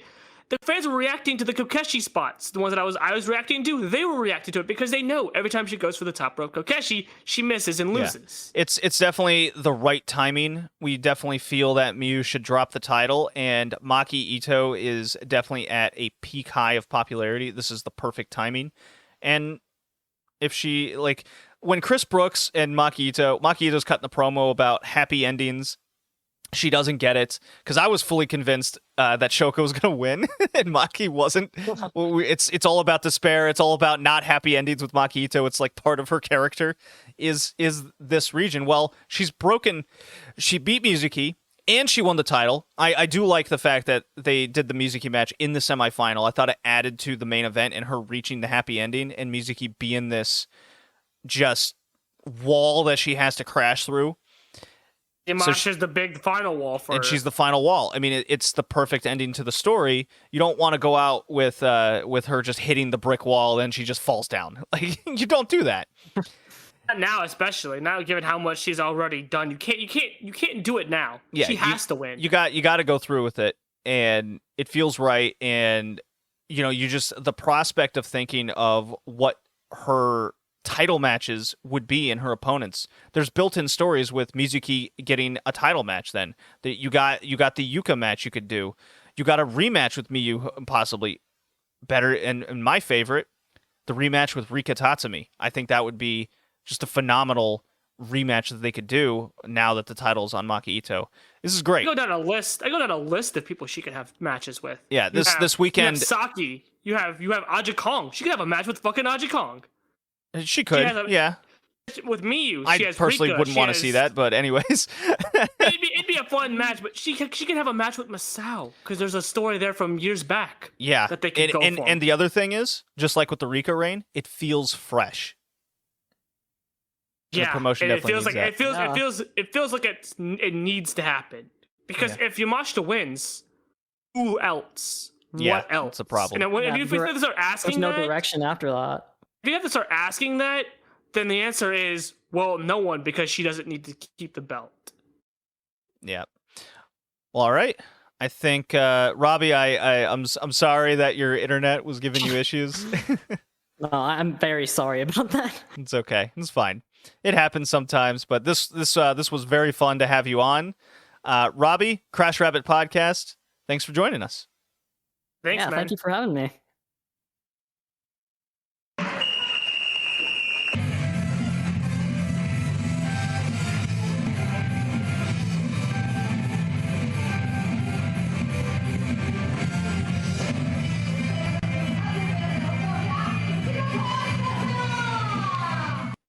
Alrighty, it's time to talk Ice Ribbon. Good long conversation about the Tooge, but now it's time to talk about the ice. It's Tooge. All right, so we got two shows from the Ice Ribbon to discuss here today, Kay. The Korakuen Show, the 15th anniversary, and Ice in Wonderland, which took place on August 28th. You want to start off with the 15th? The Korakuen 15th anniversary. You mean I'm sorry, Yokohama Budokan. Budokan. I'm so sorry. I got Korakuen on the mind. Look at you getting venues mixed up. Ugh, how could you? Yeah, whatever. Okay. Undercard stuff, fine. Let's skip right to the... Let's see. Yeah, anything to say over the undercard? Because I don't. Other than Natsumi kind of looking kind of fine with Aja Kong, but that match was whatever. Yeah, Aja Kong won the match. He's got new gear. Yeah, Yappy has new gear. It looks cool. Got a cool haircut. I got a haircut. Does have a cool haircut. Maybe I got the Yappy haircut. You don't know. You got the Yappy haircut. I got some questions. What's wrong with the Yappy haircut? You just said it was good. Yeah, it looks good on her. I don't know about you. You're just saying my Yappy haircut doesn't look good on me? You know what? Maybe I don't want to talk about the Triangle Ribbon match with UK. Maybe I want to skip all the way to Akane Fujita beating Mike Ozaki for the #1 contendership. I was just thinking that Totoro Satsuki won the Triangle belt. Moving on. Yeah. the match was fine, I guess. But Akane beating Micah Ozaki, the winner of the match gets the title match at the Ice in Wonderland show. I thought this match was fine. 10 minutes. Micah Ozaki wasn't bad in it, which is always my takeaway whenever I see her in a singles match. It's like, I have a bar. If you meet the bar, that's fine. Because Micah Ozaki is still very not good times. She is... Singles matches. She is the Deonna Purrazzo Vice Ribbon. You see potential. Her gear is terrible. She's capable of flashes of good things. You just want her to get better. You want her to take that next step in the ring. You just don't get it. Oh, no. And you probably will never get it. Who knows? Do you want to talk about Nanae and the Kush, or do you want to save that one for a little bit afterwards? All right, let's dive into it now, I suppose. Get it All over right. with. So we have vastly different opinions over this match. Nanae beat Sakushi 9 minutes 16 seconds. Most of it was cut out. Yeah, most of it was cut out. I think especially I the think we only entrance, saw. which pisses me off. I think we only saw 3 minutes of the 19. And that was the So other thing last on the 3 show. minutes. Oh, well, we saw the very start, and then it cut to the last 3, and that was very much the theme of the show. This was on Samurai TV, right? Yeah. Samurai TV, and they cut parts of matches to fit their 2-hour time slot because they have a bunch of shit to show you. And no shit, what aired after this was a 2011 or 12, whatever the fuck, Noah show. Cool. So, gotta fit that in so everyone can not miss a single second of that god-awful Noah show. Although, we basically saw all of the Rina Yamashita, Suzu Suzuki hardcore match. I think we only missed that one was weird. I think we saw the whole thing, actually. Because I timed I a lot of only these missed out. a few minutes. I timed a lot of these out. We saw only half of the tag title match, and then we missed 7 minutes of the 17-minute Infinity title match. No, we saw most of the tag match. And they cut out 7 minutes of the main title match. That's how it went. No, I timed it, Kay. We missed exactly half of the tag title match. I rewatched this, and we saw a vast majority of the tag title match. Kay, half is not vast majority. I beg to differ. Listen. All right. Let's just talk about the You arguing stats with me? Is that what's happening? Stats with you. I'm arguing stats with you, but first I'm going to argue the Sakushi and Nanae thing with you because you're wrong when I'm right. All right. I just have a simple thought over it. You can go on your diatribe. Okay. Well, before you talk about how wrong you are, I'm gonna break down the story of why this whole thing is important for both you and the listeners who probably don't know about this. All right. So Sakushi had the stabbing incident. Yes, we all kind of know about the one Allegedly. with Kagetsu that happened. It happened. It was a thing that happened. She didn't get charged for it, but it happened, right? So that happened in July of 2017, right? She was taken off all cards, was put on an indefinite suspension. At that point, Sakushi had I think she was thinking about quitting, but what set her over the edge with this was Manami Toyota had her anniversary show, her retirement show in November of that year. Sakushi was supposed to be on that show, right? So this entire time, between this time and the Manami show, she was staying with Nanae Takahashi. So she and her mom were both big Nanae Takahashi fans. Sakushi was a big fan of Nanae and Manami Toyota. So these two people are important because these two people play into this match. Right? So before Sakushi could think about quitting, Nanae told her, "You're coming to live with me," and she forced her to train every day, telling her that she was going to return to the ring. This is important because Sakushi was going to quit. So her continuing to tell her, "No, you're training, you're gonna come back," helped keep her motivated. And as much as I hate Nanae, and you probably don't like Nanae either, this to me is at least something that I can praise Nanae for, because it seems like she genuinely cared about Sakushi, right? She wanted something good for the child that looked up to her and is wrestling. Whatever you want to see in that, I thought this was a very important kayfabe, not like kayfabe broken thing, outside of kayfabe, right? Outside of the ring. So she forced her to train, clean, and just be disciplined the entire time, which is important, right? So Manami's retirement show happens. Manami Toyota opens it up by saying she is disappointed. Well, that's not the first thing she says, but one of the things she says, she's disappointed in Sakushi for not being able to show, for her actions. This hurts Sakushi massively. To say that she looks up to Manami Toyota is an understatement. She puts this woman on a holy pedestal. She worships at the feet of Manami Toyota. She loves this woman, right? Calls her mom, right? Her second mom. She really loves Manami Toyota and respects her a whole lot. So for those words to come out of her mouth, it really, really hurt Sakushi. Sakushi has said this before. It really, really hurt her. And at that point, she was going to quit. Nanae did not let her quit. And this is where the Nanae keeping her there was more important, because she was going to quit and had tears in her eyes. Nanae was not letting her quit, right? But she comes back at Ribbon Mania. Like her first match back at Ribbon Mania 2018 is against Tsukasa Fujimoto, her fellow partner, her fellow trainee under Manami Toyota. Now, by this point, Tsukasa had retired Manami, had gotten the JOC, had even filled in for Tsukushi's spot on that show, because the last 3 matches on that show, Tsukasa versus Manami Toyota were 3 matches on the show. Tsukasa lost twice and won in the final match. It was supposed to be Tsukushi in one of those matches and Tsukasa in the last 2. She filled in for her. So this is also kind of a thing, right? So Tsukushi loses. She comes out in white gear, her jet black hair, no frills, no nothing, right? Signaling a new start, wiping clean all the things of her past accomplishments. She's not allowed to hold on to her past accomplishments, right? She may be counted as a Ice Cross Infinity champion, but she is not being treated like a former Cross Infinity champion anymore, right? She's treated like a rookie now. To start over, she loses in a one-sided beatdown in the opener of Mania. So fast forward to now, right? We got the whole story with Tsukasa and Tsukushi and them being the drop kickers, the tag champs. The minute they lose the belts, what happened? Tsukasa was like, we need to go our separate ways now. Right? Only to reel her back in like the fucking X with the booty call. Hey, I want a tag title. I want to be a double champion going to my hometown. Here, I'm going to call on my tag partner. Right? And Tsukushi accepts her. And then the minute they lose, she casts her away. This is a repeated thing up to the point where Hiroyo Matsumoto becomes her partner, right? Tsukasa's partner. What does Tsukushi do? Gets in the ring, gets mad, yells at Tsukasa, and then leaves. Tsukasa just, whatever, what the fuck was that about? Whatever, who cares about you, right? Just kind of toss, move aside, who cares, right? So, Tsukushi gives her dead eyes the next 2 shows, and then on the next show after that, she opens the ropes for her, forgiving her, right? It's a one-sided forgiveness because Tsukasa doesn't care. The story here is that Nanae Takahashi told her at the end of this match, mind you, that you need to stop feeling like you owe Tsukasa for allowing you to come back. It's the story here. It's why she's not raising a hand to Tsukasa.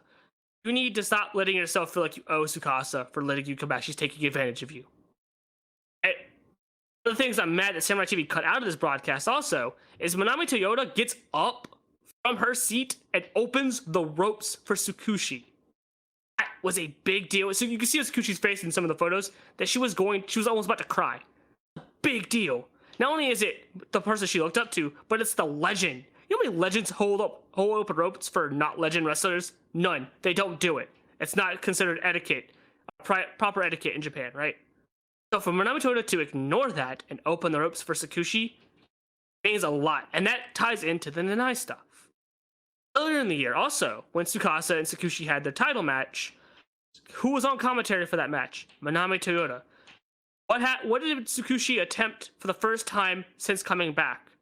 Japanese Ocean Suplex. She's never hit the move, ever. She had not attempted to even try to hit it, or even do it, until she was given the blessing to do it again by Manami Toyota the day before the show. This all culminates in the end of the Korakuen show, kind of fast forward a little bit with the story show, where Tsukasa beats Akane, and who comes out after? Tsukushi. But she doesn't interrupt her. She straight up hits her, something she has never done. She has never attacked Tsukasa. She does, and then challenges to a match.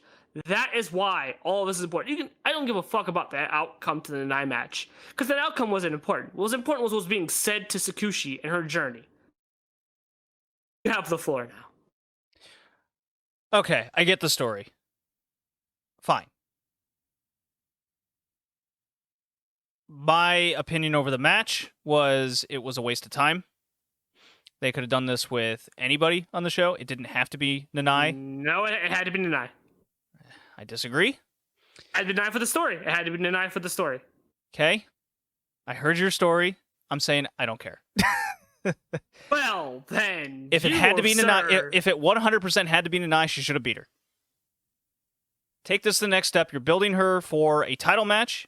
The end destination is her winning the title, preferably against Tsukasa Fujimoto. If the whole goal is to bury the past and move on, then she should have also beaten the broken down veteran.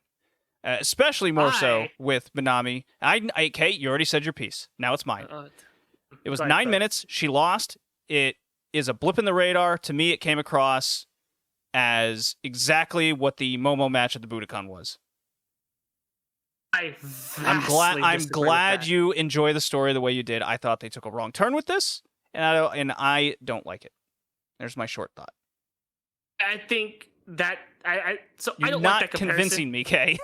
I don't like that comparison because they're not the same thing. I think with And the I Momo think they thing, are.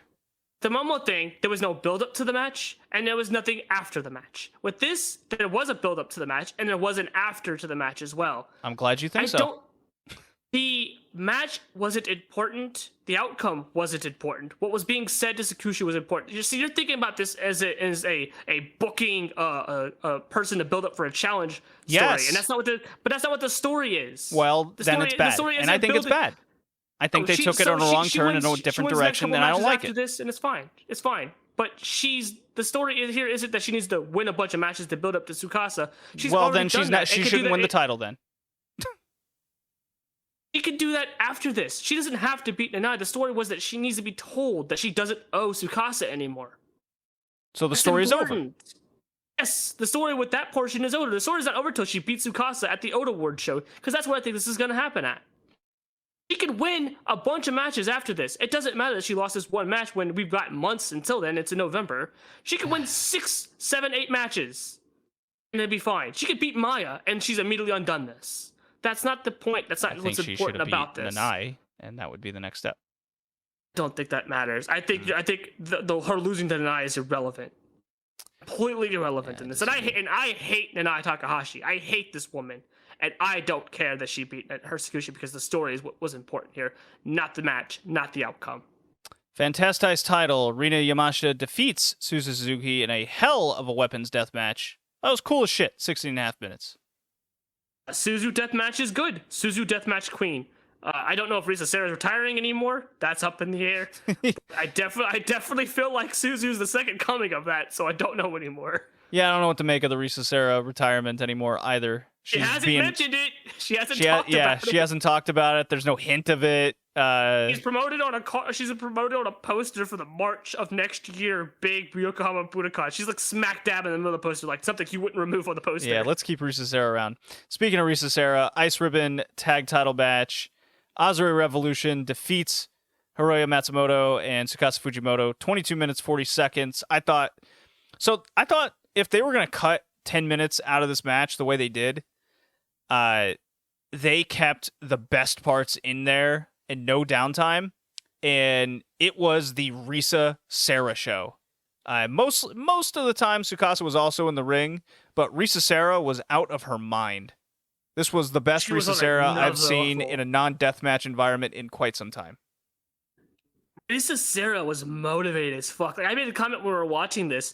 This felt like Risa Sarah from like 2016, 2017 when she had her title run.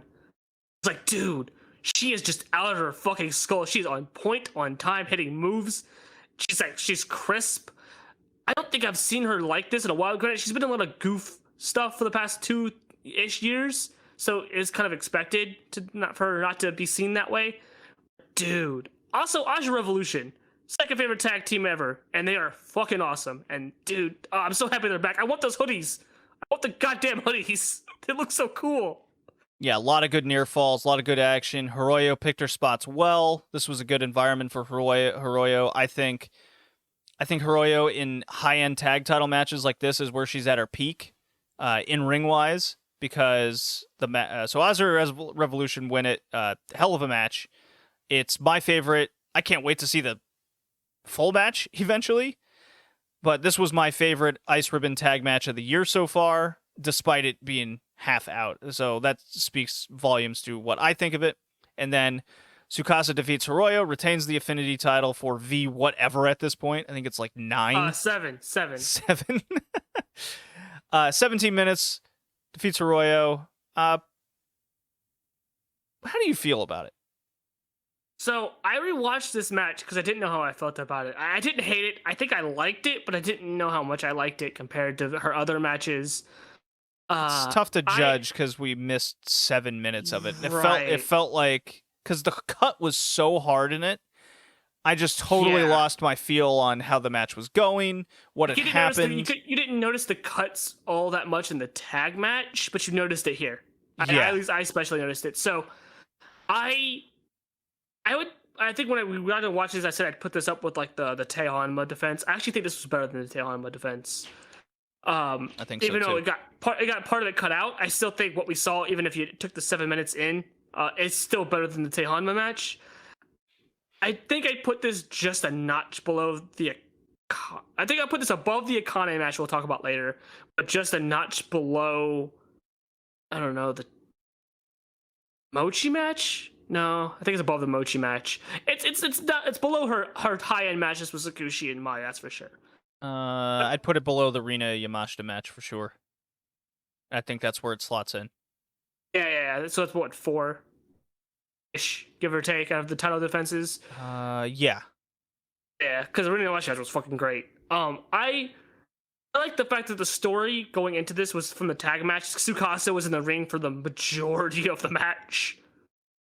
So Hiroyo is not as exhausted as Tsukasa is, and Suka played up the exhaustion so well. I mean, she was clearly very exhausted, but she played up. I think she added some extra theatrics to it, and it was so good. And her constantly trying to hit those infinities and just desperately clinging to life as she's just getting shit kicked in by Hiroyo. Yeah. I thought the desperate clinging struggle of Tsukasa was a very different version of a Tsukasa match we'd seen so far. We've never seen her this much of an underdog where she's just getting her ass handed to her most of the match and having to constantly fight from behind. I enjoyed it for that aspect alone. Tsukasa still is just best in the world. Masterclass. Match was great. 40 minutes ring time. There was no stopping Suka. It was great stuff. And then that will like lead when us. like I said when she saw the Shuri Utami match, she was like, "I'm going to do that." Yeah, she lasted just as long, and then that takes us to Cork and Hall, 3:45, which is kind of, I guess, par for the course these days in Corona. And Ice Ribbon just doesn't draw as well inside Tokyo, or at least inside region. the Tokyo proper. Yeah, they draw much better in their home area. Yeah. Which is like Yokohama, Saitama. Sariano looked great in her return to Ice Ribbon, especially teaming with Suzu Suzuki. They got new gear together, I think. No, their new gear is coming. The gear that Stereo had is new. That's what I. But they won that mobile game thing, and they're supposed to get gear sponsored by them. It hasn't happened yet, but I want the Suzuten. There was the Suzuten, Seoretan shirts. I want those shirts. That's funny. A Sakushi match, which I thought was way better than the Nanai match, is the Rina Shingaki match that went 11 minutes. This was great. I agree. This match was very good. Rina Shigaki, it's a shame she's hanging it up. Yeah, it's such a bummer. I'm a fan of her style. So good. She's so good when she puts it on. When she flips that switch on, she is just really good at just. I hope she reconsiders. I don't know if maybe just. I think, did she say injury was why she was retiring early? I can't even remember now. I think that attributed to it, but I have a feeling it was income. It might have been. Who knows? I know she said she wanted to do like personal training or something afterwards, kind of like Uno Matsuya is doing. Yeah. I thought this match was great. Sakushi looks fucking fantastic. No more back tape for the Kush. No, and listen, this match she didn't have it. It's been 3 years, I think, since she's not had back tape. So it's like me. It's like me bowling. I just put the tape on my knee, even if I don't need it. It's like weird because it's immediately noticeable, kind of like when Kagetsu would walk out without the fucking tape. It's like, oh, it's kind of like a part of her gear is missing. Hamako Hoshi defeats Totoro to win back the Juku title. No, I'm sorry. I'm mixing up the Triangle title. She retained the Juku title. This was good. I feel weird saying that. No, it's not. Listen, we know you're a Hamako Hoshi fan. Everyone knows you're secretly a Hamako Hoshi fan. And you're just trying to find more reasons to praise her. It's okay. The match was good. I enjoyed it. Sakushi comes out and attacks her afterwards and challenges for the Juku belt. I did like the drop kick to the back and is like, I'm taking this title back, bitch. It's great. I mean, like I said, her losing the belt, I felt like was because they didn't know if Nanai was going to make it or not because of the COVID lockdown kind of wish stuff she with didn't her. make it. Anyways, Rebel Enemy defeats Cherry, Tekla, and Yuki Mashiro. This was goofy fun. Mashiro, go. I love Mashiro. She's great. Love her gear.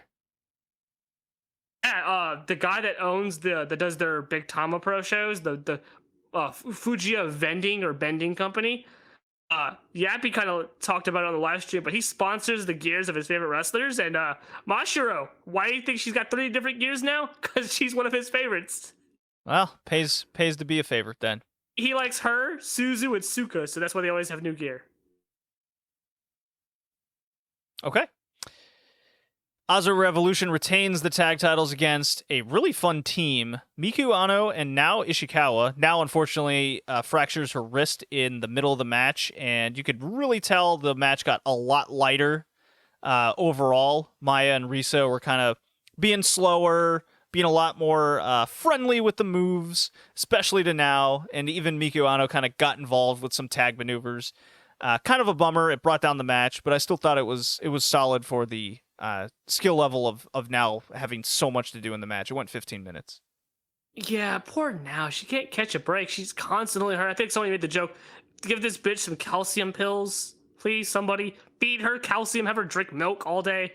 She keeps breaking bones and hurting herself, and I'm convinced this was a shoot so she doesn't have to wrestle in CMLL. Yeah, because she beat Banny in what I thought was a very good match on Peace Party. She beat her and became the one to go to CMLL, and it was announced that she wasn't going to go by herself, which was what my big concern was. Like, oh no, you're sending Now out to Mexico all by herself. No, Suka and Tsukushi are going with her. And the Infinity title match, Tsukasa retains over Akane Fujita, who had a busted elbow. She dislocated her elbow. 19 and popped minutes. It back in. This match was a bummer because Akane was clearly limited. She couldn't do her hard chops. She couldn't do her hard bombs that she throws. It was a complete hole in her game, which really brought down the match to a crawl. Tsukasa was out of her mind. Felt like she was wrestling a broom at times, which we've seen, so I definitely know what that looks like. This was a bummer because Akane has looked really good in singles matches as of late, especially the ones against Maya in that little kind of trilogy she went up against, and Akane was kind of built for this title match. And it's really a bummer that because of her elbow injury, she wasn't able to do even a half of what makes her interesting in the ring. So Tsukasa tried her best to make something out of this limitation. Yeah, That's my take on it. It sucks because the arm that she dislocated the elbow on is her dominant arm for her chops and her giant forearms, and so she had to do a lot of shoulder tackles, which I thought she did a good job using those to kind of make up for it. But only so much you could do with that, so it was very limiting. Fuck Caliga Pro, because that's where she got hurt. It's where everyone gets hurt. And a nothing match on Caliga Pro. Fuck that warehouse promotion worn by the Yakuza. Maybe the check was good enough. Fuck Bodyguard. He can fall down some stairs. How dare you? How dare you besmirch the Bodyguard? Fuck Bodyguard. I was looking forward to this match, and I was so mad. I'm glad she made the match. It would have been terrible if they had to rebook another title match because of injuries or circumstances. But I thought the match itself was good. I didn't think it was the best. I definitely put it on the same level as the Tehanma match, where I just feel like there was something missing. Except in this case, I kind of knew what was missing. The Tehanma match, I just kind of felt like Tay wasn't in it. I don't know what was going on with her mentally on that one. Akane's... I hope they redo this match. I don't know if Suka's going to hold the belt long enough for them to redo it, but I do hope they at least give them a singles match. And if that's the case, I'd like to see this like a Ribbon Mania match. I think see this like a Ribbon Mania singles match if Suka loses the belt at Oto Ward to Tsukushi, like I think she will. That's kind of my hope. But yeah. Post-match. Akane's sticking around for the time being. I wonder what happened to that whole All Japan women's wrestling over there thing. Don't worry about it, because I don't think it's actually. I don't think it's happening. I don't think it's happening. Don't worry about it. You don't say? It's almost like I predicted that, just like you did. Nothing was coming of that. So post-match, the Tsukushi run in, and she hit Hamako with the drop kick. She blasted Suka with a drop kick. All right. She knocked Suka forward into the ropes like super fucking hard. It was when hilarious. When Tsukushi came in, I got exactly the story that you have been touting. I was like, okay, I get it. She's mad at Tsukasa. She wants at her. She wants revenge. She came across as a big heel to me, instead of this is where the story is kind of losing me. I feel that they're trying to tell a story where she's a babyface, trying to come at the title, come after Tsukasa. The constant sense of betrayal and being run down to be built up. So her coming in and blasting Tsukasa after simply winning the arena match, which I thought, okay, she's going back for the title she lost. That makes sense. And then where it brought me in, so I was actively kind of irked at this. Where it brought me back was when Hibiki came in the ring and bitched her ass out of the way. Like, you're a loser right now. It is my turn. And I went, okay, now we're back on track. You're bringing me back. So I want to interject here. That's where you're wrong. There is no heels or baby faces, especially with Suka and Tsukushi and the fans. So I didn't mention this in the Nanai stuff, but I'll mention it here with both of them. The fans on Twitter have been fucking ecstatic about this. About the Hibiki match? No, about Tsukushi. They don't care. I mean, they're happy that Ibuki's finally challenging for the belt because she's never challenged for it before. Yeah, I'm excited for that. That doesn't even matter. They are ecstatic that Tsukushi is finally attacked Suka, because this has been building for 3 years. But really, this whole story only kicked off like a year ago. They finally started acknowledging the redemption story. Yeah, it's a big angle on a Korakuen show, and I really like that. I love it. And like I said, Tsukushi has never, like, since she came back, I don't think she probably attacked her before coming back, but since coming back, she has never laid a finger on Suka. Yeah, it's good. And so her blasting her, I think the words that Nanai said to her were important. She needed to hear the "you don't owe her anything anymore. You've earned your spot." I think the words were, "You don't owe Tsukasa for allowing you to come back. You have more than earned your spot in the company now. Now go get her. Don't let her push you around." And what does she do? Next chance she gets, she fucking blasts her with the drop kick. I popped so hard for that. Yeah, that was good. That part was good. No, I agree. Like I like that aspect of it. How they This is the Oda Award. This is your Oda Award main event. If Risa Sera is not retiring on that show, I think even if she is retiring on that show, this is the title match that's gonna happen on Oda Award. That's why Ibuki's getting the title match now. Yeah, I definitely need Tsukushi to like beat Maya or fuck Risa Sera or anybody, like someone of note for Tsukasa, or fucking pin her in a tag title match. That'll be good enough for me. I won't have. I think she'll win her Juku title back. I think that's what's gonna happen. Title versus title. I think even if she loses the Juku title match, I think them just running it back is just to acknowledge that the belt changed hands and kind of give filler, because I think that's Ibuki's title to win. I think Ibuki's gonna win the Juku title. I think so. So too. I think them running it back is because, I mean, they don't have anyone that could challenge for it. So if Tsukushi loses that match, it's the Juku title on Peace Party. Who cares? Like that doesn't mean anything. It's its own, they don't, it's its own they won't universe. acknowledge it. Yeah. But they won't acknowledge it outside of the fact that Hamako's still champion. Kind of weird that That's Tsukushi blasted someone twice on the same show. It was great. I was like, definitely a heel. This Tsukushi, I love this Tsukushi. She plays off the heel, but the fans love her. So Definitely a heel. Definitely a heel. Beloved by the fan base, so she can stab people and get over it. Oh God. Uh-oh. Calm down, Kenny Omega. I don't know who that is. It's funny. Talking about Tsukushi blasting people and I hear the battle cry. That's what Tsukushi heard in her head when she blasted Tsuka. Yeah? No, I'm excited. Talked about Tuj, talked about Stardom, talked about all these moves, talked about Ice Ribbon. Think it's time for a retro, okay? Ah.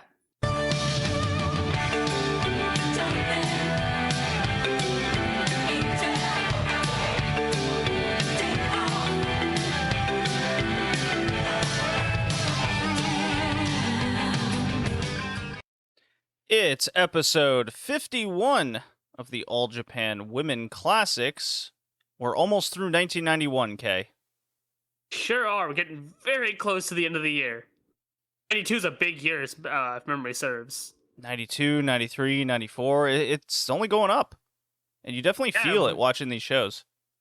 And 94 is the Big Egg show, the big Tokyo Dome show, which I'd imagine we'll be doing a massive episode on when we get to there. Yeah, it might be 2 episodes. Right, it's a big show. It's massive shows. Just it's just too much to cover in just one episode. Yeah, no kidding. The question is, when we start getting to the point of those big joint shows, yeah, what shall we do? Because I've had that question with my LLPW reviews over on the Patreon. I'm like looking at the the future, and Ooh. I look into the future sometimes. It's one of my abilities. That's scary. Yeah, and I'm thinking to myself, I think unless it's a show headed by that promotion, that it should be covered by that promotion. So I guess we'll just see what the Classics have in store, because we're sticking with that. But as for LLPW, have a better chance of the full shows in general. Right. Well, I have one thing I can add to that. There is I think it's a year or two storyline leading into the dome, if memory serves, or out of the dome, somewhere around there, where AJW and GWP have a bunch of sort of faction or side versus side matches. Some of them happen on AJW shows. One of them happens on a JWP show. It's kind of important to at least watch those matches. I know what on YouTube somewhere, because I remember watching them recently, but they're kind of important to watch each of them because they progress the story in a certain way. It'll be tougher to keep up with and to know the context. So that's important. We're going to have to keep an eye on that. Episode 51. Okay, what do we got here today? Oh, they are from Toyama City Gymnasium, which is a place I have never heard of. I don't know if you've heard of it. The Gymnasium? I've heard of all the Gymnasiums. All the Gymnasiums. So how you pronounce that, it bothers me a little bit. Why? Just weird. Well, listen, the first match we have... Why does it bother you? So we're not going to talk about your terrible pronunciations and why it bothers me. What do you mean terrible? It is completely accurate in German. But we're speaking English, not German. No, this is Japanese, first of all. Jeez. Well, you're kind of not wrong there. Anyways, moving on from your terrible... And the Japanese love the German language. I watch anime a time or two. Hey, so do I. I watched the Ava movie. There's a lot of German in that movie for no reason. Oh, there's always a big reason. I mean, there's no reason. It doesn't mean anything. Anyway, where are we at in the Classics, Kay? I need a backup rundown. Like, what are we expecting here? What are the stories? Give me the context. Context. So you want the context? Well, the context for the first match, which is big evil Bison Kimura with their big evil spiky shoulder pads facing Suzuka Minami for the All Pacific belt. You know, Suzuka Minami just came off of her story, finally winning the belt after relinquishing the belt. After how she won it off Aja, relinquishing the belt, Hokuto wins it, then she beats Hokuto for it. Now we're kind of coming full circle, I guess, with her story. Right, yeah, so Suzuka Minami's story of gaining the title has been completed, which we mentioned, I believe, in the last Classics episode. Yes. And in the Hintergrund, there's another German word for you. Jesus Christ. What, you don't like me doing this? I can do it all day. Of course you can, I know you can. Bison Kimura has kind of had her own story, going solo a little bit, and the All Pacific title herself. I believe she failed in an attempt to get the title when Hokuto had it. So you're kind of half right with Bison going solo. This is Bison trying to be on the same level as Aja. Yes. I believe at the time the story is that Aja is trying to vie for the 3WA belt and trying to fight Bull. And Bison feels that she's holding her back after, she lost the Bull. So she's trying to build herself up, and going for the All-Pacific belt's one of those means of doing that. And, well, we see her with the big old evil shoulder pads. She just looks like a boss. She looks like the Demon Lord coming out with these things. She's got Demon Lord Bison. She's got those same gold chest plate gear or entrance gear that the Fire Jets had. If you remember, it was like the Power Rangers power armor. Yeah, but some of hers has like a silver shiny ass eagle looking thing on it for no reason.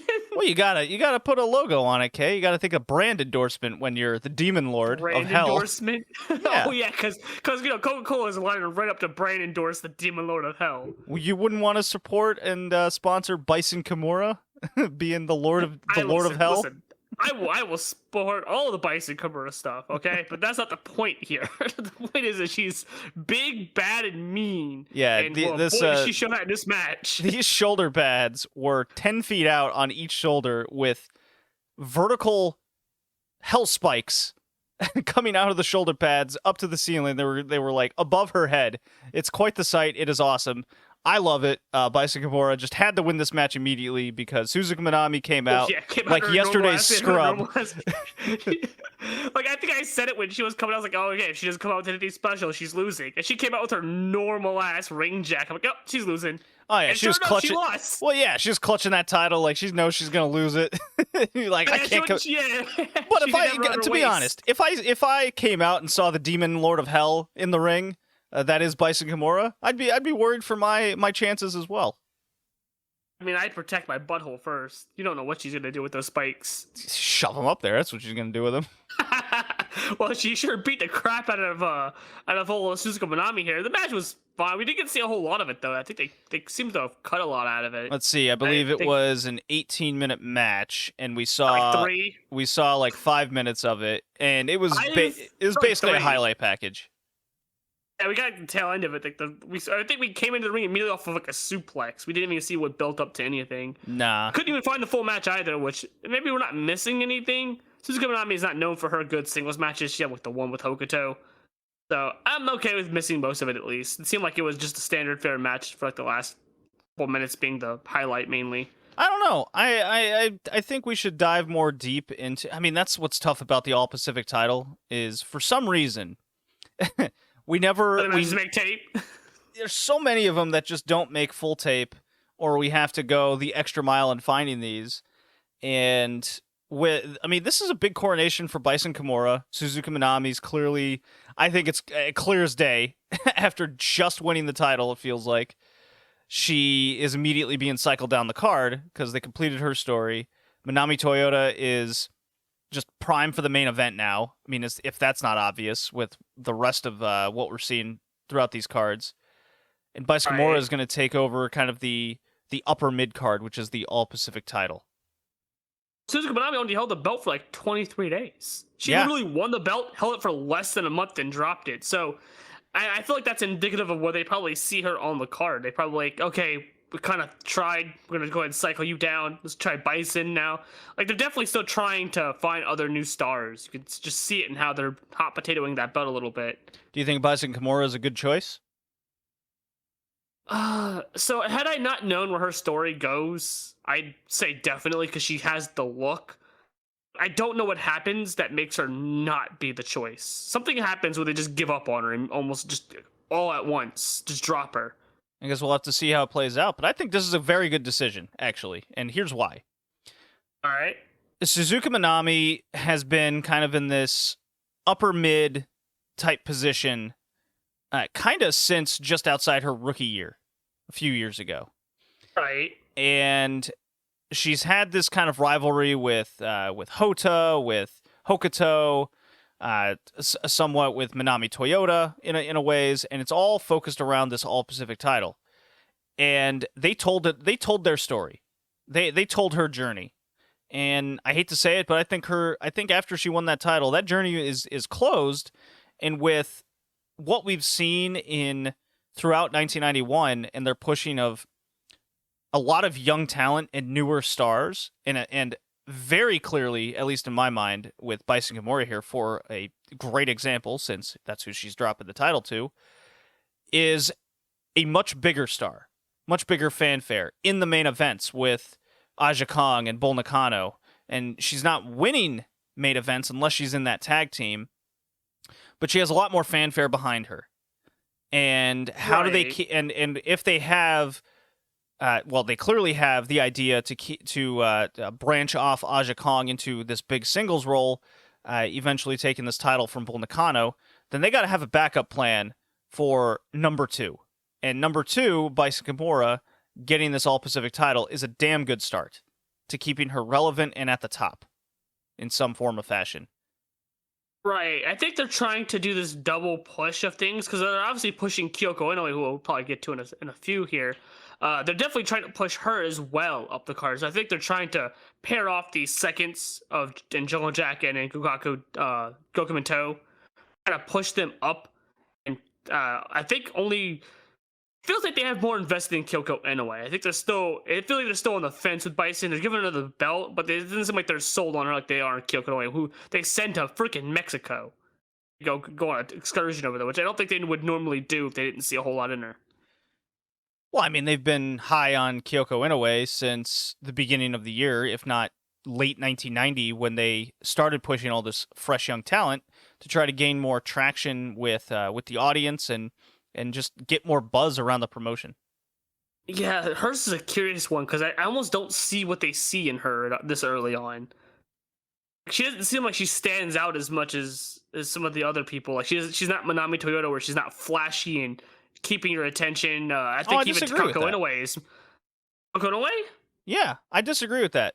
She's got a hell of a physique. She's very fast around the ring. She's flashy enough to do some level of high flying. Manami Toyota is just very rampant and she throws a rampage in the ring to say the least. It's different styles, but they basically get the same reaction from the crowd. And like we went over in the Grand Prix of '91, that whole tournament was built for Kyoko Inoue to get over, and she did. Yeah, no, I guess maybe I can get where you're coming from on that. I guess I'm just not seeing it right off the bat like now at the moment. But you mentioned Manami Toyota being all over the ring and just kind of like a frenzy. That almost reminds me of Io Shirai. We see her in the 2010s journey. So I'm kind of starting to see that parallel. It just kind of clicked in my head there. Well, speaking of the Manami Toyota, my wife, we get the next match, the tag match. My wife, Manami Toyota, tag teaming with Debbie Malenko, who's come out of retirement, I hope you know, against Bull Nakano and Akira Hokuto. Yeah, I'm kind of surprised the team of Bull and Hokuto are continuing their tag team out of the tag league. I'm not. I think they've done this before with teams that gelled well. It seems to be like a theme with them, right? Whenever a team comes out of the tag league that does really well, they kind of keep them together for a little while.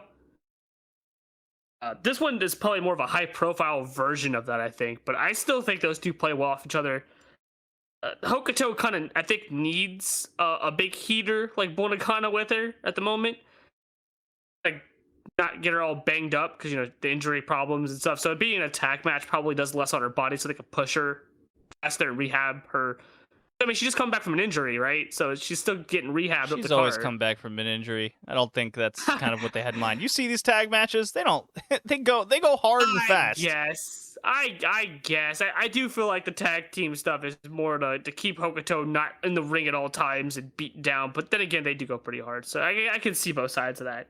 But Debbie Malenko in the match, not gonna lie, I don't see Debbie Malenko. I just don't see it.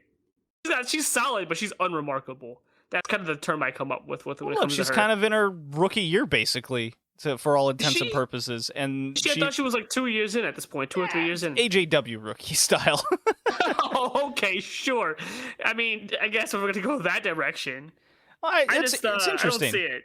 It's interesting. They throw her in there. She's in with 3 just excellent people. And when Manami Toyota's in there solo against the other 2, it's very AJW style.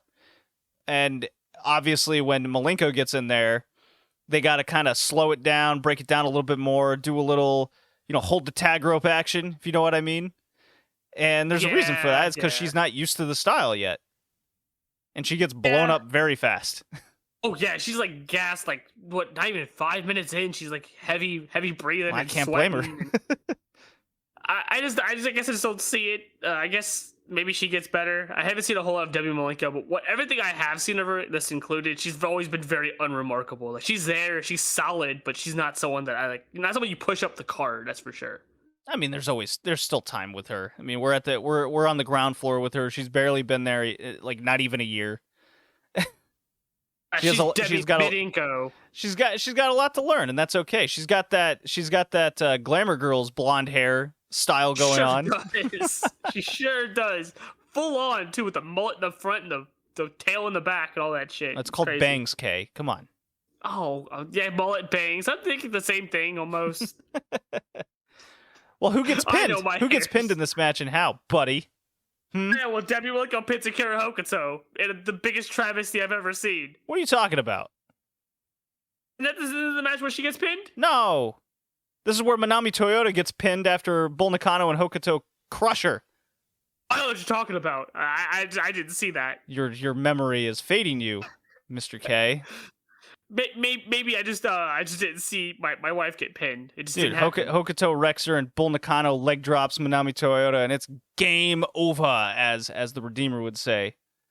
I prefer my finish of W Malenko pinning Akira Hokuto, but okay. What do you think of that booking decision where W Malenko doesn't eat the pin and Manami Toyota does in a match like this? What's your thoughts? Honestly, if I'm gonna be honest, I think it kind of does make a little sense, especially because the next show we see W Malenko in a title match, so you don't want to pin her right away like that, right? I guess. Manami, I mean, it's like a month away, right? But and it's like, for the AJW title. I don't think this had much to do with a month later. Listen, when you book shows, you don't want your challenger looking super weak going into the title match. Do you really think? I mean, do you think that they wouldn't do that? I don't think they planned that far ahead with an AJW title match in mind. Are you telling me they're gonna bury Manami or bury Manami Toyota? Is that what you're telling me here? Is that what you're trying to imply? I didn't say such thing. Maybe W Malenko is just a better wrestler. I don't know. I'm just asking the questions, Kay. Maybe your Manami Toyota isn't as good as W Malenko in October of 1991. Did you ever think of that? I disagree. Moving on. Next show. I like the match. That was fine. I enjoyed most of it. W Malenko did well in her part. She didn't bring the match down, which is all I can ask for someone in her position. Okay. All right. Anyways, moving on. Next show, Kawasaki City Gymnasium. I sent some sass behind that when you said that. November 21st, 1991. You're damn right. My instincts told me well then.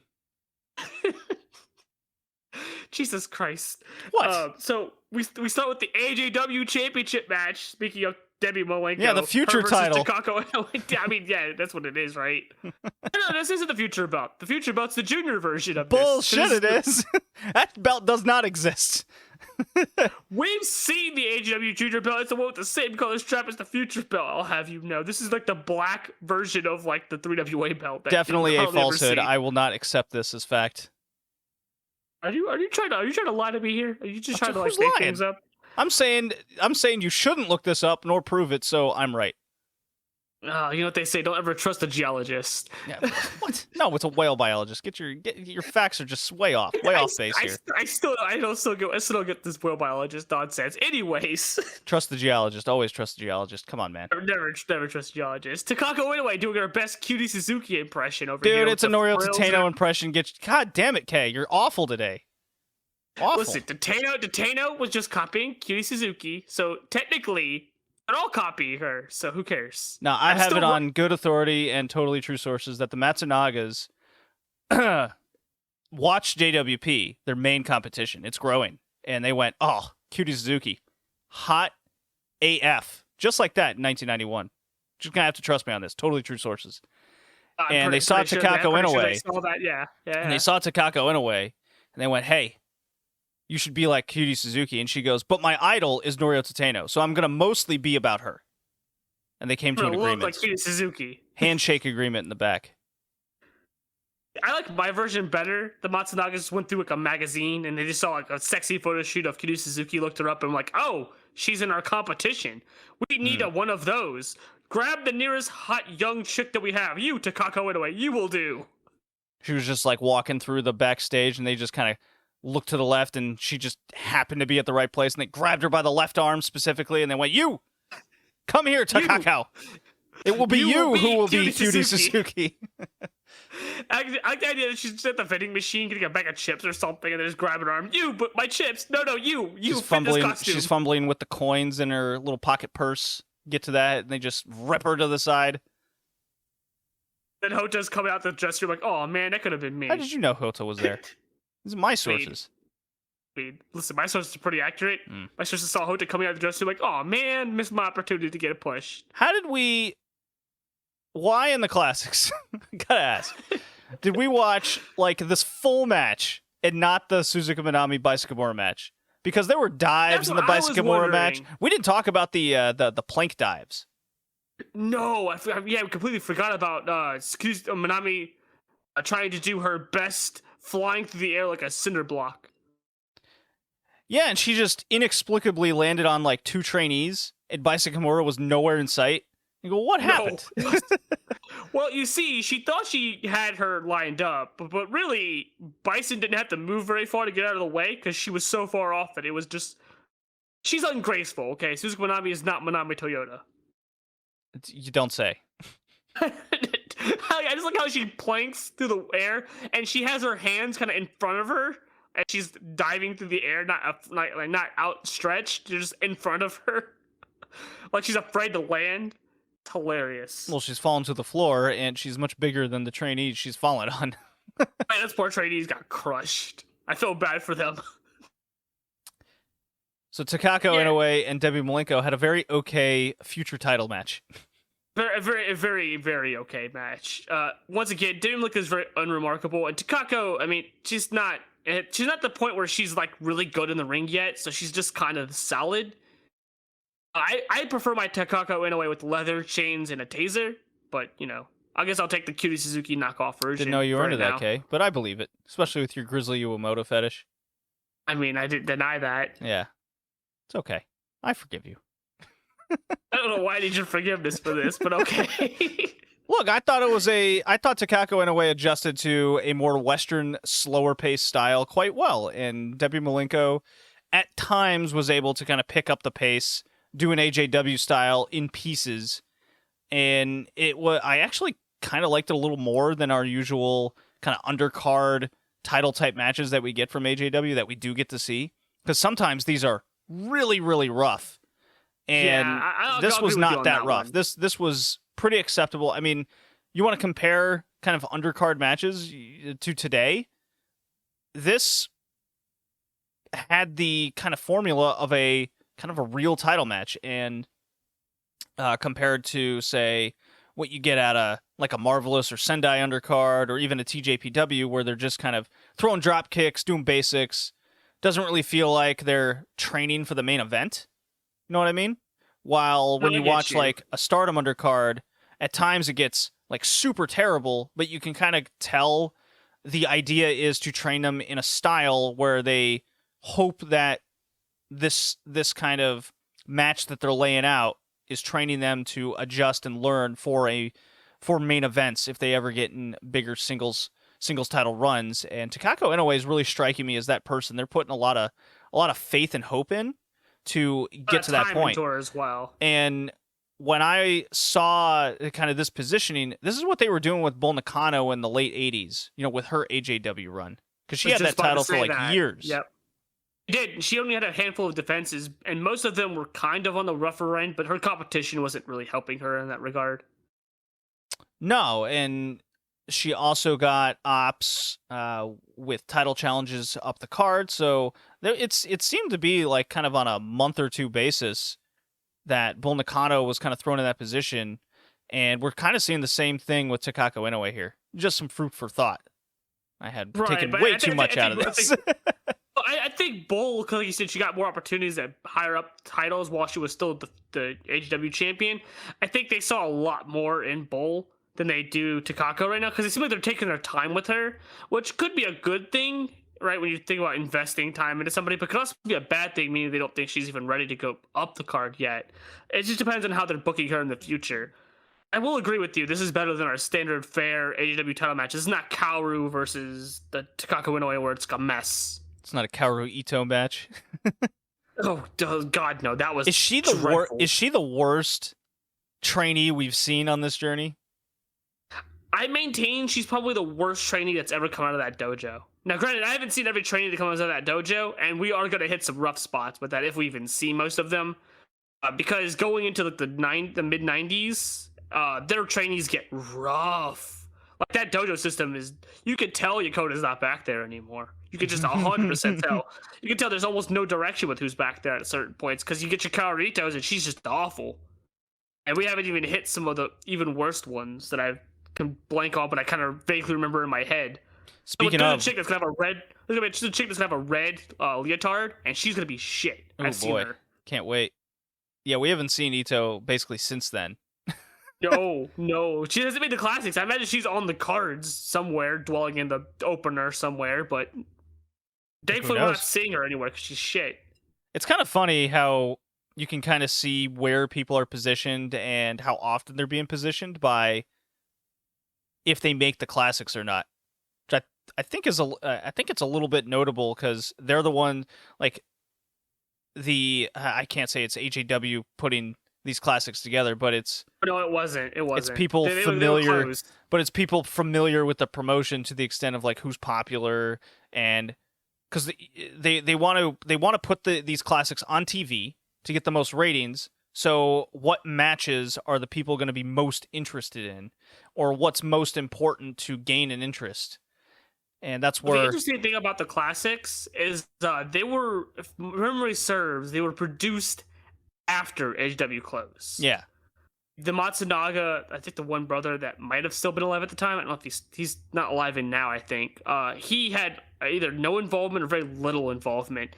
And Samurai TV is one that put this together. And Samurai TV isn't so much worried about ratings, they're worried about subscribers. People subscribing to their channel. Subscribing to their channel via the satellite service, or Right. not satellite service, kind of the same thing. It's like a package, right? They want people to get their package, which is why they air a lot of older content as well as newer content. Did you know the Ice Ribbon show, why it got so cut up, was because there was a 2010s Noah show that we can't miss a single second of that airs right after it. Great. I'm So not happy to even know joking. that now. I think it's like a 2012 or something fucking Noah show that aired right after it. And because it's a strict 2-hour time slot, we couldn't miss a single second of that 2012 Noah show. Well, yeah, okay. The company was almost closing. I know. Why would you air that? Boy. I can go on a rant for that one. Anyways, moving on. A tag team match. Toshi Yamada, Kyoko Inoue, coming back from their Mexico excursion. It's Akira Hokuto and Manami Toyota. Jesus Christ, Kyoko Inoue and Yamada have a fucking tan. Yeah. Sombreros. They have the full sombreros and scarf get up going straight out of Machu Picchu? No, that's Oh no, Kyoko Inoue had a What- poncho. She had a straight up poncho with her sombrero. yeah, but what famous landmark in Mexico am I thinking of? You're right. I think Machu Picchu's right. No, that's in South America. Oh well, fuck me. I don't know, man. Damn it. Listen, I'm not a. You're not versed in geologist your like you. look, this had nothing to do with geology. Hold on. I ain't gonna look it up. Yeah. While you look that up, I'm going to continue to talk about Kyoko Inoue's massively large tan and her torn strap that she had on her gear. the Pyramid of the Sun in Mexico City. That's what I was thinking of. Oh, okay. Well, there you go. So Kyoko, I have it on good authority that Kyoko Inoue and Yamada went to the Pyramid of the Sun. Praise the sun. I was about to say, did they praise the sun? They Yeah, better praise absolutely, the sun. because their tan line said so. Oh man, let's just for a second. Let's just talk about how fucking tanned these two ladies are. Holy shit! It's like Crush Gal's tan, where like you can just see the tan lines, even when their gear covers it up. You can just fucking see it all over. It's nuts. It's pretty gnarly. I love it. Yeah, full sombreros and ponchos, and yeah, they're like straight up out of a Western, and they're about they're about to not just sell drugs but also steal your money trying to sell those drugs from you. And Kyoko Inoue, she definitely needs that money because Tore a strap. over her left shoulder is like a small string. It's not like her strap is clearly just worn down and busted. This chick needs new gear bad. Oh no, I think this is new gear for her. I think this is new gear. Like, it looked very different. It looked kind of different. Her gear looks very similar each iteration, but this one had enough things that I think I noticed it was new. But she must have broke it in early because that strap was ripped to shit. Like, she should have not come out in that gear, honestly, because if that thing ripped, I think the audience might be getting a bit of a show that they probably didn't pay for. Yeah, maybe. Kay, I thought this match was a sloppy piece of shit. Yeah. I thought Yamada and Inoue were very off. You could tell they just can't, because so to give you a timeline, they left for Mexico in October. They came back like 5 days before this show. Okay, so a little jet lag maybe. Probably. Still doesn't account for their constant miscommunication and just being off key the entire time. Well, it also doesn't help that Inoue and Yamada aren't tag partners traditionally at all. Except in the tag league where they got to the finals. Yeah, but you know, Got you on that, didn't I? Ah, Mr. Memory over there. God, I forgot that they weren't they? Damn it. They were definitely off in this one. That was for fucking sure. Hey, people have off nights, and I'm going to criticize for them in however, 1991. How dare they? How dare they? However, I'll say one thing. The Yamada Manami Toyota exchanges were not off because those two still have fantastic chemistry no matter how jet-lagged one of them might be. So that was the only thing that I took away from the match that I liked, at least. Those two have the best chemistry against each other. Whenever there was a clear one-on-one in the match, that's when it was at its best. Whenever there had to be tag team maneuvers, and don't get me wrong, Hokuto and Toyota were not on the same page the whole time either. Oh, no, they weren't. Manami Toyota had her own gear in mind, and it was, I'm doing a moonsault, get out of my way. She almost landed on Hokuto at one of those moonsaults. It was hilarious. Hokuto's like, the fuck did you... Like, she barely missed her. It was hilarious. But I was like, listen, I do a moonsault, you just get out of the way. If I go to the top rope, just make a beeline the other direction. Well, at least I liked the finish. The finish was good. Yeah, the finish was fine. You know, to flipping kick to the head. Yeah, it was. So, in a way, has Hokuto... It's in the heart attack position, like Bret Hart style. Yeah. And Hokuto, or not, in a way, is in the Jim Neidhart role. So Yamada's going to the top rope. Inoue has Hokuto in that heart attack, but also her legs are crossed, like she was going for a cloverleaf submission, but then just lifted her up. And then Yamada comes off the top and does kind of a spinning flip heel kick to her head, and then it slams down heart attack style, and Inoue just pins her. So I thought that was a pretty cool, interesting move, and doing something kind of high impact on that was a good finish for a show like this. Yeah, you could tell they had practiced that move too a lot. I don't think they'd used it in the tech league, I don't remember, but they must have used it in Mexico at the very least. Yeah, I bet they came up with it against all those flippy luchadors doing all their flippy bullshit. Looking at their CMLL matches, they had a lot of matches with the Morenos. Like, almost exclusively wrestled the Morenos. It's hilarious. Well, moving on to the big, bad steel cage match. We got our third steel cage match in AJW history. Bull Nakano and big, bad bitch Monster Ripper looking like a big, bad bitch against Aja Kong and Bison Kimura Jungle Jack. Monster Ripper comes out with a chain. She's got a mask on. She's got face paint. She looks like a bad bitch. Commentary is putting her over. So I went back and re-listened to the commentary and had my girlfriend kind of help translate some of it, what she could at least. They are putting over her massive. He talked about how she tore through Black Pair and Beauty Pair, how she won the 3WA belt, how she destroyed Jackie Sato, even though she didn't destroy Jackie Sato, but she destroyed Jackie Sato. Okay, don't you take that away from her? No, she didn't. That was a very competitive match, but they made it seem like she just demolished her, which makes sense because Jackie Sato is in a competition, so they don't want to put Jackie Sato over. She definitely destroyed Mimi Hagiwara. That's for sure. Oh yeah, they mentioned Mimi Hagiwara. They say she just listed a row of her victims, a list of the victims of Monster Ripper, forgetting to admit, or not really mentioning that before she left on that tour, went back to America or Canada, wherever the fuck she went, that she was a beloved babyface for a little while there, and was often siding with the babyfaces. So just didn't mention that she did that, but. We don't need to mention So this was like an elimination match, Oz Academy style, where I guess the winners would face each other? Yeah, but they didn't say that on commentary. Very strange. I don't know if they had announced it beforehand, because commentary was not saying that at all. Yeah, it was very strange. I didn't know really what I was watching until like the decision would be made of what's going on, and I'm just kind of playing a guessing game. Wasn't clear what this match was going in, but as soon as kind of put it all together and everything happened, I really liked this match. This was pretty gnarly. Yeah. I think this entire match was meant to put over Monster Ripper, so when she faces Bull, she's like a massive monster. Because she knocks out her opponent. Like, she just, was it, Aja, right? Kong, She knocked the fuck out of Aja Kong. She knocked her out. Passed out. Stopped, finished. She was out. Then she just beat the fuck out of Well, first, gonna mention Bison's new gear here. She's got jean jacket over her shirt because she's not wearing her top of her gear. She's wearing a shirt with her bull logo on it, her big bison head. And then she's got her normal bottom pants, or what look like Zubaz pants maybe, and then fucking jean shorts over top of that. She's looking like Triple H over here with the fucking denim on denim shit. Well, she should have brought the sledgehammer into the steel cage, because this was the Bull Nakano Monster Ripper will beat your ass match.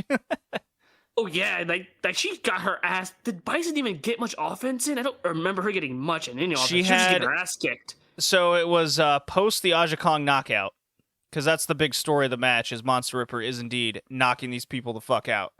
She sure is. The first okay, so the match starts, and it's like a Rock and Roll Express steel cage match in Starrcade 1985, where even though it's a steel cage, it's still operating under basic tag match rules, where you still got to tag in and out of the match. Like it's like there's rules. Yeah, it was in so general. odd. And Bull Nakano's trying to tag Monster Ripper in, and Monster Ripper keeps turning her back, walking. She's like, I'm only in this match to get to you, basically. And eventually she does get in, and Aja Kong gets knocked out in like 5-10 minutes, whatever it might be. I wasn't contrary to belief, Kay, I don't time every little thing in matches I watch. Sometimes I get caught up in the moment. I don't. Should have stopped watching it handy at all times. Yeah. Yeah, right. So Aja Kong gets knocked out. Ref calls her out. And a bunch of wrestlers hit the ring with medical, and they open the cage door. Help her out. Aja out. Yeah, and Monster Ripper and Bull Nakano are kind of chilling on the side. They're reveling in their victory of taking out the Kong, and Bison Kimura's all worried for a tag partner. And as soon as Aja Kong is like being motioned out of the ring, Ripper just beats the shit out of Bison Kimura. It's like, well, here we go. And Bison Kimura has a small hope spot. Small little comeback, and it's to no avail because trash cans get involved, among other things, and she has no chance against Bull Nakano Monster Ripper taking her 2-on-1, nor should anybody. Let's be honest here. So you're underselling how quickly she was attacked after Aja was taken out of the ring. Aja had just exited the threshold of the cage. Bison has her back to them as she's looking at her partner, and Monster Ripper just grabs her hair, rips her down to the mat. Was brutal. Like the Monster Ripper, this was all about putting Monster Ripper over, so that when her and Bull get against each other, it's to put Bull over, who once again does her epic top of the cage leg drop spot.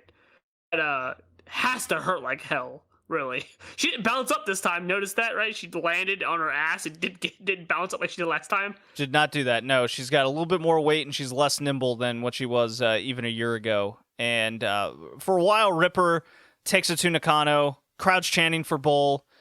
Big baby face reaction from Bull Nakano. So they did the deed correct. They got Ripper over as the big monster heel, taking out Jungle Jack basically alone. Little bit of help with the company's top champion, and Bull Nakano's bleeding. The trash can's involved. Going up against the cage, Bull Nakano makes her come. Chains involved too. Chains involved. Yeah, Bull Nakano makes her come back and jumps off the cage, and they do the knockout finish with Monster Ripper. So 3 knockouts. I don't think this match was escape the cage or pinfall. I think it was just knockout only. I think it was escape the cage rules, but I think knockout could also get victory because you can't. I mean, you knock your opponent out, you just win, right? Well, I mean, they counted the 10 for Monster Ripper. I don't recall them doing that with Kong and Bison. I think that might have been just to speed things up, really. Maybe, I think it didn't. I think because they clearly had but so much time because they had to set the cage up before all of this, and I imagine they were at least crunching for time, so they weren't going to do that. The whole thing was meant to get to get a Monster Ripper over as a heel. So you don't have to count 10. Just knock them out. They're over. It's cool. Move on. Bison wins. Crowd goes nuts. Bull wins. Or, what did I say? Bison? You said Bison. I got Bison Kimura on the mind. Forgive me. She's a very awesome and attractive woman. She sure is. Bull Nakano wins. Monster Ripper's on the mic, out of the ring. She kind of gets up almost immediately. And Yeah, it was weird. She got up almost instantaneously. and she's yelling in the mic, Bull Nakano! Bull Nakano! Just keeps doing it. The music's She's playing. yelling, the music's over top of her, the crowd's cheering over top of her, so she's trying desperately to be heard. And I believe, because she has 2 titles on her, one of them is a belt from Canada, if I'm not mistaken, or both of them. Yeah, World Canadian Championship or something or another. Who knows? There's 2 of them. One's a black belt, and the impression I got, since I don't speak Japanese, is she wants a rematch with Bull Nakano, and she wants to put her title on the line against her. Which right, that's what it seems like they're doing, which is kind of screaming no contest to me. yeah, because no, wasn't one of the belts like a Mexico belt from Mexico? It was like World Wrestling Council or some shit like that. Oh yeah, the Puerto Rico belts. Yeah. Yeah. I think she put that one on the line, which immediately screams this is not gonna have a finish. Well, hopefully it's in the She's going to classics. Puerto Rico. I don't think. I get a feeling it's not, unless it's meant to do something bigger for Bull. I don't think it is gonna be. I mean, I could be mistaken. I haven't looked ahead. Maybe. Let me look ahead here. Let's see what we got. 52. Yeah, 52. Yeah, let's give a nice little teaser here. Let's see here. 52 ist December 91. Ooh, way after. Tag League the Best playoff match. Playoff match? Interesting. I don't think I've ever heard that before. That's new. So, did we not see the finals with Jungle Jack and Inoue and Yamada in October? We did. Maybe we didn't? I'm looking this up. That is weird, because I thought we did see the finals. Maybe we didn't. That's what I thought. Hold on. Maybe it's okay, 91. Let's see. Amazing radio, I know. Yeah, the best high quality audio. Tag League the Best, Kong, and all right, so then we're in the playoffs. Playoffs? Oh. Playoffs? So what we watched a couple episodes ago was the start of the tournament. What? You're mixing me up on this? So the start of the tournament was October 4th and it ends December 8th. We see almost none of it then. Right. That's it. It's interesting. So we because saw they Min send them Showers, over to Hota, Mexico. Tomoko, then we got Jungle Jack, Inoue, Yamada. So that was just the beginning of it. And the next episode is the conclusion of Tag League the Best. So that's a big kind of oops from us, but it didn't really make it clear what that was. Because I saw when I looked it up, I didn't really think twice about seeing the matchup, and I go, oh, that must be the finals. And should have looked at the date. Nah, it's also kind of interesting because, I mean, you can't really blame us. They send them to Mexico for a tour, like, in the middle of Tag League. That's kind of confusing, too, at the same time. Yeah. They send them with their teams. That's very odd, I gotta say. Yeah, so that's December 8th at Corkin Hall, December 9th, something like that. Something like that. Yeah. So we'll get the conclusion to Tag League, and that'll be the end of 91. And then I'll have to find another source where the match listings are for episodes 53 to 70, it looks like. Yeah, that's when you start hitting the weeds where I don't think they all got translated properly. I have a source, K. Ooh, you have a source? I have source. Let's see if it's source. in here. Doing it live. Doing it live, okay. Let's Well, see. do we find out if we're gonna have that match then? Because I know you were looking at 90 or December. Which match? The title match with the Monster Ripper and the Bull. Let's see here. That's the whole reason why you looked anyways, remember? No. We don't get it? Of course we don't get it. Told you. Let's see. We got IWA women's title on the line. Joy. 53. 54 doesn't seem to be listed. Oh, this is all kind of all over the place. We're gonna have a great time with this one. 55, 56. 3 WA tag titles. Nakano Aja Kong in 92. Ah, yeah, that's the match I think with the title No, changes hands. we don't get the Monster Ripper. So I bet that took place outside Japan. It's a good chance. It's a Puerto Rico title. They were sending people over that direction, so that would make sense, I guess. Yeah, I guess so. All right. Well, who cares? I kind of care. It's kind of fun. Or I guess we'll watch it then, right? If you can find it. I'm sure I'll look into it. No promises on that one. Oh, definitely no promises. I mean, we don't even know if that thing made tape. All right. I guess that does it for AJW. On to the Nuge. Oh boy. Let's see. Liger.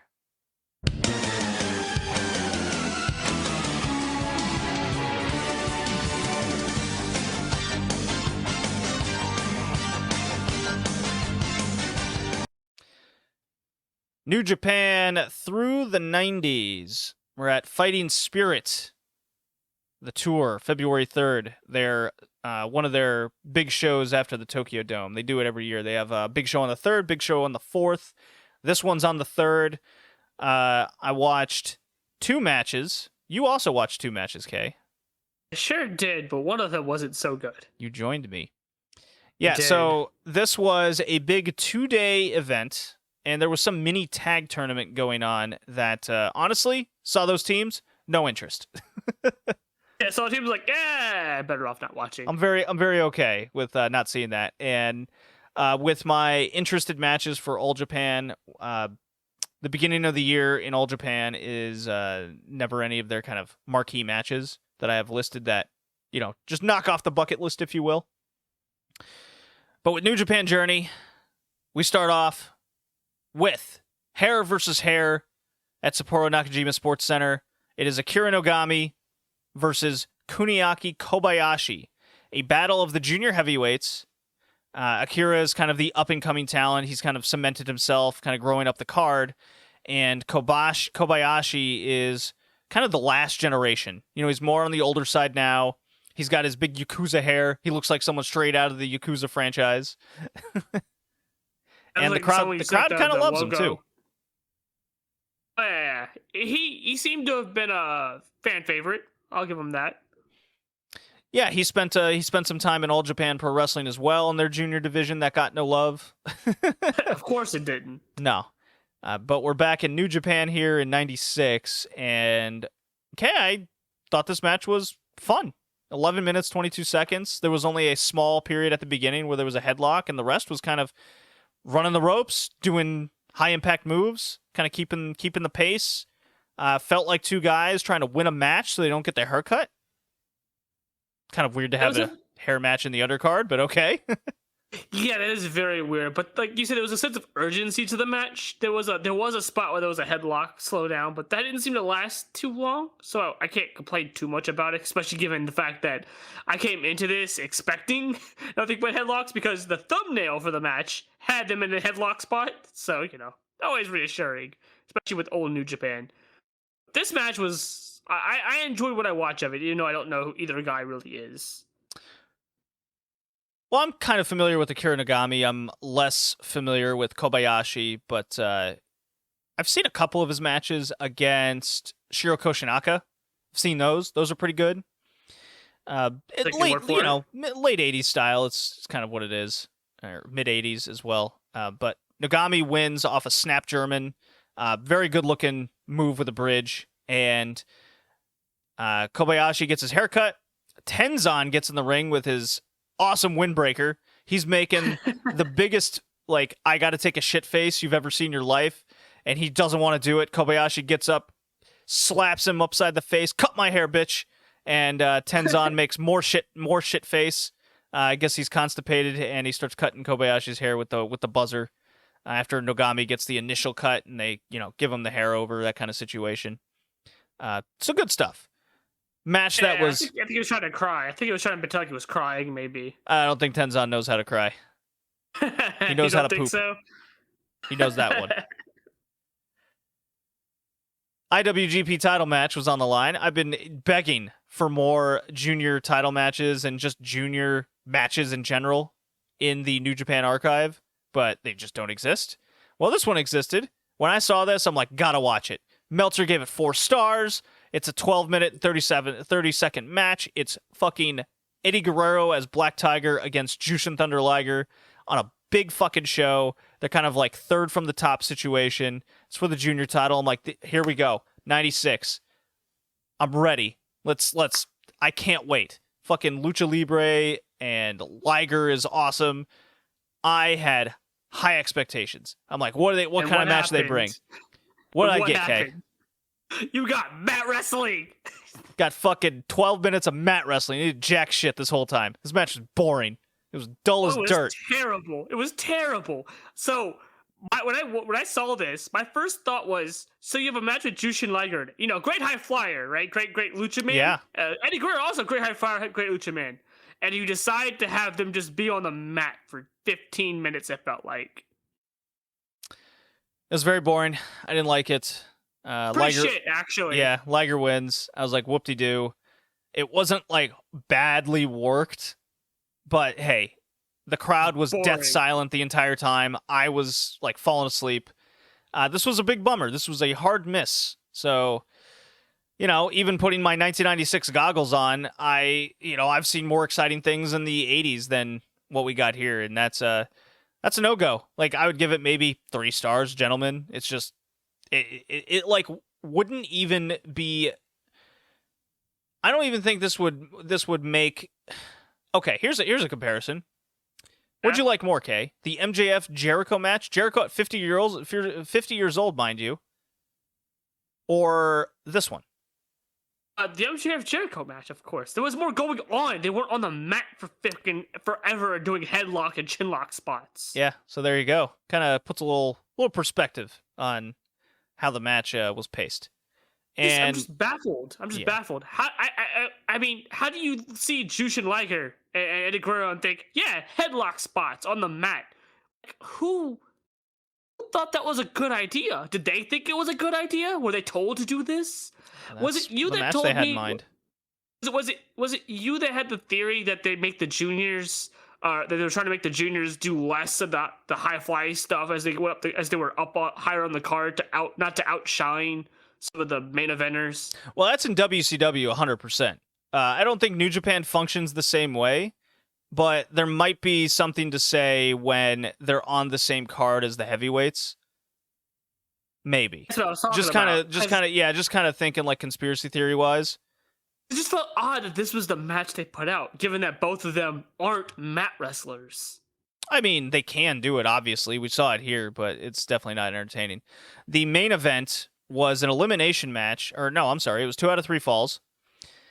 It was Yuji Nagata, Otani, Joko Ishizawa, and Tatsuhito Takaiwa versus Kakihara, Kanehara, Sakuraba, and Yamamoto. Do any of those names ring a bell to you? No, but 2 names rhyme, so that's kind of funny, I guess. So I recognize like half the names, and much of them are kind of young lions at this point, or only a few years in their career. I have no idea why this was the main event. I searched into it. I was trying to get context and story. I watched like the first fall, and I go, this match is not for me. Turned it off. Takikawa pins Sakuraba the first fall in like 7 minutes, and then it was just a whole lot of nothing. Meltzer also gave it 4 stars. I don't know. I just can't relate to what he saw in 96 for this one. He had to have been there live. He had to have been there live. There's I don't know. I don't know. But yeah, this was a hard miss. And so far, New Japan 1996 and late 95, not winning many brownie points with me. No, it seems like New Japan's kind of stuck in a rut, right? They're just doing kind of the same old. Well, when I'm watching, I always got to compare because that's where we're at. All Japan has the big fucking main events, and the new bloods in there. They're doing big match styles, and they're innovating. right? And the crowds are hot. And whenever I watch New Japan, and it's been a long time since I like witnessed on this little journey here, New Japan kind of reaching those highs that I saw in the late 80s, early 90s with Vader and kind of Chono breaking out of his peak, Ricky Chosu and just name a couple. Like the crowd's behind those guys, and this new generation is still very much kind of doing mat 80s style wrestling, and it gets no reaction out of the crowd half the time. And I'm not into it. I think it's boring. Like, I'm not saying they're bad wrestlers. I'm not saying that they're not over. they're not they're certainly popular. Like, they're still drawing like crazy amount of people. So there's something working there. But from my entertainment and what I like out of my wrestling, I'm finding so much of this just so boring and dull. Yeah, there's a reason why I kind of stopped watching regularly with you, because I've just found these so boring that I can't even watch the matches. I just check out almost 5 minutes in, sometimes 2 minutes in. They're just in chin-lock spots the entire time. Yeah. And that's not entertaining to me. That's boring. Gotta work that chin, brother. Get that wrist control, man. Yeah. Luckily, there's only like 4 years left of this, so. Only 4 years left. Yeah, it's going by really quick. There aren't as many videos in the archives as you think. Almost give it Stardom for their money with the lucky archive. I mean, well, look, man, it's, we go like 3 or 4 episodes. So that's like 2 months, and I'm already like done with a year. that's nuts. Yeah, that is so nuts. It's kind of funny, kind of seeing some of this, right? Because you said that even though the wrestling's really boring, that they're over and the crowd isn't hating what they're seeing. It's kind of very different than, like, I don't know, modern New Japan, where you see the fans upset with everything. Well, at least in the Western terms, yeah. Even in Japan, we're seeing them be upset with Evil and main events. Oh, they that's hate what you mean. They yeah, actively hate it. Like, they're not watching the show. They're refusing to go. Like that. I mean, could just be one type of outlier there, but it definitely seems like the company's in a weirder, almost worse off spot now than they were at this point, and their matches were boring. It's definitely a strange place. You know what's strange? Talking about Nitro. I think we'll move on. Gotta play that drop. Where's that drop? There's that drop.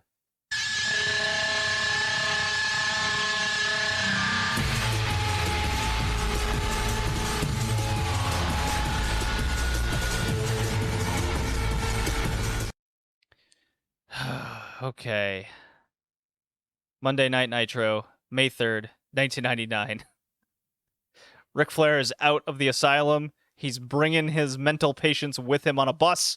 We're heading to We're heading to Charlotte, North Carolina, the hometown of it's Flair country, Horseman Town. Kay. And it reminded you like 16 different times. This surely won't embarrass Ric Flair in his hometown, right? Oh, little did you know. Fuck. All right. Meanwhile on Nitro, meanwhile on Raw, the corporate ministry has made an appearance because they just had the debut of SmackDown. I remember the debut of SmackDown. Yeah, they're over in San Diego, California, like 10,000 people in attendance, and the corporate ministry is like the NWO. You may not remember that, but they are just all over the show, just causing just bullshittery the entire time. I don't remember it. Listen, and Shane McMahon's in charge. I think I remember the corporate ministry is that it was me Austin all along. Which we're not there yet. They've gotten there. Yes, I don't think they've gotten there yet.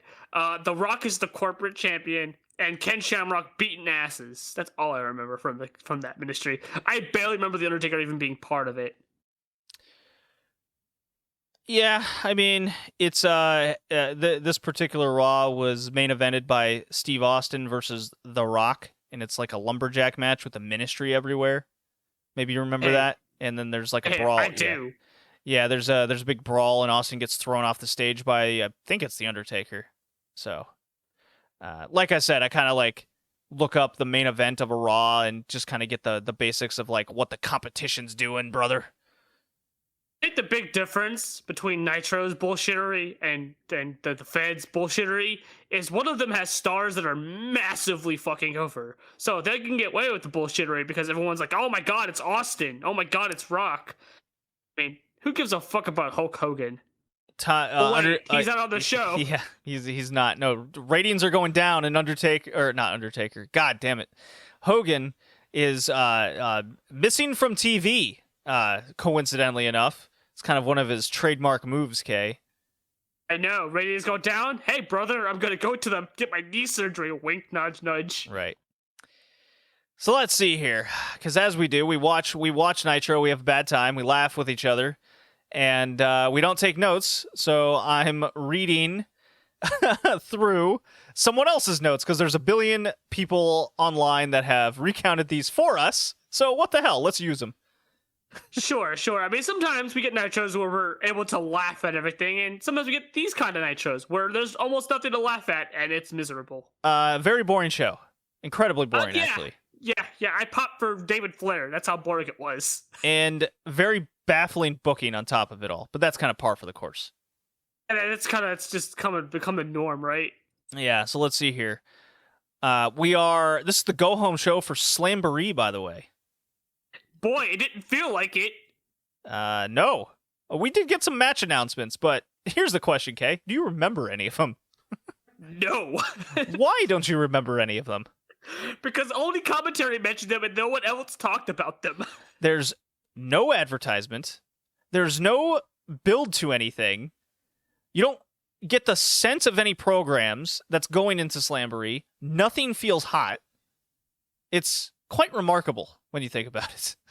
Dude, we didn't even know what the main event title match was because they gave us constant title matches. We were unsure if Kevin Nash was even supposed to get his title match after all or not, or if he blew it last week. Right, because we saw 2 title matches and 2 title changes last week on Nitro. So here we are. Now it's the go-home show for Slamboree. That won't get confusing at all. That won't get confusing at all. Of course not, no. DJ Fuckface from MTV's still there with his blonde tips. Not even frosted tips. Scrub. There's blonde, and he looks like shit. Yeah, he's got the latest NASCAR driver that does the WCW car. He's there talking about wrestling that he doesn't watch, clearly. Very obviously. Also, he's very obviously awkward and doesn't know how to do interviews yet. Non-title match starts off the show because did you remember Rey Mysterio and Kidman are tag champions? No, I forgot. Me Actually, neither. I forgot that Rey won his cruiserweight belt. I thought he lost it to fucking Psychosis. I guess he won it back. I forgot. He did win it back last week. But I forgot about that. Who knew? So they're against the Armstrongs. They won a handicap match last week against Raven. I remember that. And Raven. they lose here in it's a shitty match, but God help us, it was the best thing on the show. And that's not saying a whole lot. Also, speaking of Raven, so here's something funny I came across recently through my YouTube recommendation ventures. Ooh. Did you know that WCW did an advertisement with Raven and more specifically Perry Saturn to Freak on the Leash by Korn? I did not know that. That sounds great. It was very hilarious because I think it was around this time period because he's looking like the Marilyn Manson Perry Saturn, and it's like a 30-second, I think it's supposed to be an advertising commercial spot or something for Nitro, and it's plugging Thunder, actually. Never mind. Great. It was supposed to plug Thunder to Freak on the Leash. So they spent money on Korn in 99, probably when they're about at their popularest or most popular, I think, to advertise Thunder, a show nobody watches. I mean, a lot of people watch it, but it's not as much as Nobody watches Nitro. Nobody watches Thunder. Nobody watches Thunder. Nobody watches Thursdays, is that what you're saying? Nobody watches Thursdays. I keep having to reiterate this. Nobody watches Thursdays. What people do on Thursdays? Not watch Thursdays. Post-match, the Horsemen come down. They're beating down the champions, so Heat, brother. Raven and Saturn come down for the save, and then they beat up Kidman and Mysterio, and then the Horsemen return, and they beat up Raven and Saturn because no baby faces are allowed to be over, and everyone must have heat. Hooray. Except the crowd didn't care, so there was no heat. Cat versus Buff Bagwell. God help me, this was terrible. Oh, this was awful. Buff Bagwell, I don't know if you know this. Buff Bagwell is a shit wrestler. absolutely shit. He's really bad. At least the cat does his like karate poses in the ring to kind of keep us mildly entertained. This was a really bad match. Sonny Ono gets involved. He does some bullshit. Accidentally kicks the cat. Ref's like right there. Who cares? I've totally given up giving a shit about the referees in WCW. Bagwell hits the blockbuster, wins. He has a U.S. title match on Sunday, maybe. Yeah, we didn't know that was even a thing until commentators like, hey, he's got a U.S. title match. It's like, what? He's going to face the Scott Steiner man. Isn't Scott Steiner a U.S. champion? I don't remember. Steiner is the U.S. champion. Hey, so we actually get storyline stuff that maybe pays off. Probably. But Steiner was on the show for like 2 seconds. We'll get to him. He wasn't talking about Buff Bagwell. He was talking about Nash. Flair and his company of mental patients arrive at the building and immediately head to the ring, causing mischief and mayhem in the back along the way. Rick yells about Sting, Randy Savage, Gorgeous George. Then he calls out Goldberg inexplicably. Yeah, just randomly Goldberg. Yeah, hey, Goldberg. Why is he calling out Goldberg? I don't know. He says, Savage, you're fired again. And then he goes, I want a world title match here in Charlotte tonight because I'm in charge. Like, okay, great. Yeah, world title match. Again, not going to make it confusing when you have a pay-per-view on the weekend with also a world title match. No. No, not confused at all. What does happen is Randy Savage comes out, and he's got a couple women with him. Okay?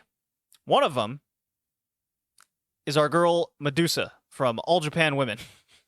And she does not look anything like Medusa. She looks like a hooker straight out of the red light district. She's very attractive. She sure does. But holy fuck. What have they done to her?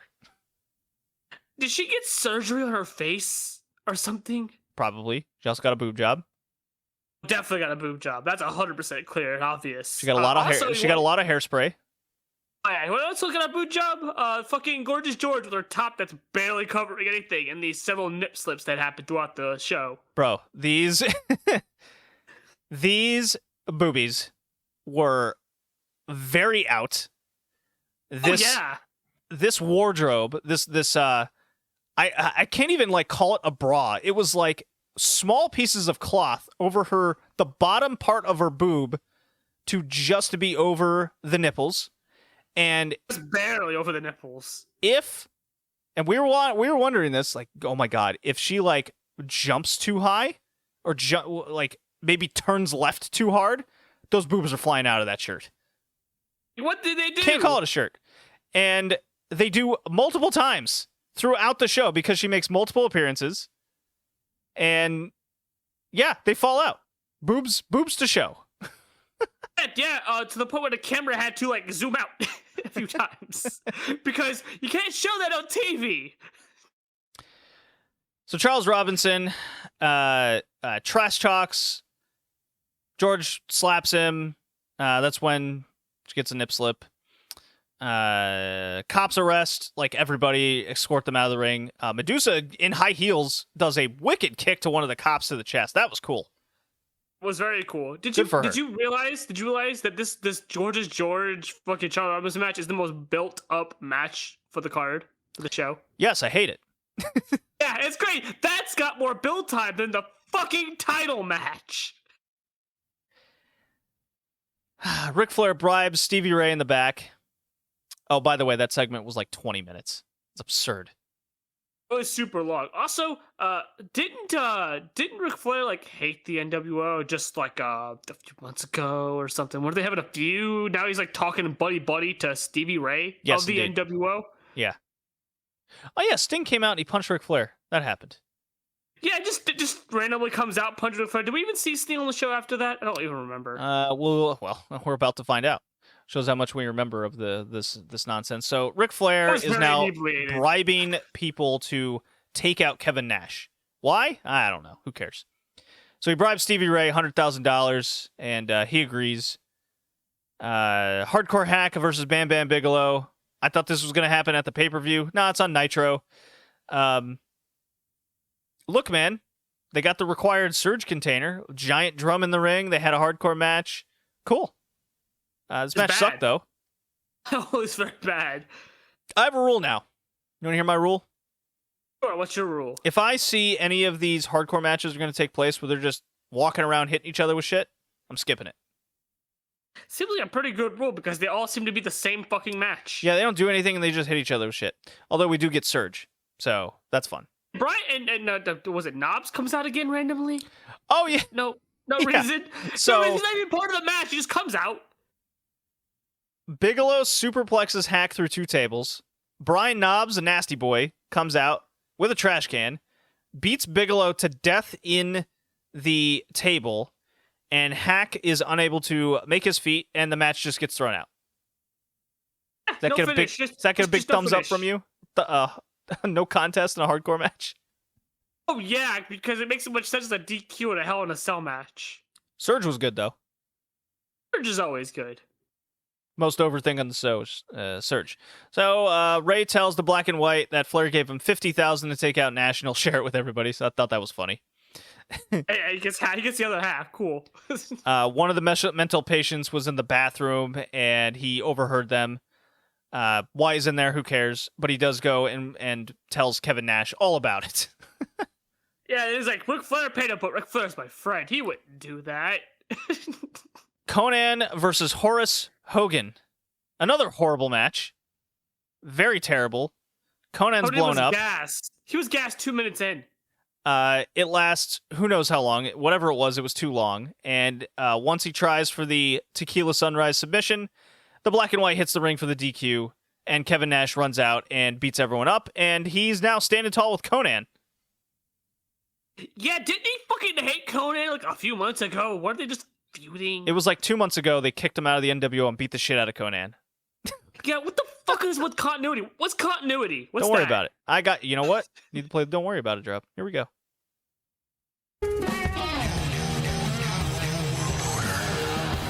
You're right. Don't worry about it. Got us. Those were the wise words of the hot blonde, Tori Wilson. Yeah, so I've got a theory, JD. If you want to hear my little theory here on why people have not watched Nitro, maybe it's not just the bad matches. Maybe it's not just the random shit. Maybe they want to be able to follow a story that makes some coherent sense instead of tuning in every week and they're just getting a different story that doesn't make sense with the thing they watched the last week. You know what's the most consistent story on the show the past few weeks? Ric Flair's crazy. Yeah, that's been it. That and the Gorgeous George Charles Robinson thing. So Ric Flair is with Arn Anderson, Charles Robinson, and then David Flair and My boy, David Flair. Samantha comes in. I finally heard her name. Samantha. It's not Tori Wilson. It's Samantha. Of course, she doesn't become Tori Wilson until she goes to the Fed. So David Flair wants a match, and Ric Flair says, I got you a match. And he doesn't tell him who he's facing. And then he tells him who he's facing. Ric Flair says, Mang. And then Charles Robinson goes, how does it go? Either way, David Flair thinks Mang can't go in the ring anymore. So it's some like insider bullshit. And Arn Anderson's in the back just going, he's going to die. So, I want to point out one thing about my boy here, David Flair. He comes up and talks to his dad, right? His face is normal. As he talks to his dad, his face keeps getting increasingly more red. It's the funniest shit. I love this man. Piper arrives in a limo because I guess they want the fans to hate him now. He arrives in the limo, comes out, and just says nonsense. I might be alone on this, but I want Piper just not on Nitro. Him being there makes the least amount of sense, and he's done nothing and added nothing. They're building up Ric Flair versus Piper. I know, and I don't care. Yeah, add that. Yeah, add that too. We're probably definitely going to get that match. That's a guarantee, because they're old people, and they got to get their paychecks. So what happens if Flair wins the title tonight? Is it Piper versus Flair for the title? Was that their idea? They probably didn't. They probably didn't think that far. They didn't say. So my assumption is they didn't think that far ahead. So Piper goes crazy. He charges into Flair's like Oval Office shit he's got set up with a bunch of mental patients inside, and he beats up cops, throws like water on him, and puts a shirt on him. Whoop-de-doo. Flair then sends Scott Steiner to go beat up Kevin Nash, not the guy who just beat him up, Piper. Like. No. Also, Scott Steiner, who has a match with his heated rival who he broke up with, Buff Bagwell, doesn't even mention the guy's name once. Doesn't even mention that he's having a title match with this guy. Doesn't give a fuck. It's all about Kevin Nash and the title. Don't worry about that. Sounds like you're worried about it. I'm not worried about it. Are you worried about it? I don't know. Got more Nitro girls dancing. I'm kind of over them. I just skip over it now. I just want to get through Nitro quick. Lex Luger and Liz have a conference, but the signal goes out. I don't know what happened. This made no sense. Oh, I forgot to mention earlier. So earlier in the show, I forget what it was, what segment it was, but they had like a weird same fizzing thing on a barcode showed up just for a split second, and then they do this again. What the fuck is this? I don't know, but that tells me that they purposely put on a advertisement for something that didn't work. And it goes out, and the commentary goes, wow, lost the signal. Like, what the fuck? Show's terrible. Yeah, what the fuck was Lex Luger even talking about? I don't know. Who cares? What the fuck was he? Where has he been this entire time? He's got an elbow injury. Don't worry about it. I'm not worried about it. Steiner asks Mysterio where Nash is. Ray points him in the dressing room, and then he beats up Buff Bagwell. Oh, yeah. There he sees Buff Bagwell. Then he just... And so this is the guy that's challenging him for the title, right? What does he do? He beats the absolute fuck out of him. As he's laying there, tells him if he gets up, he's gonna beat his ass again as he walks out. Like, where's Nash? Way to over bury there. the guy. Ah, there's a human. I will beat him up. It must be Nash. There's Buff Bagwell. He beats the Buff Bagwell gets no hits in. He just gets his ass kicked and buried under a table, I think it was. And Scott Snyder's words to him were hilarious. He's like, if you get up, I'll beat your ass again. Stay down. And he walks away, and Buff Bagwell stays down. So funny. This guy's challenging for the U.S. title. Mang beats up David Flair. It went on entirely too long, even though it was quick. Ric Flair comes out and laughs at David. Takes him out on a stretcher. Cool. Hey, my boy David Flair, bringing in the views. How dare you? DDP comes out for a promo, calls Ric Flair old, whatever. I'm gonna keep mentioning this. I hate that he has the belt backwards on him. He looks like a retarded person when he does that. It looks so stupid. He's getting heat, Where's brother. their belt backwards? Good job. No, he's so dumb. You know, nobody boos him. Nobody cares. Kern Hennig versus Booker T for the TV title. A match I finally opened my eyes for, because I'm like, oh, okay, this could be interesting. But we forget Booker T's in the ring. It's Nitro. It's Nitro. And it's Nitro. Therefore, Stevie Ray has to come out for the DQ. And what does he do? Comes out for the DQ. Yay! And then Rick Steiner comes out for the save, and then he gets beaten up. Or whatever. Who cares? No, don't worry about it. Don't worry about it. Ric Flair versus DDP for the WCW title. Robinson is the referee. They have a pretty good match. Ric Flair misses a double axe handle, then he goes up top and hits it a second time. Then I like DDP matches. I like how they're structured. Not too bad. I don't really care. They're not too bad. Ric Flair's Ric Flair in the ring. So despite everything being utter shit, this was kind of a highlight on the show. But, okay, what show are we watching again? Watching Nitro. Ah, yes. Okay. Randy Savage and Gorgeous George come to the ring. Gorgeous George's boobs fall out of her shirt again. As Ric Flair's in the figure four. Robinson goes after Gorgeous George.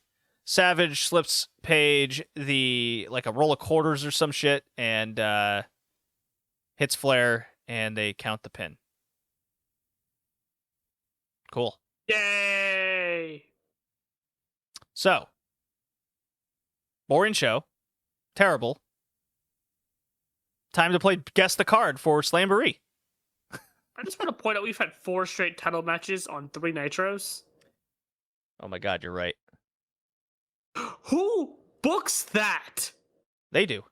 So we got Stupid. So we got DDP versus Nash for the world title, I think. Do Piper we? Piper Do versus we? Flair. Robinson versus George. If George wins, Randy Savage gets a job back, I guess, even though he's been fired multiple times. Bagwell versus Steiner for the US title. Do we have any more Do we have any more guesses? We had to have a cruiserweight match somehow, so I'm gonna assume we're gonna have like Hoovy versus Psychosis. Oh, no. We have a 3-way for the tag title, right? I don't know, do we? Kidman and Mysterio versus the Horsemen versus Saturn and Raven. Didn't say anything about that, so I'm just gonna take your word for it. Just take your word for it. 3-way tag title match. I'm gonna put that in. I'm gonna laugh if we think this is gonna be a Nash versus DDP match, and it's just gonna be DDP versus like Goldberg. Do you think we're gonna get Brian Knobbs versus Bigelow in a hardcore match? We're gonna a 3-way hardcore match again. That's what we're gonna get. 3-way hardcore match. Okay. No music Bigelow, Hackman, and Knobs Man. Hack Bigelow Knobbs. Okay, so that's 6 matches. I think we need one more. Oh, I think we're gonna get a cruiserweight match because we only have that because one he's already cruiserweight booked on a match. tag title match. Although that never stopped him from double booking. No, not a title match. A cruiserweight match, just one, because they always have to have one. Oh, random. Okay, who's in it? Psychosis versus Hoovy. I think they do. Yeah, I'll put it in just for UK. That's for me. I mean, listen. Did you put that past them? And then I want to put a random singles match. Wait, Goldberg has a match, doesn't he? Isn't it Goldberg Sting? No. I think it's Goldberg Sting. I'm gonna put Goldberg Sting. I don't remember them saying anything about Goldberg versus anybody. I'm gonna put Goldberg Sting. I think that's something they're doing. I vaguely, I think I vaguely recall last week that they said that was happening, but they didn't plug it tonight. That's 2 baby fases. Why would you? Oh, whatever. Why are you worried about it? Plug that, Sounds right? like you're worried about it, Kay. How many times do I got to tell you? You're right. I'm getting worked up over Nitro. Jesus Christ. Well, all right, that was terrible. Now there's gonna be one more match. There's gonna be one more match. And Flair hasn't had his match. No, Flair Piper. No. It said David Flair, not Oh, Ric Flair. David. Wait, David Flair. No, he's not gonna have a match. Oh, I think he's gonna have a match. What's he? Him versus Mang in a rematch. No, come on. You're crazy. Oh, you don't think so? You don't think so? Just go ahead and jot that one down. No, they would do that on Thunder. Would do that on a pay-per-view. You know they would. All right, I'll put David versus Mang 2. to Boogaloo. Okay, well that does it. That is episode 88, Peter Pan's First Dance. See you next time.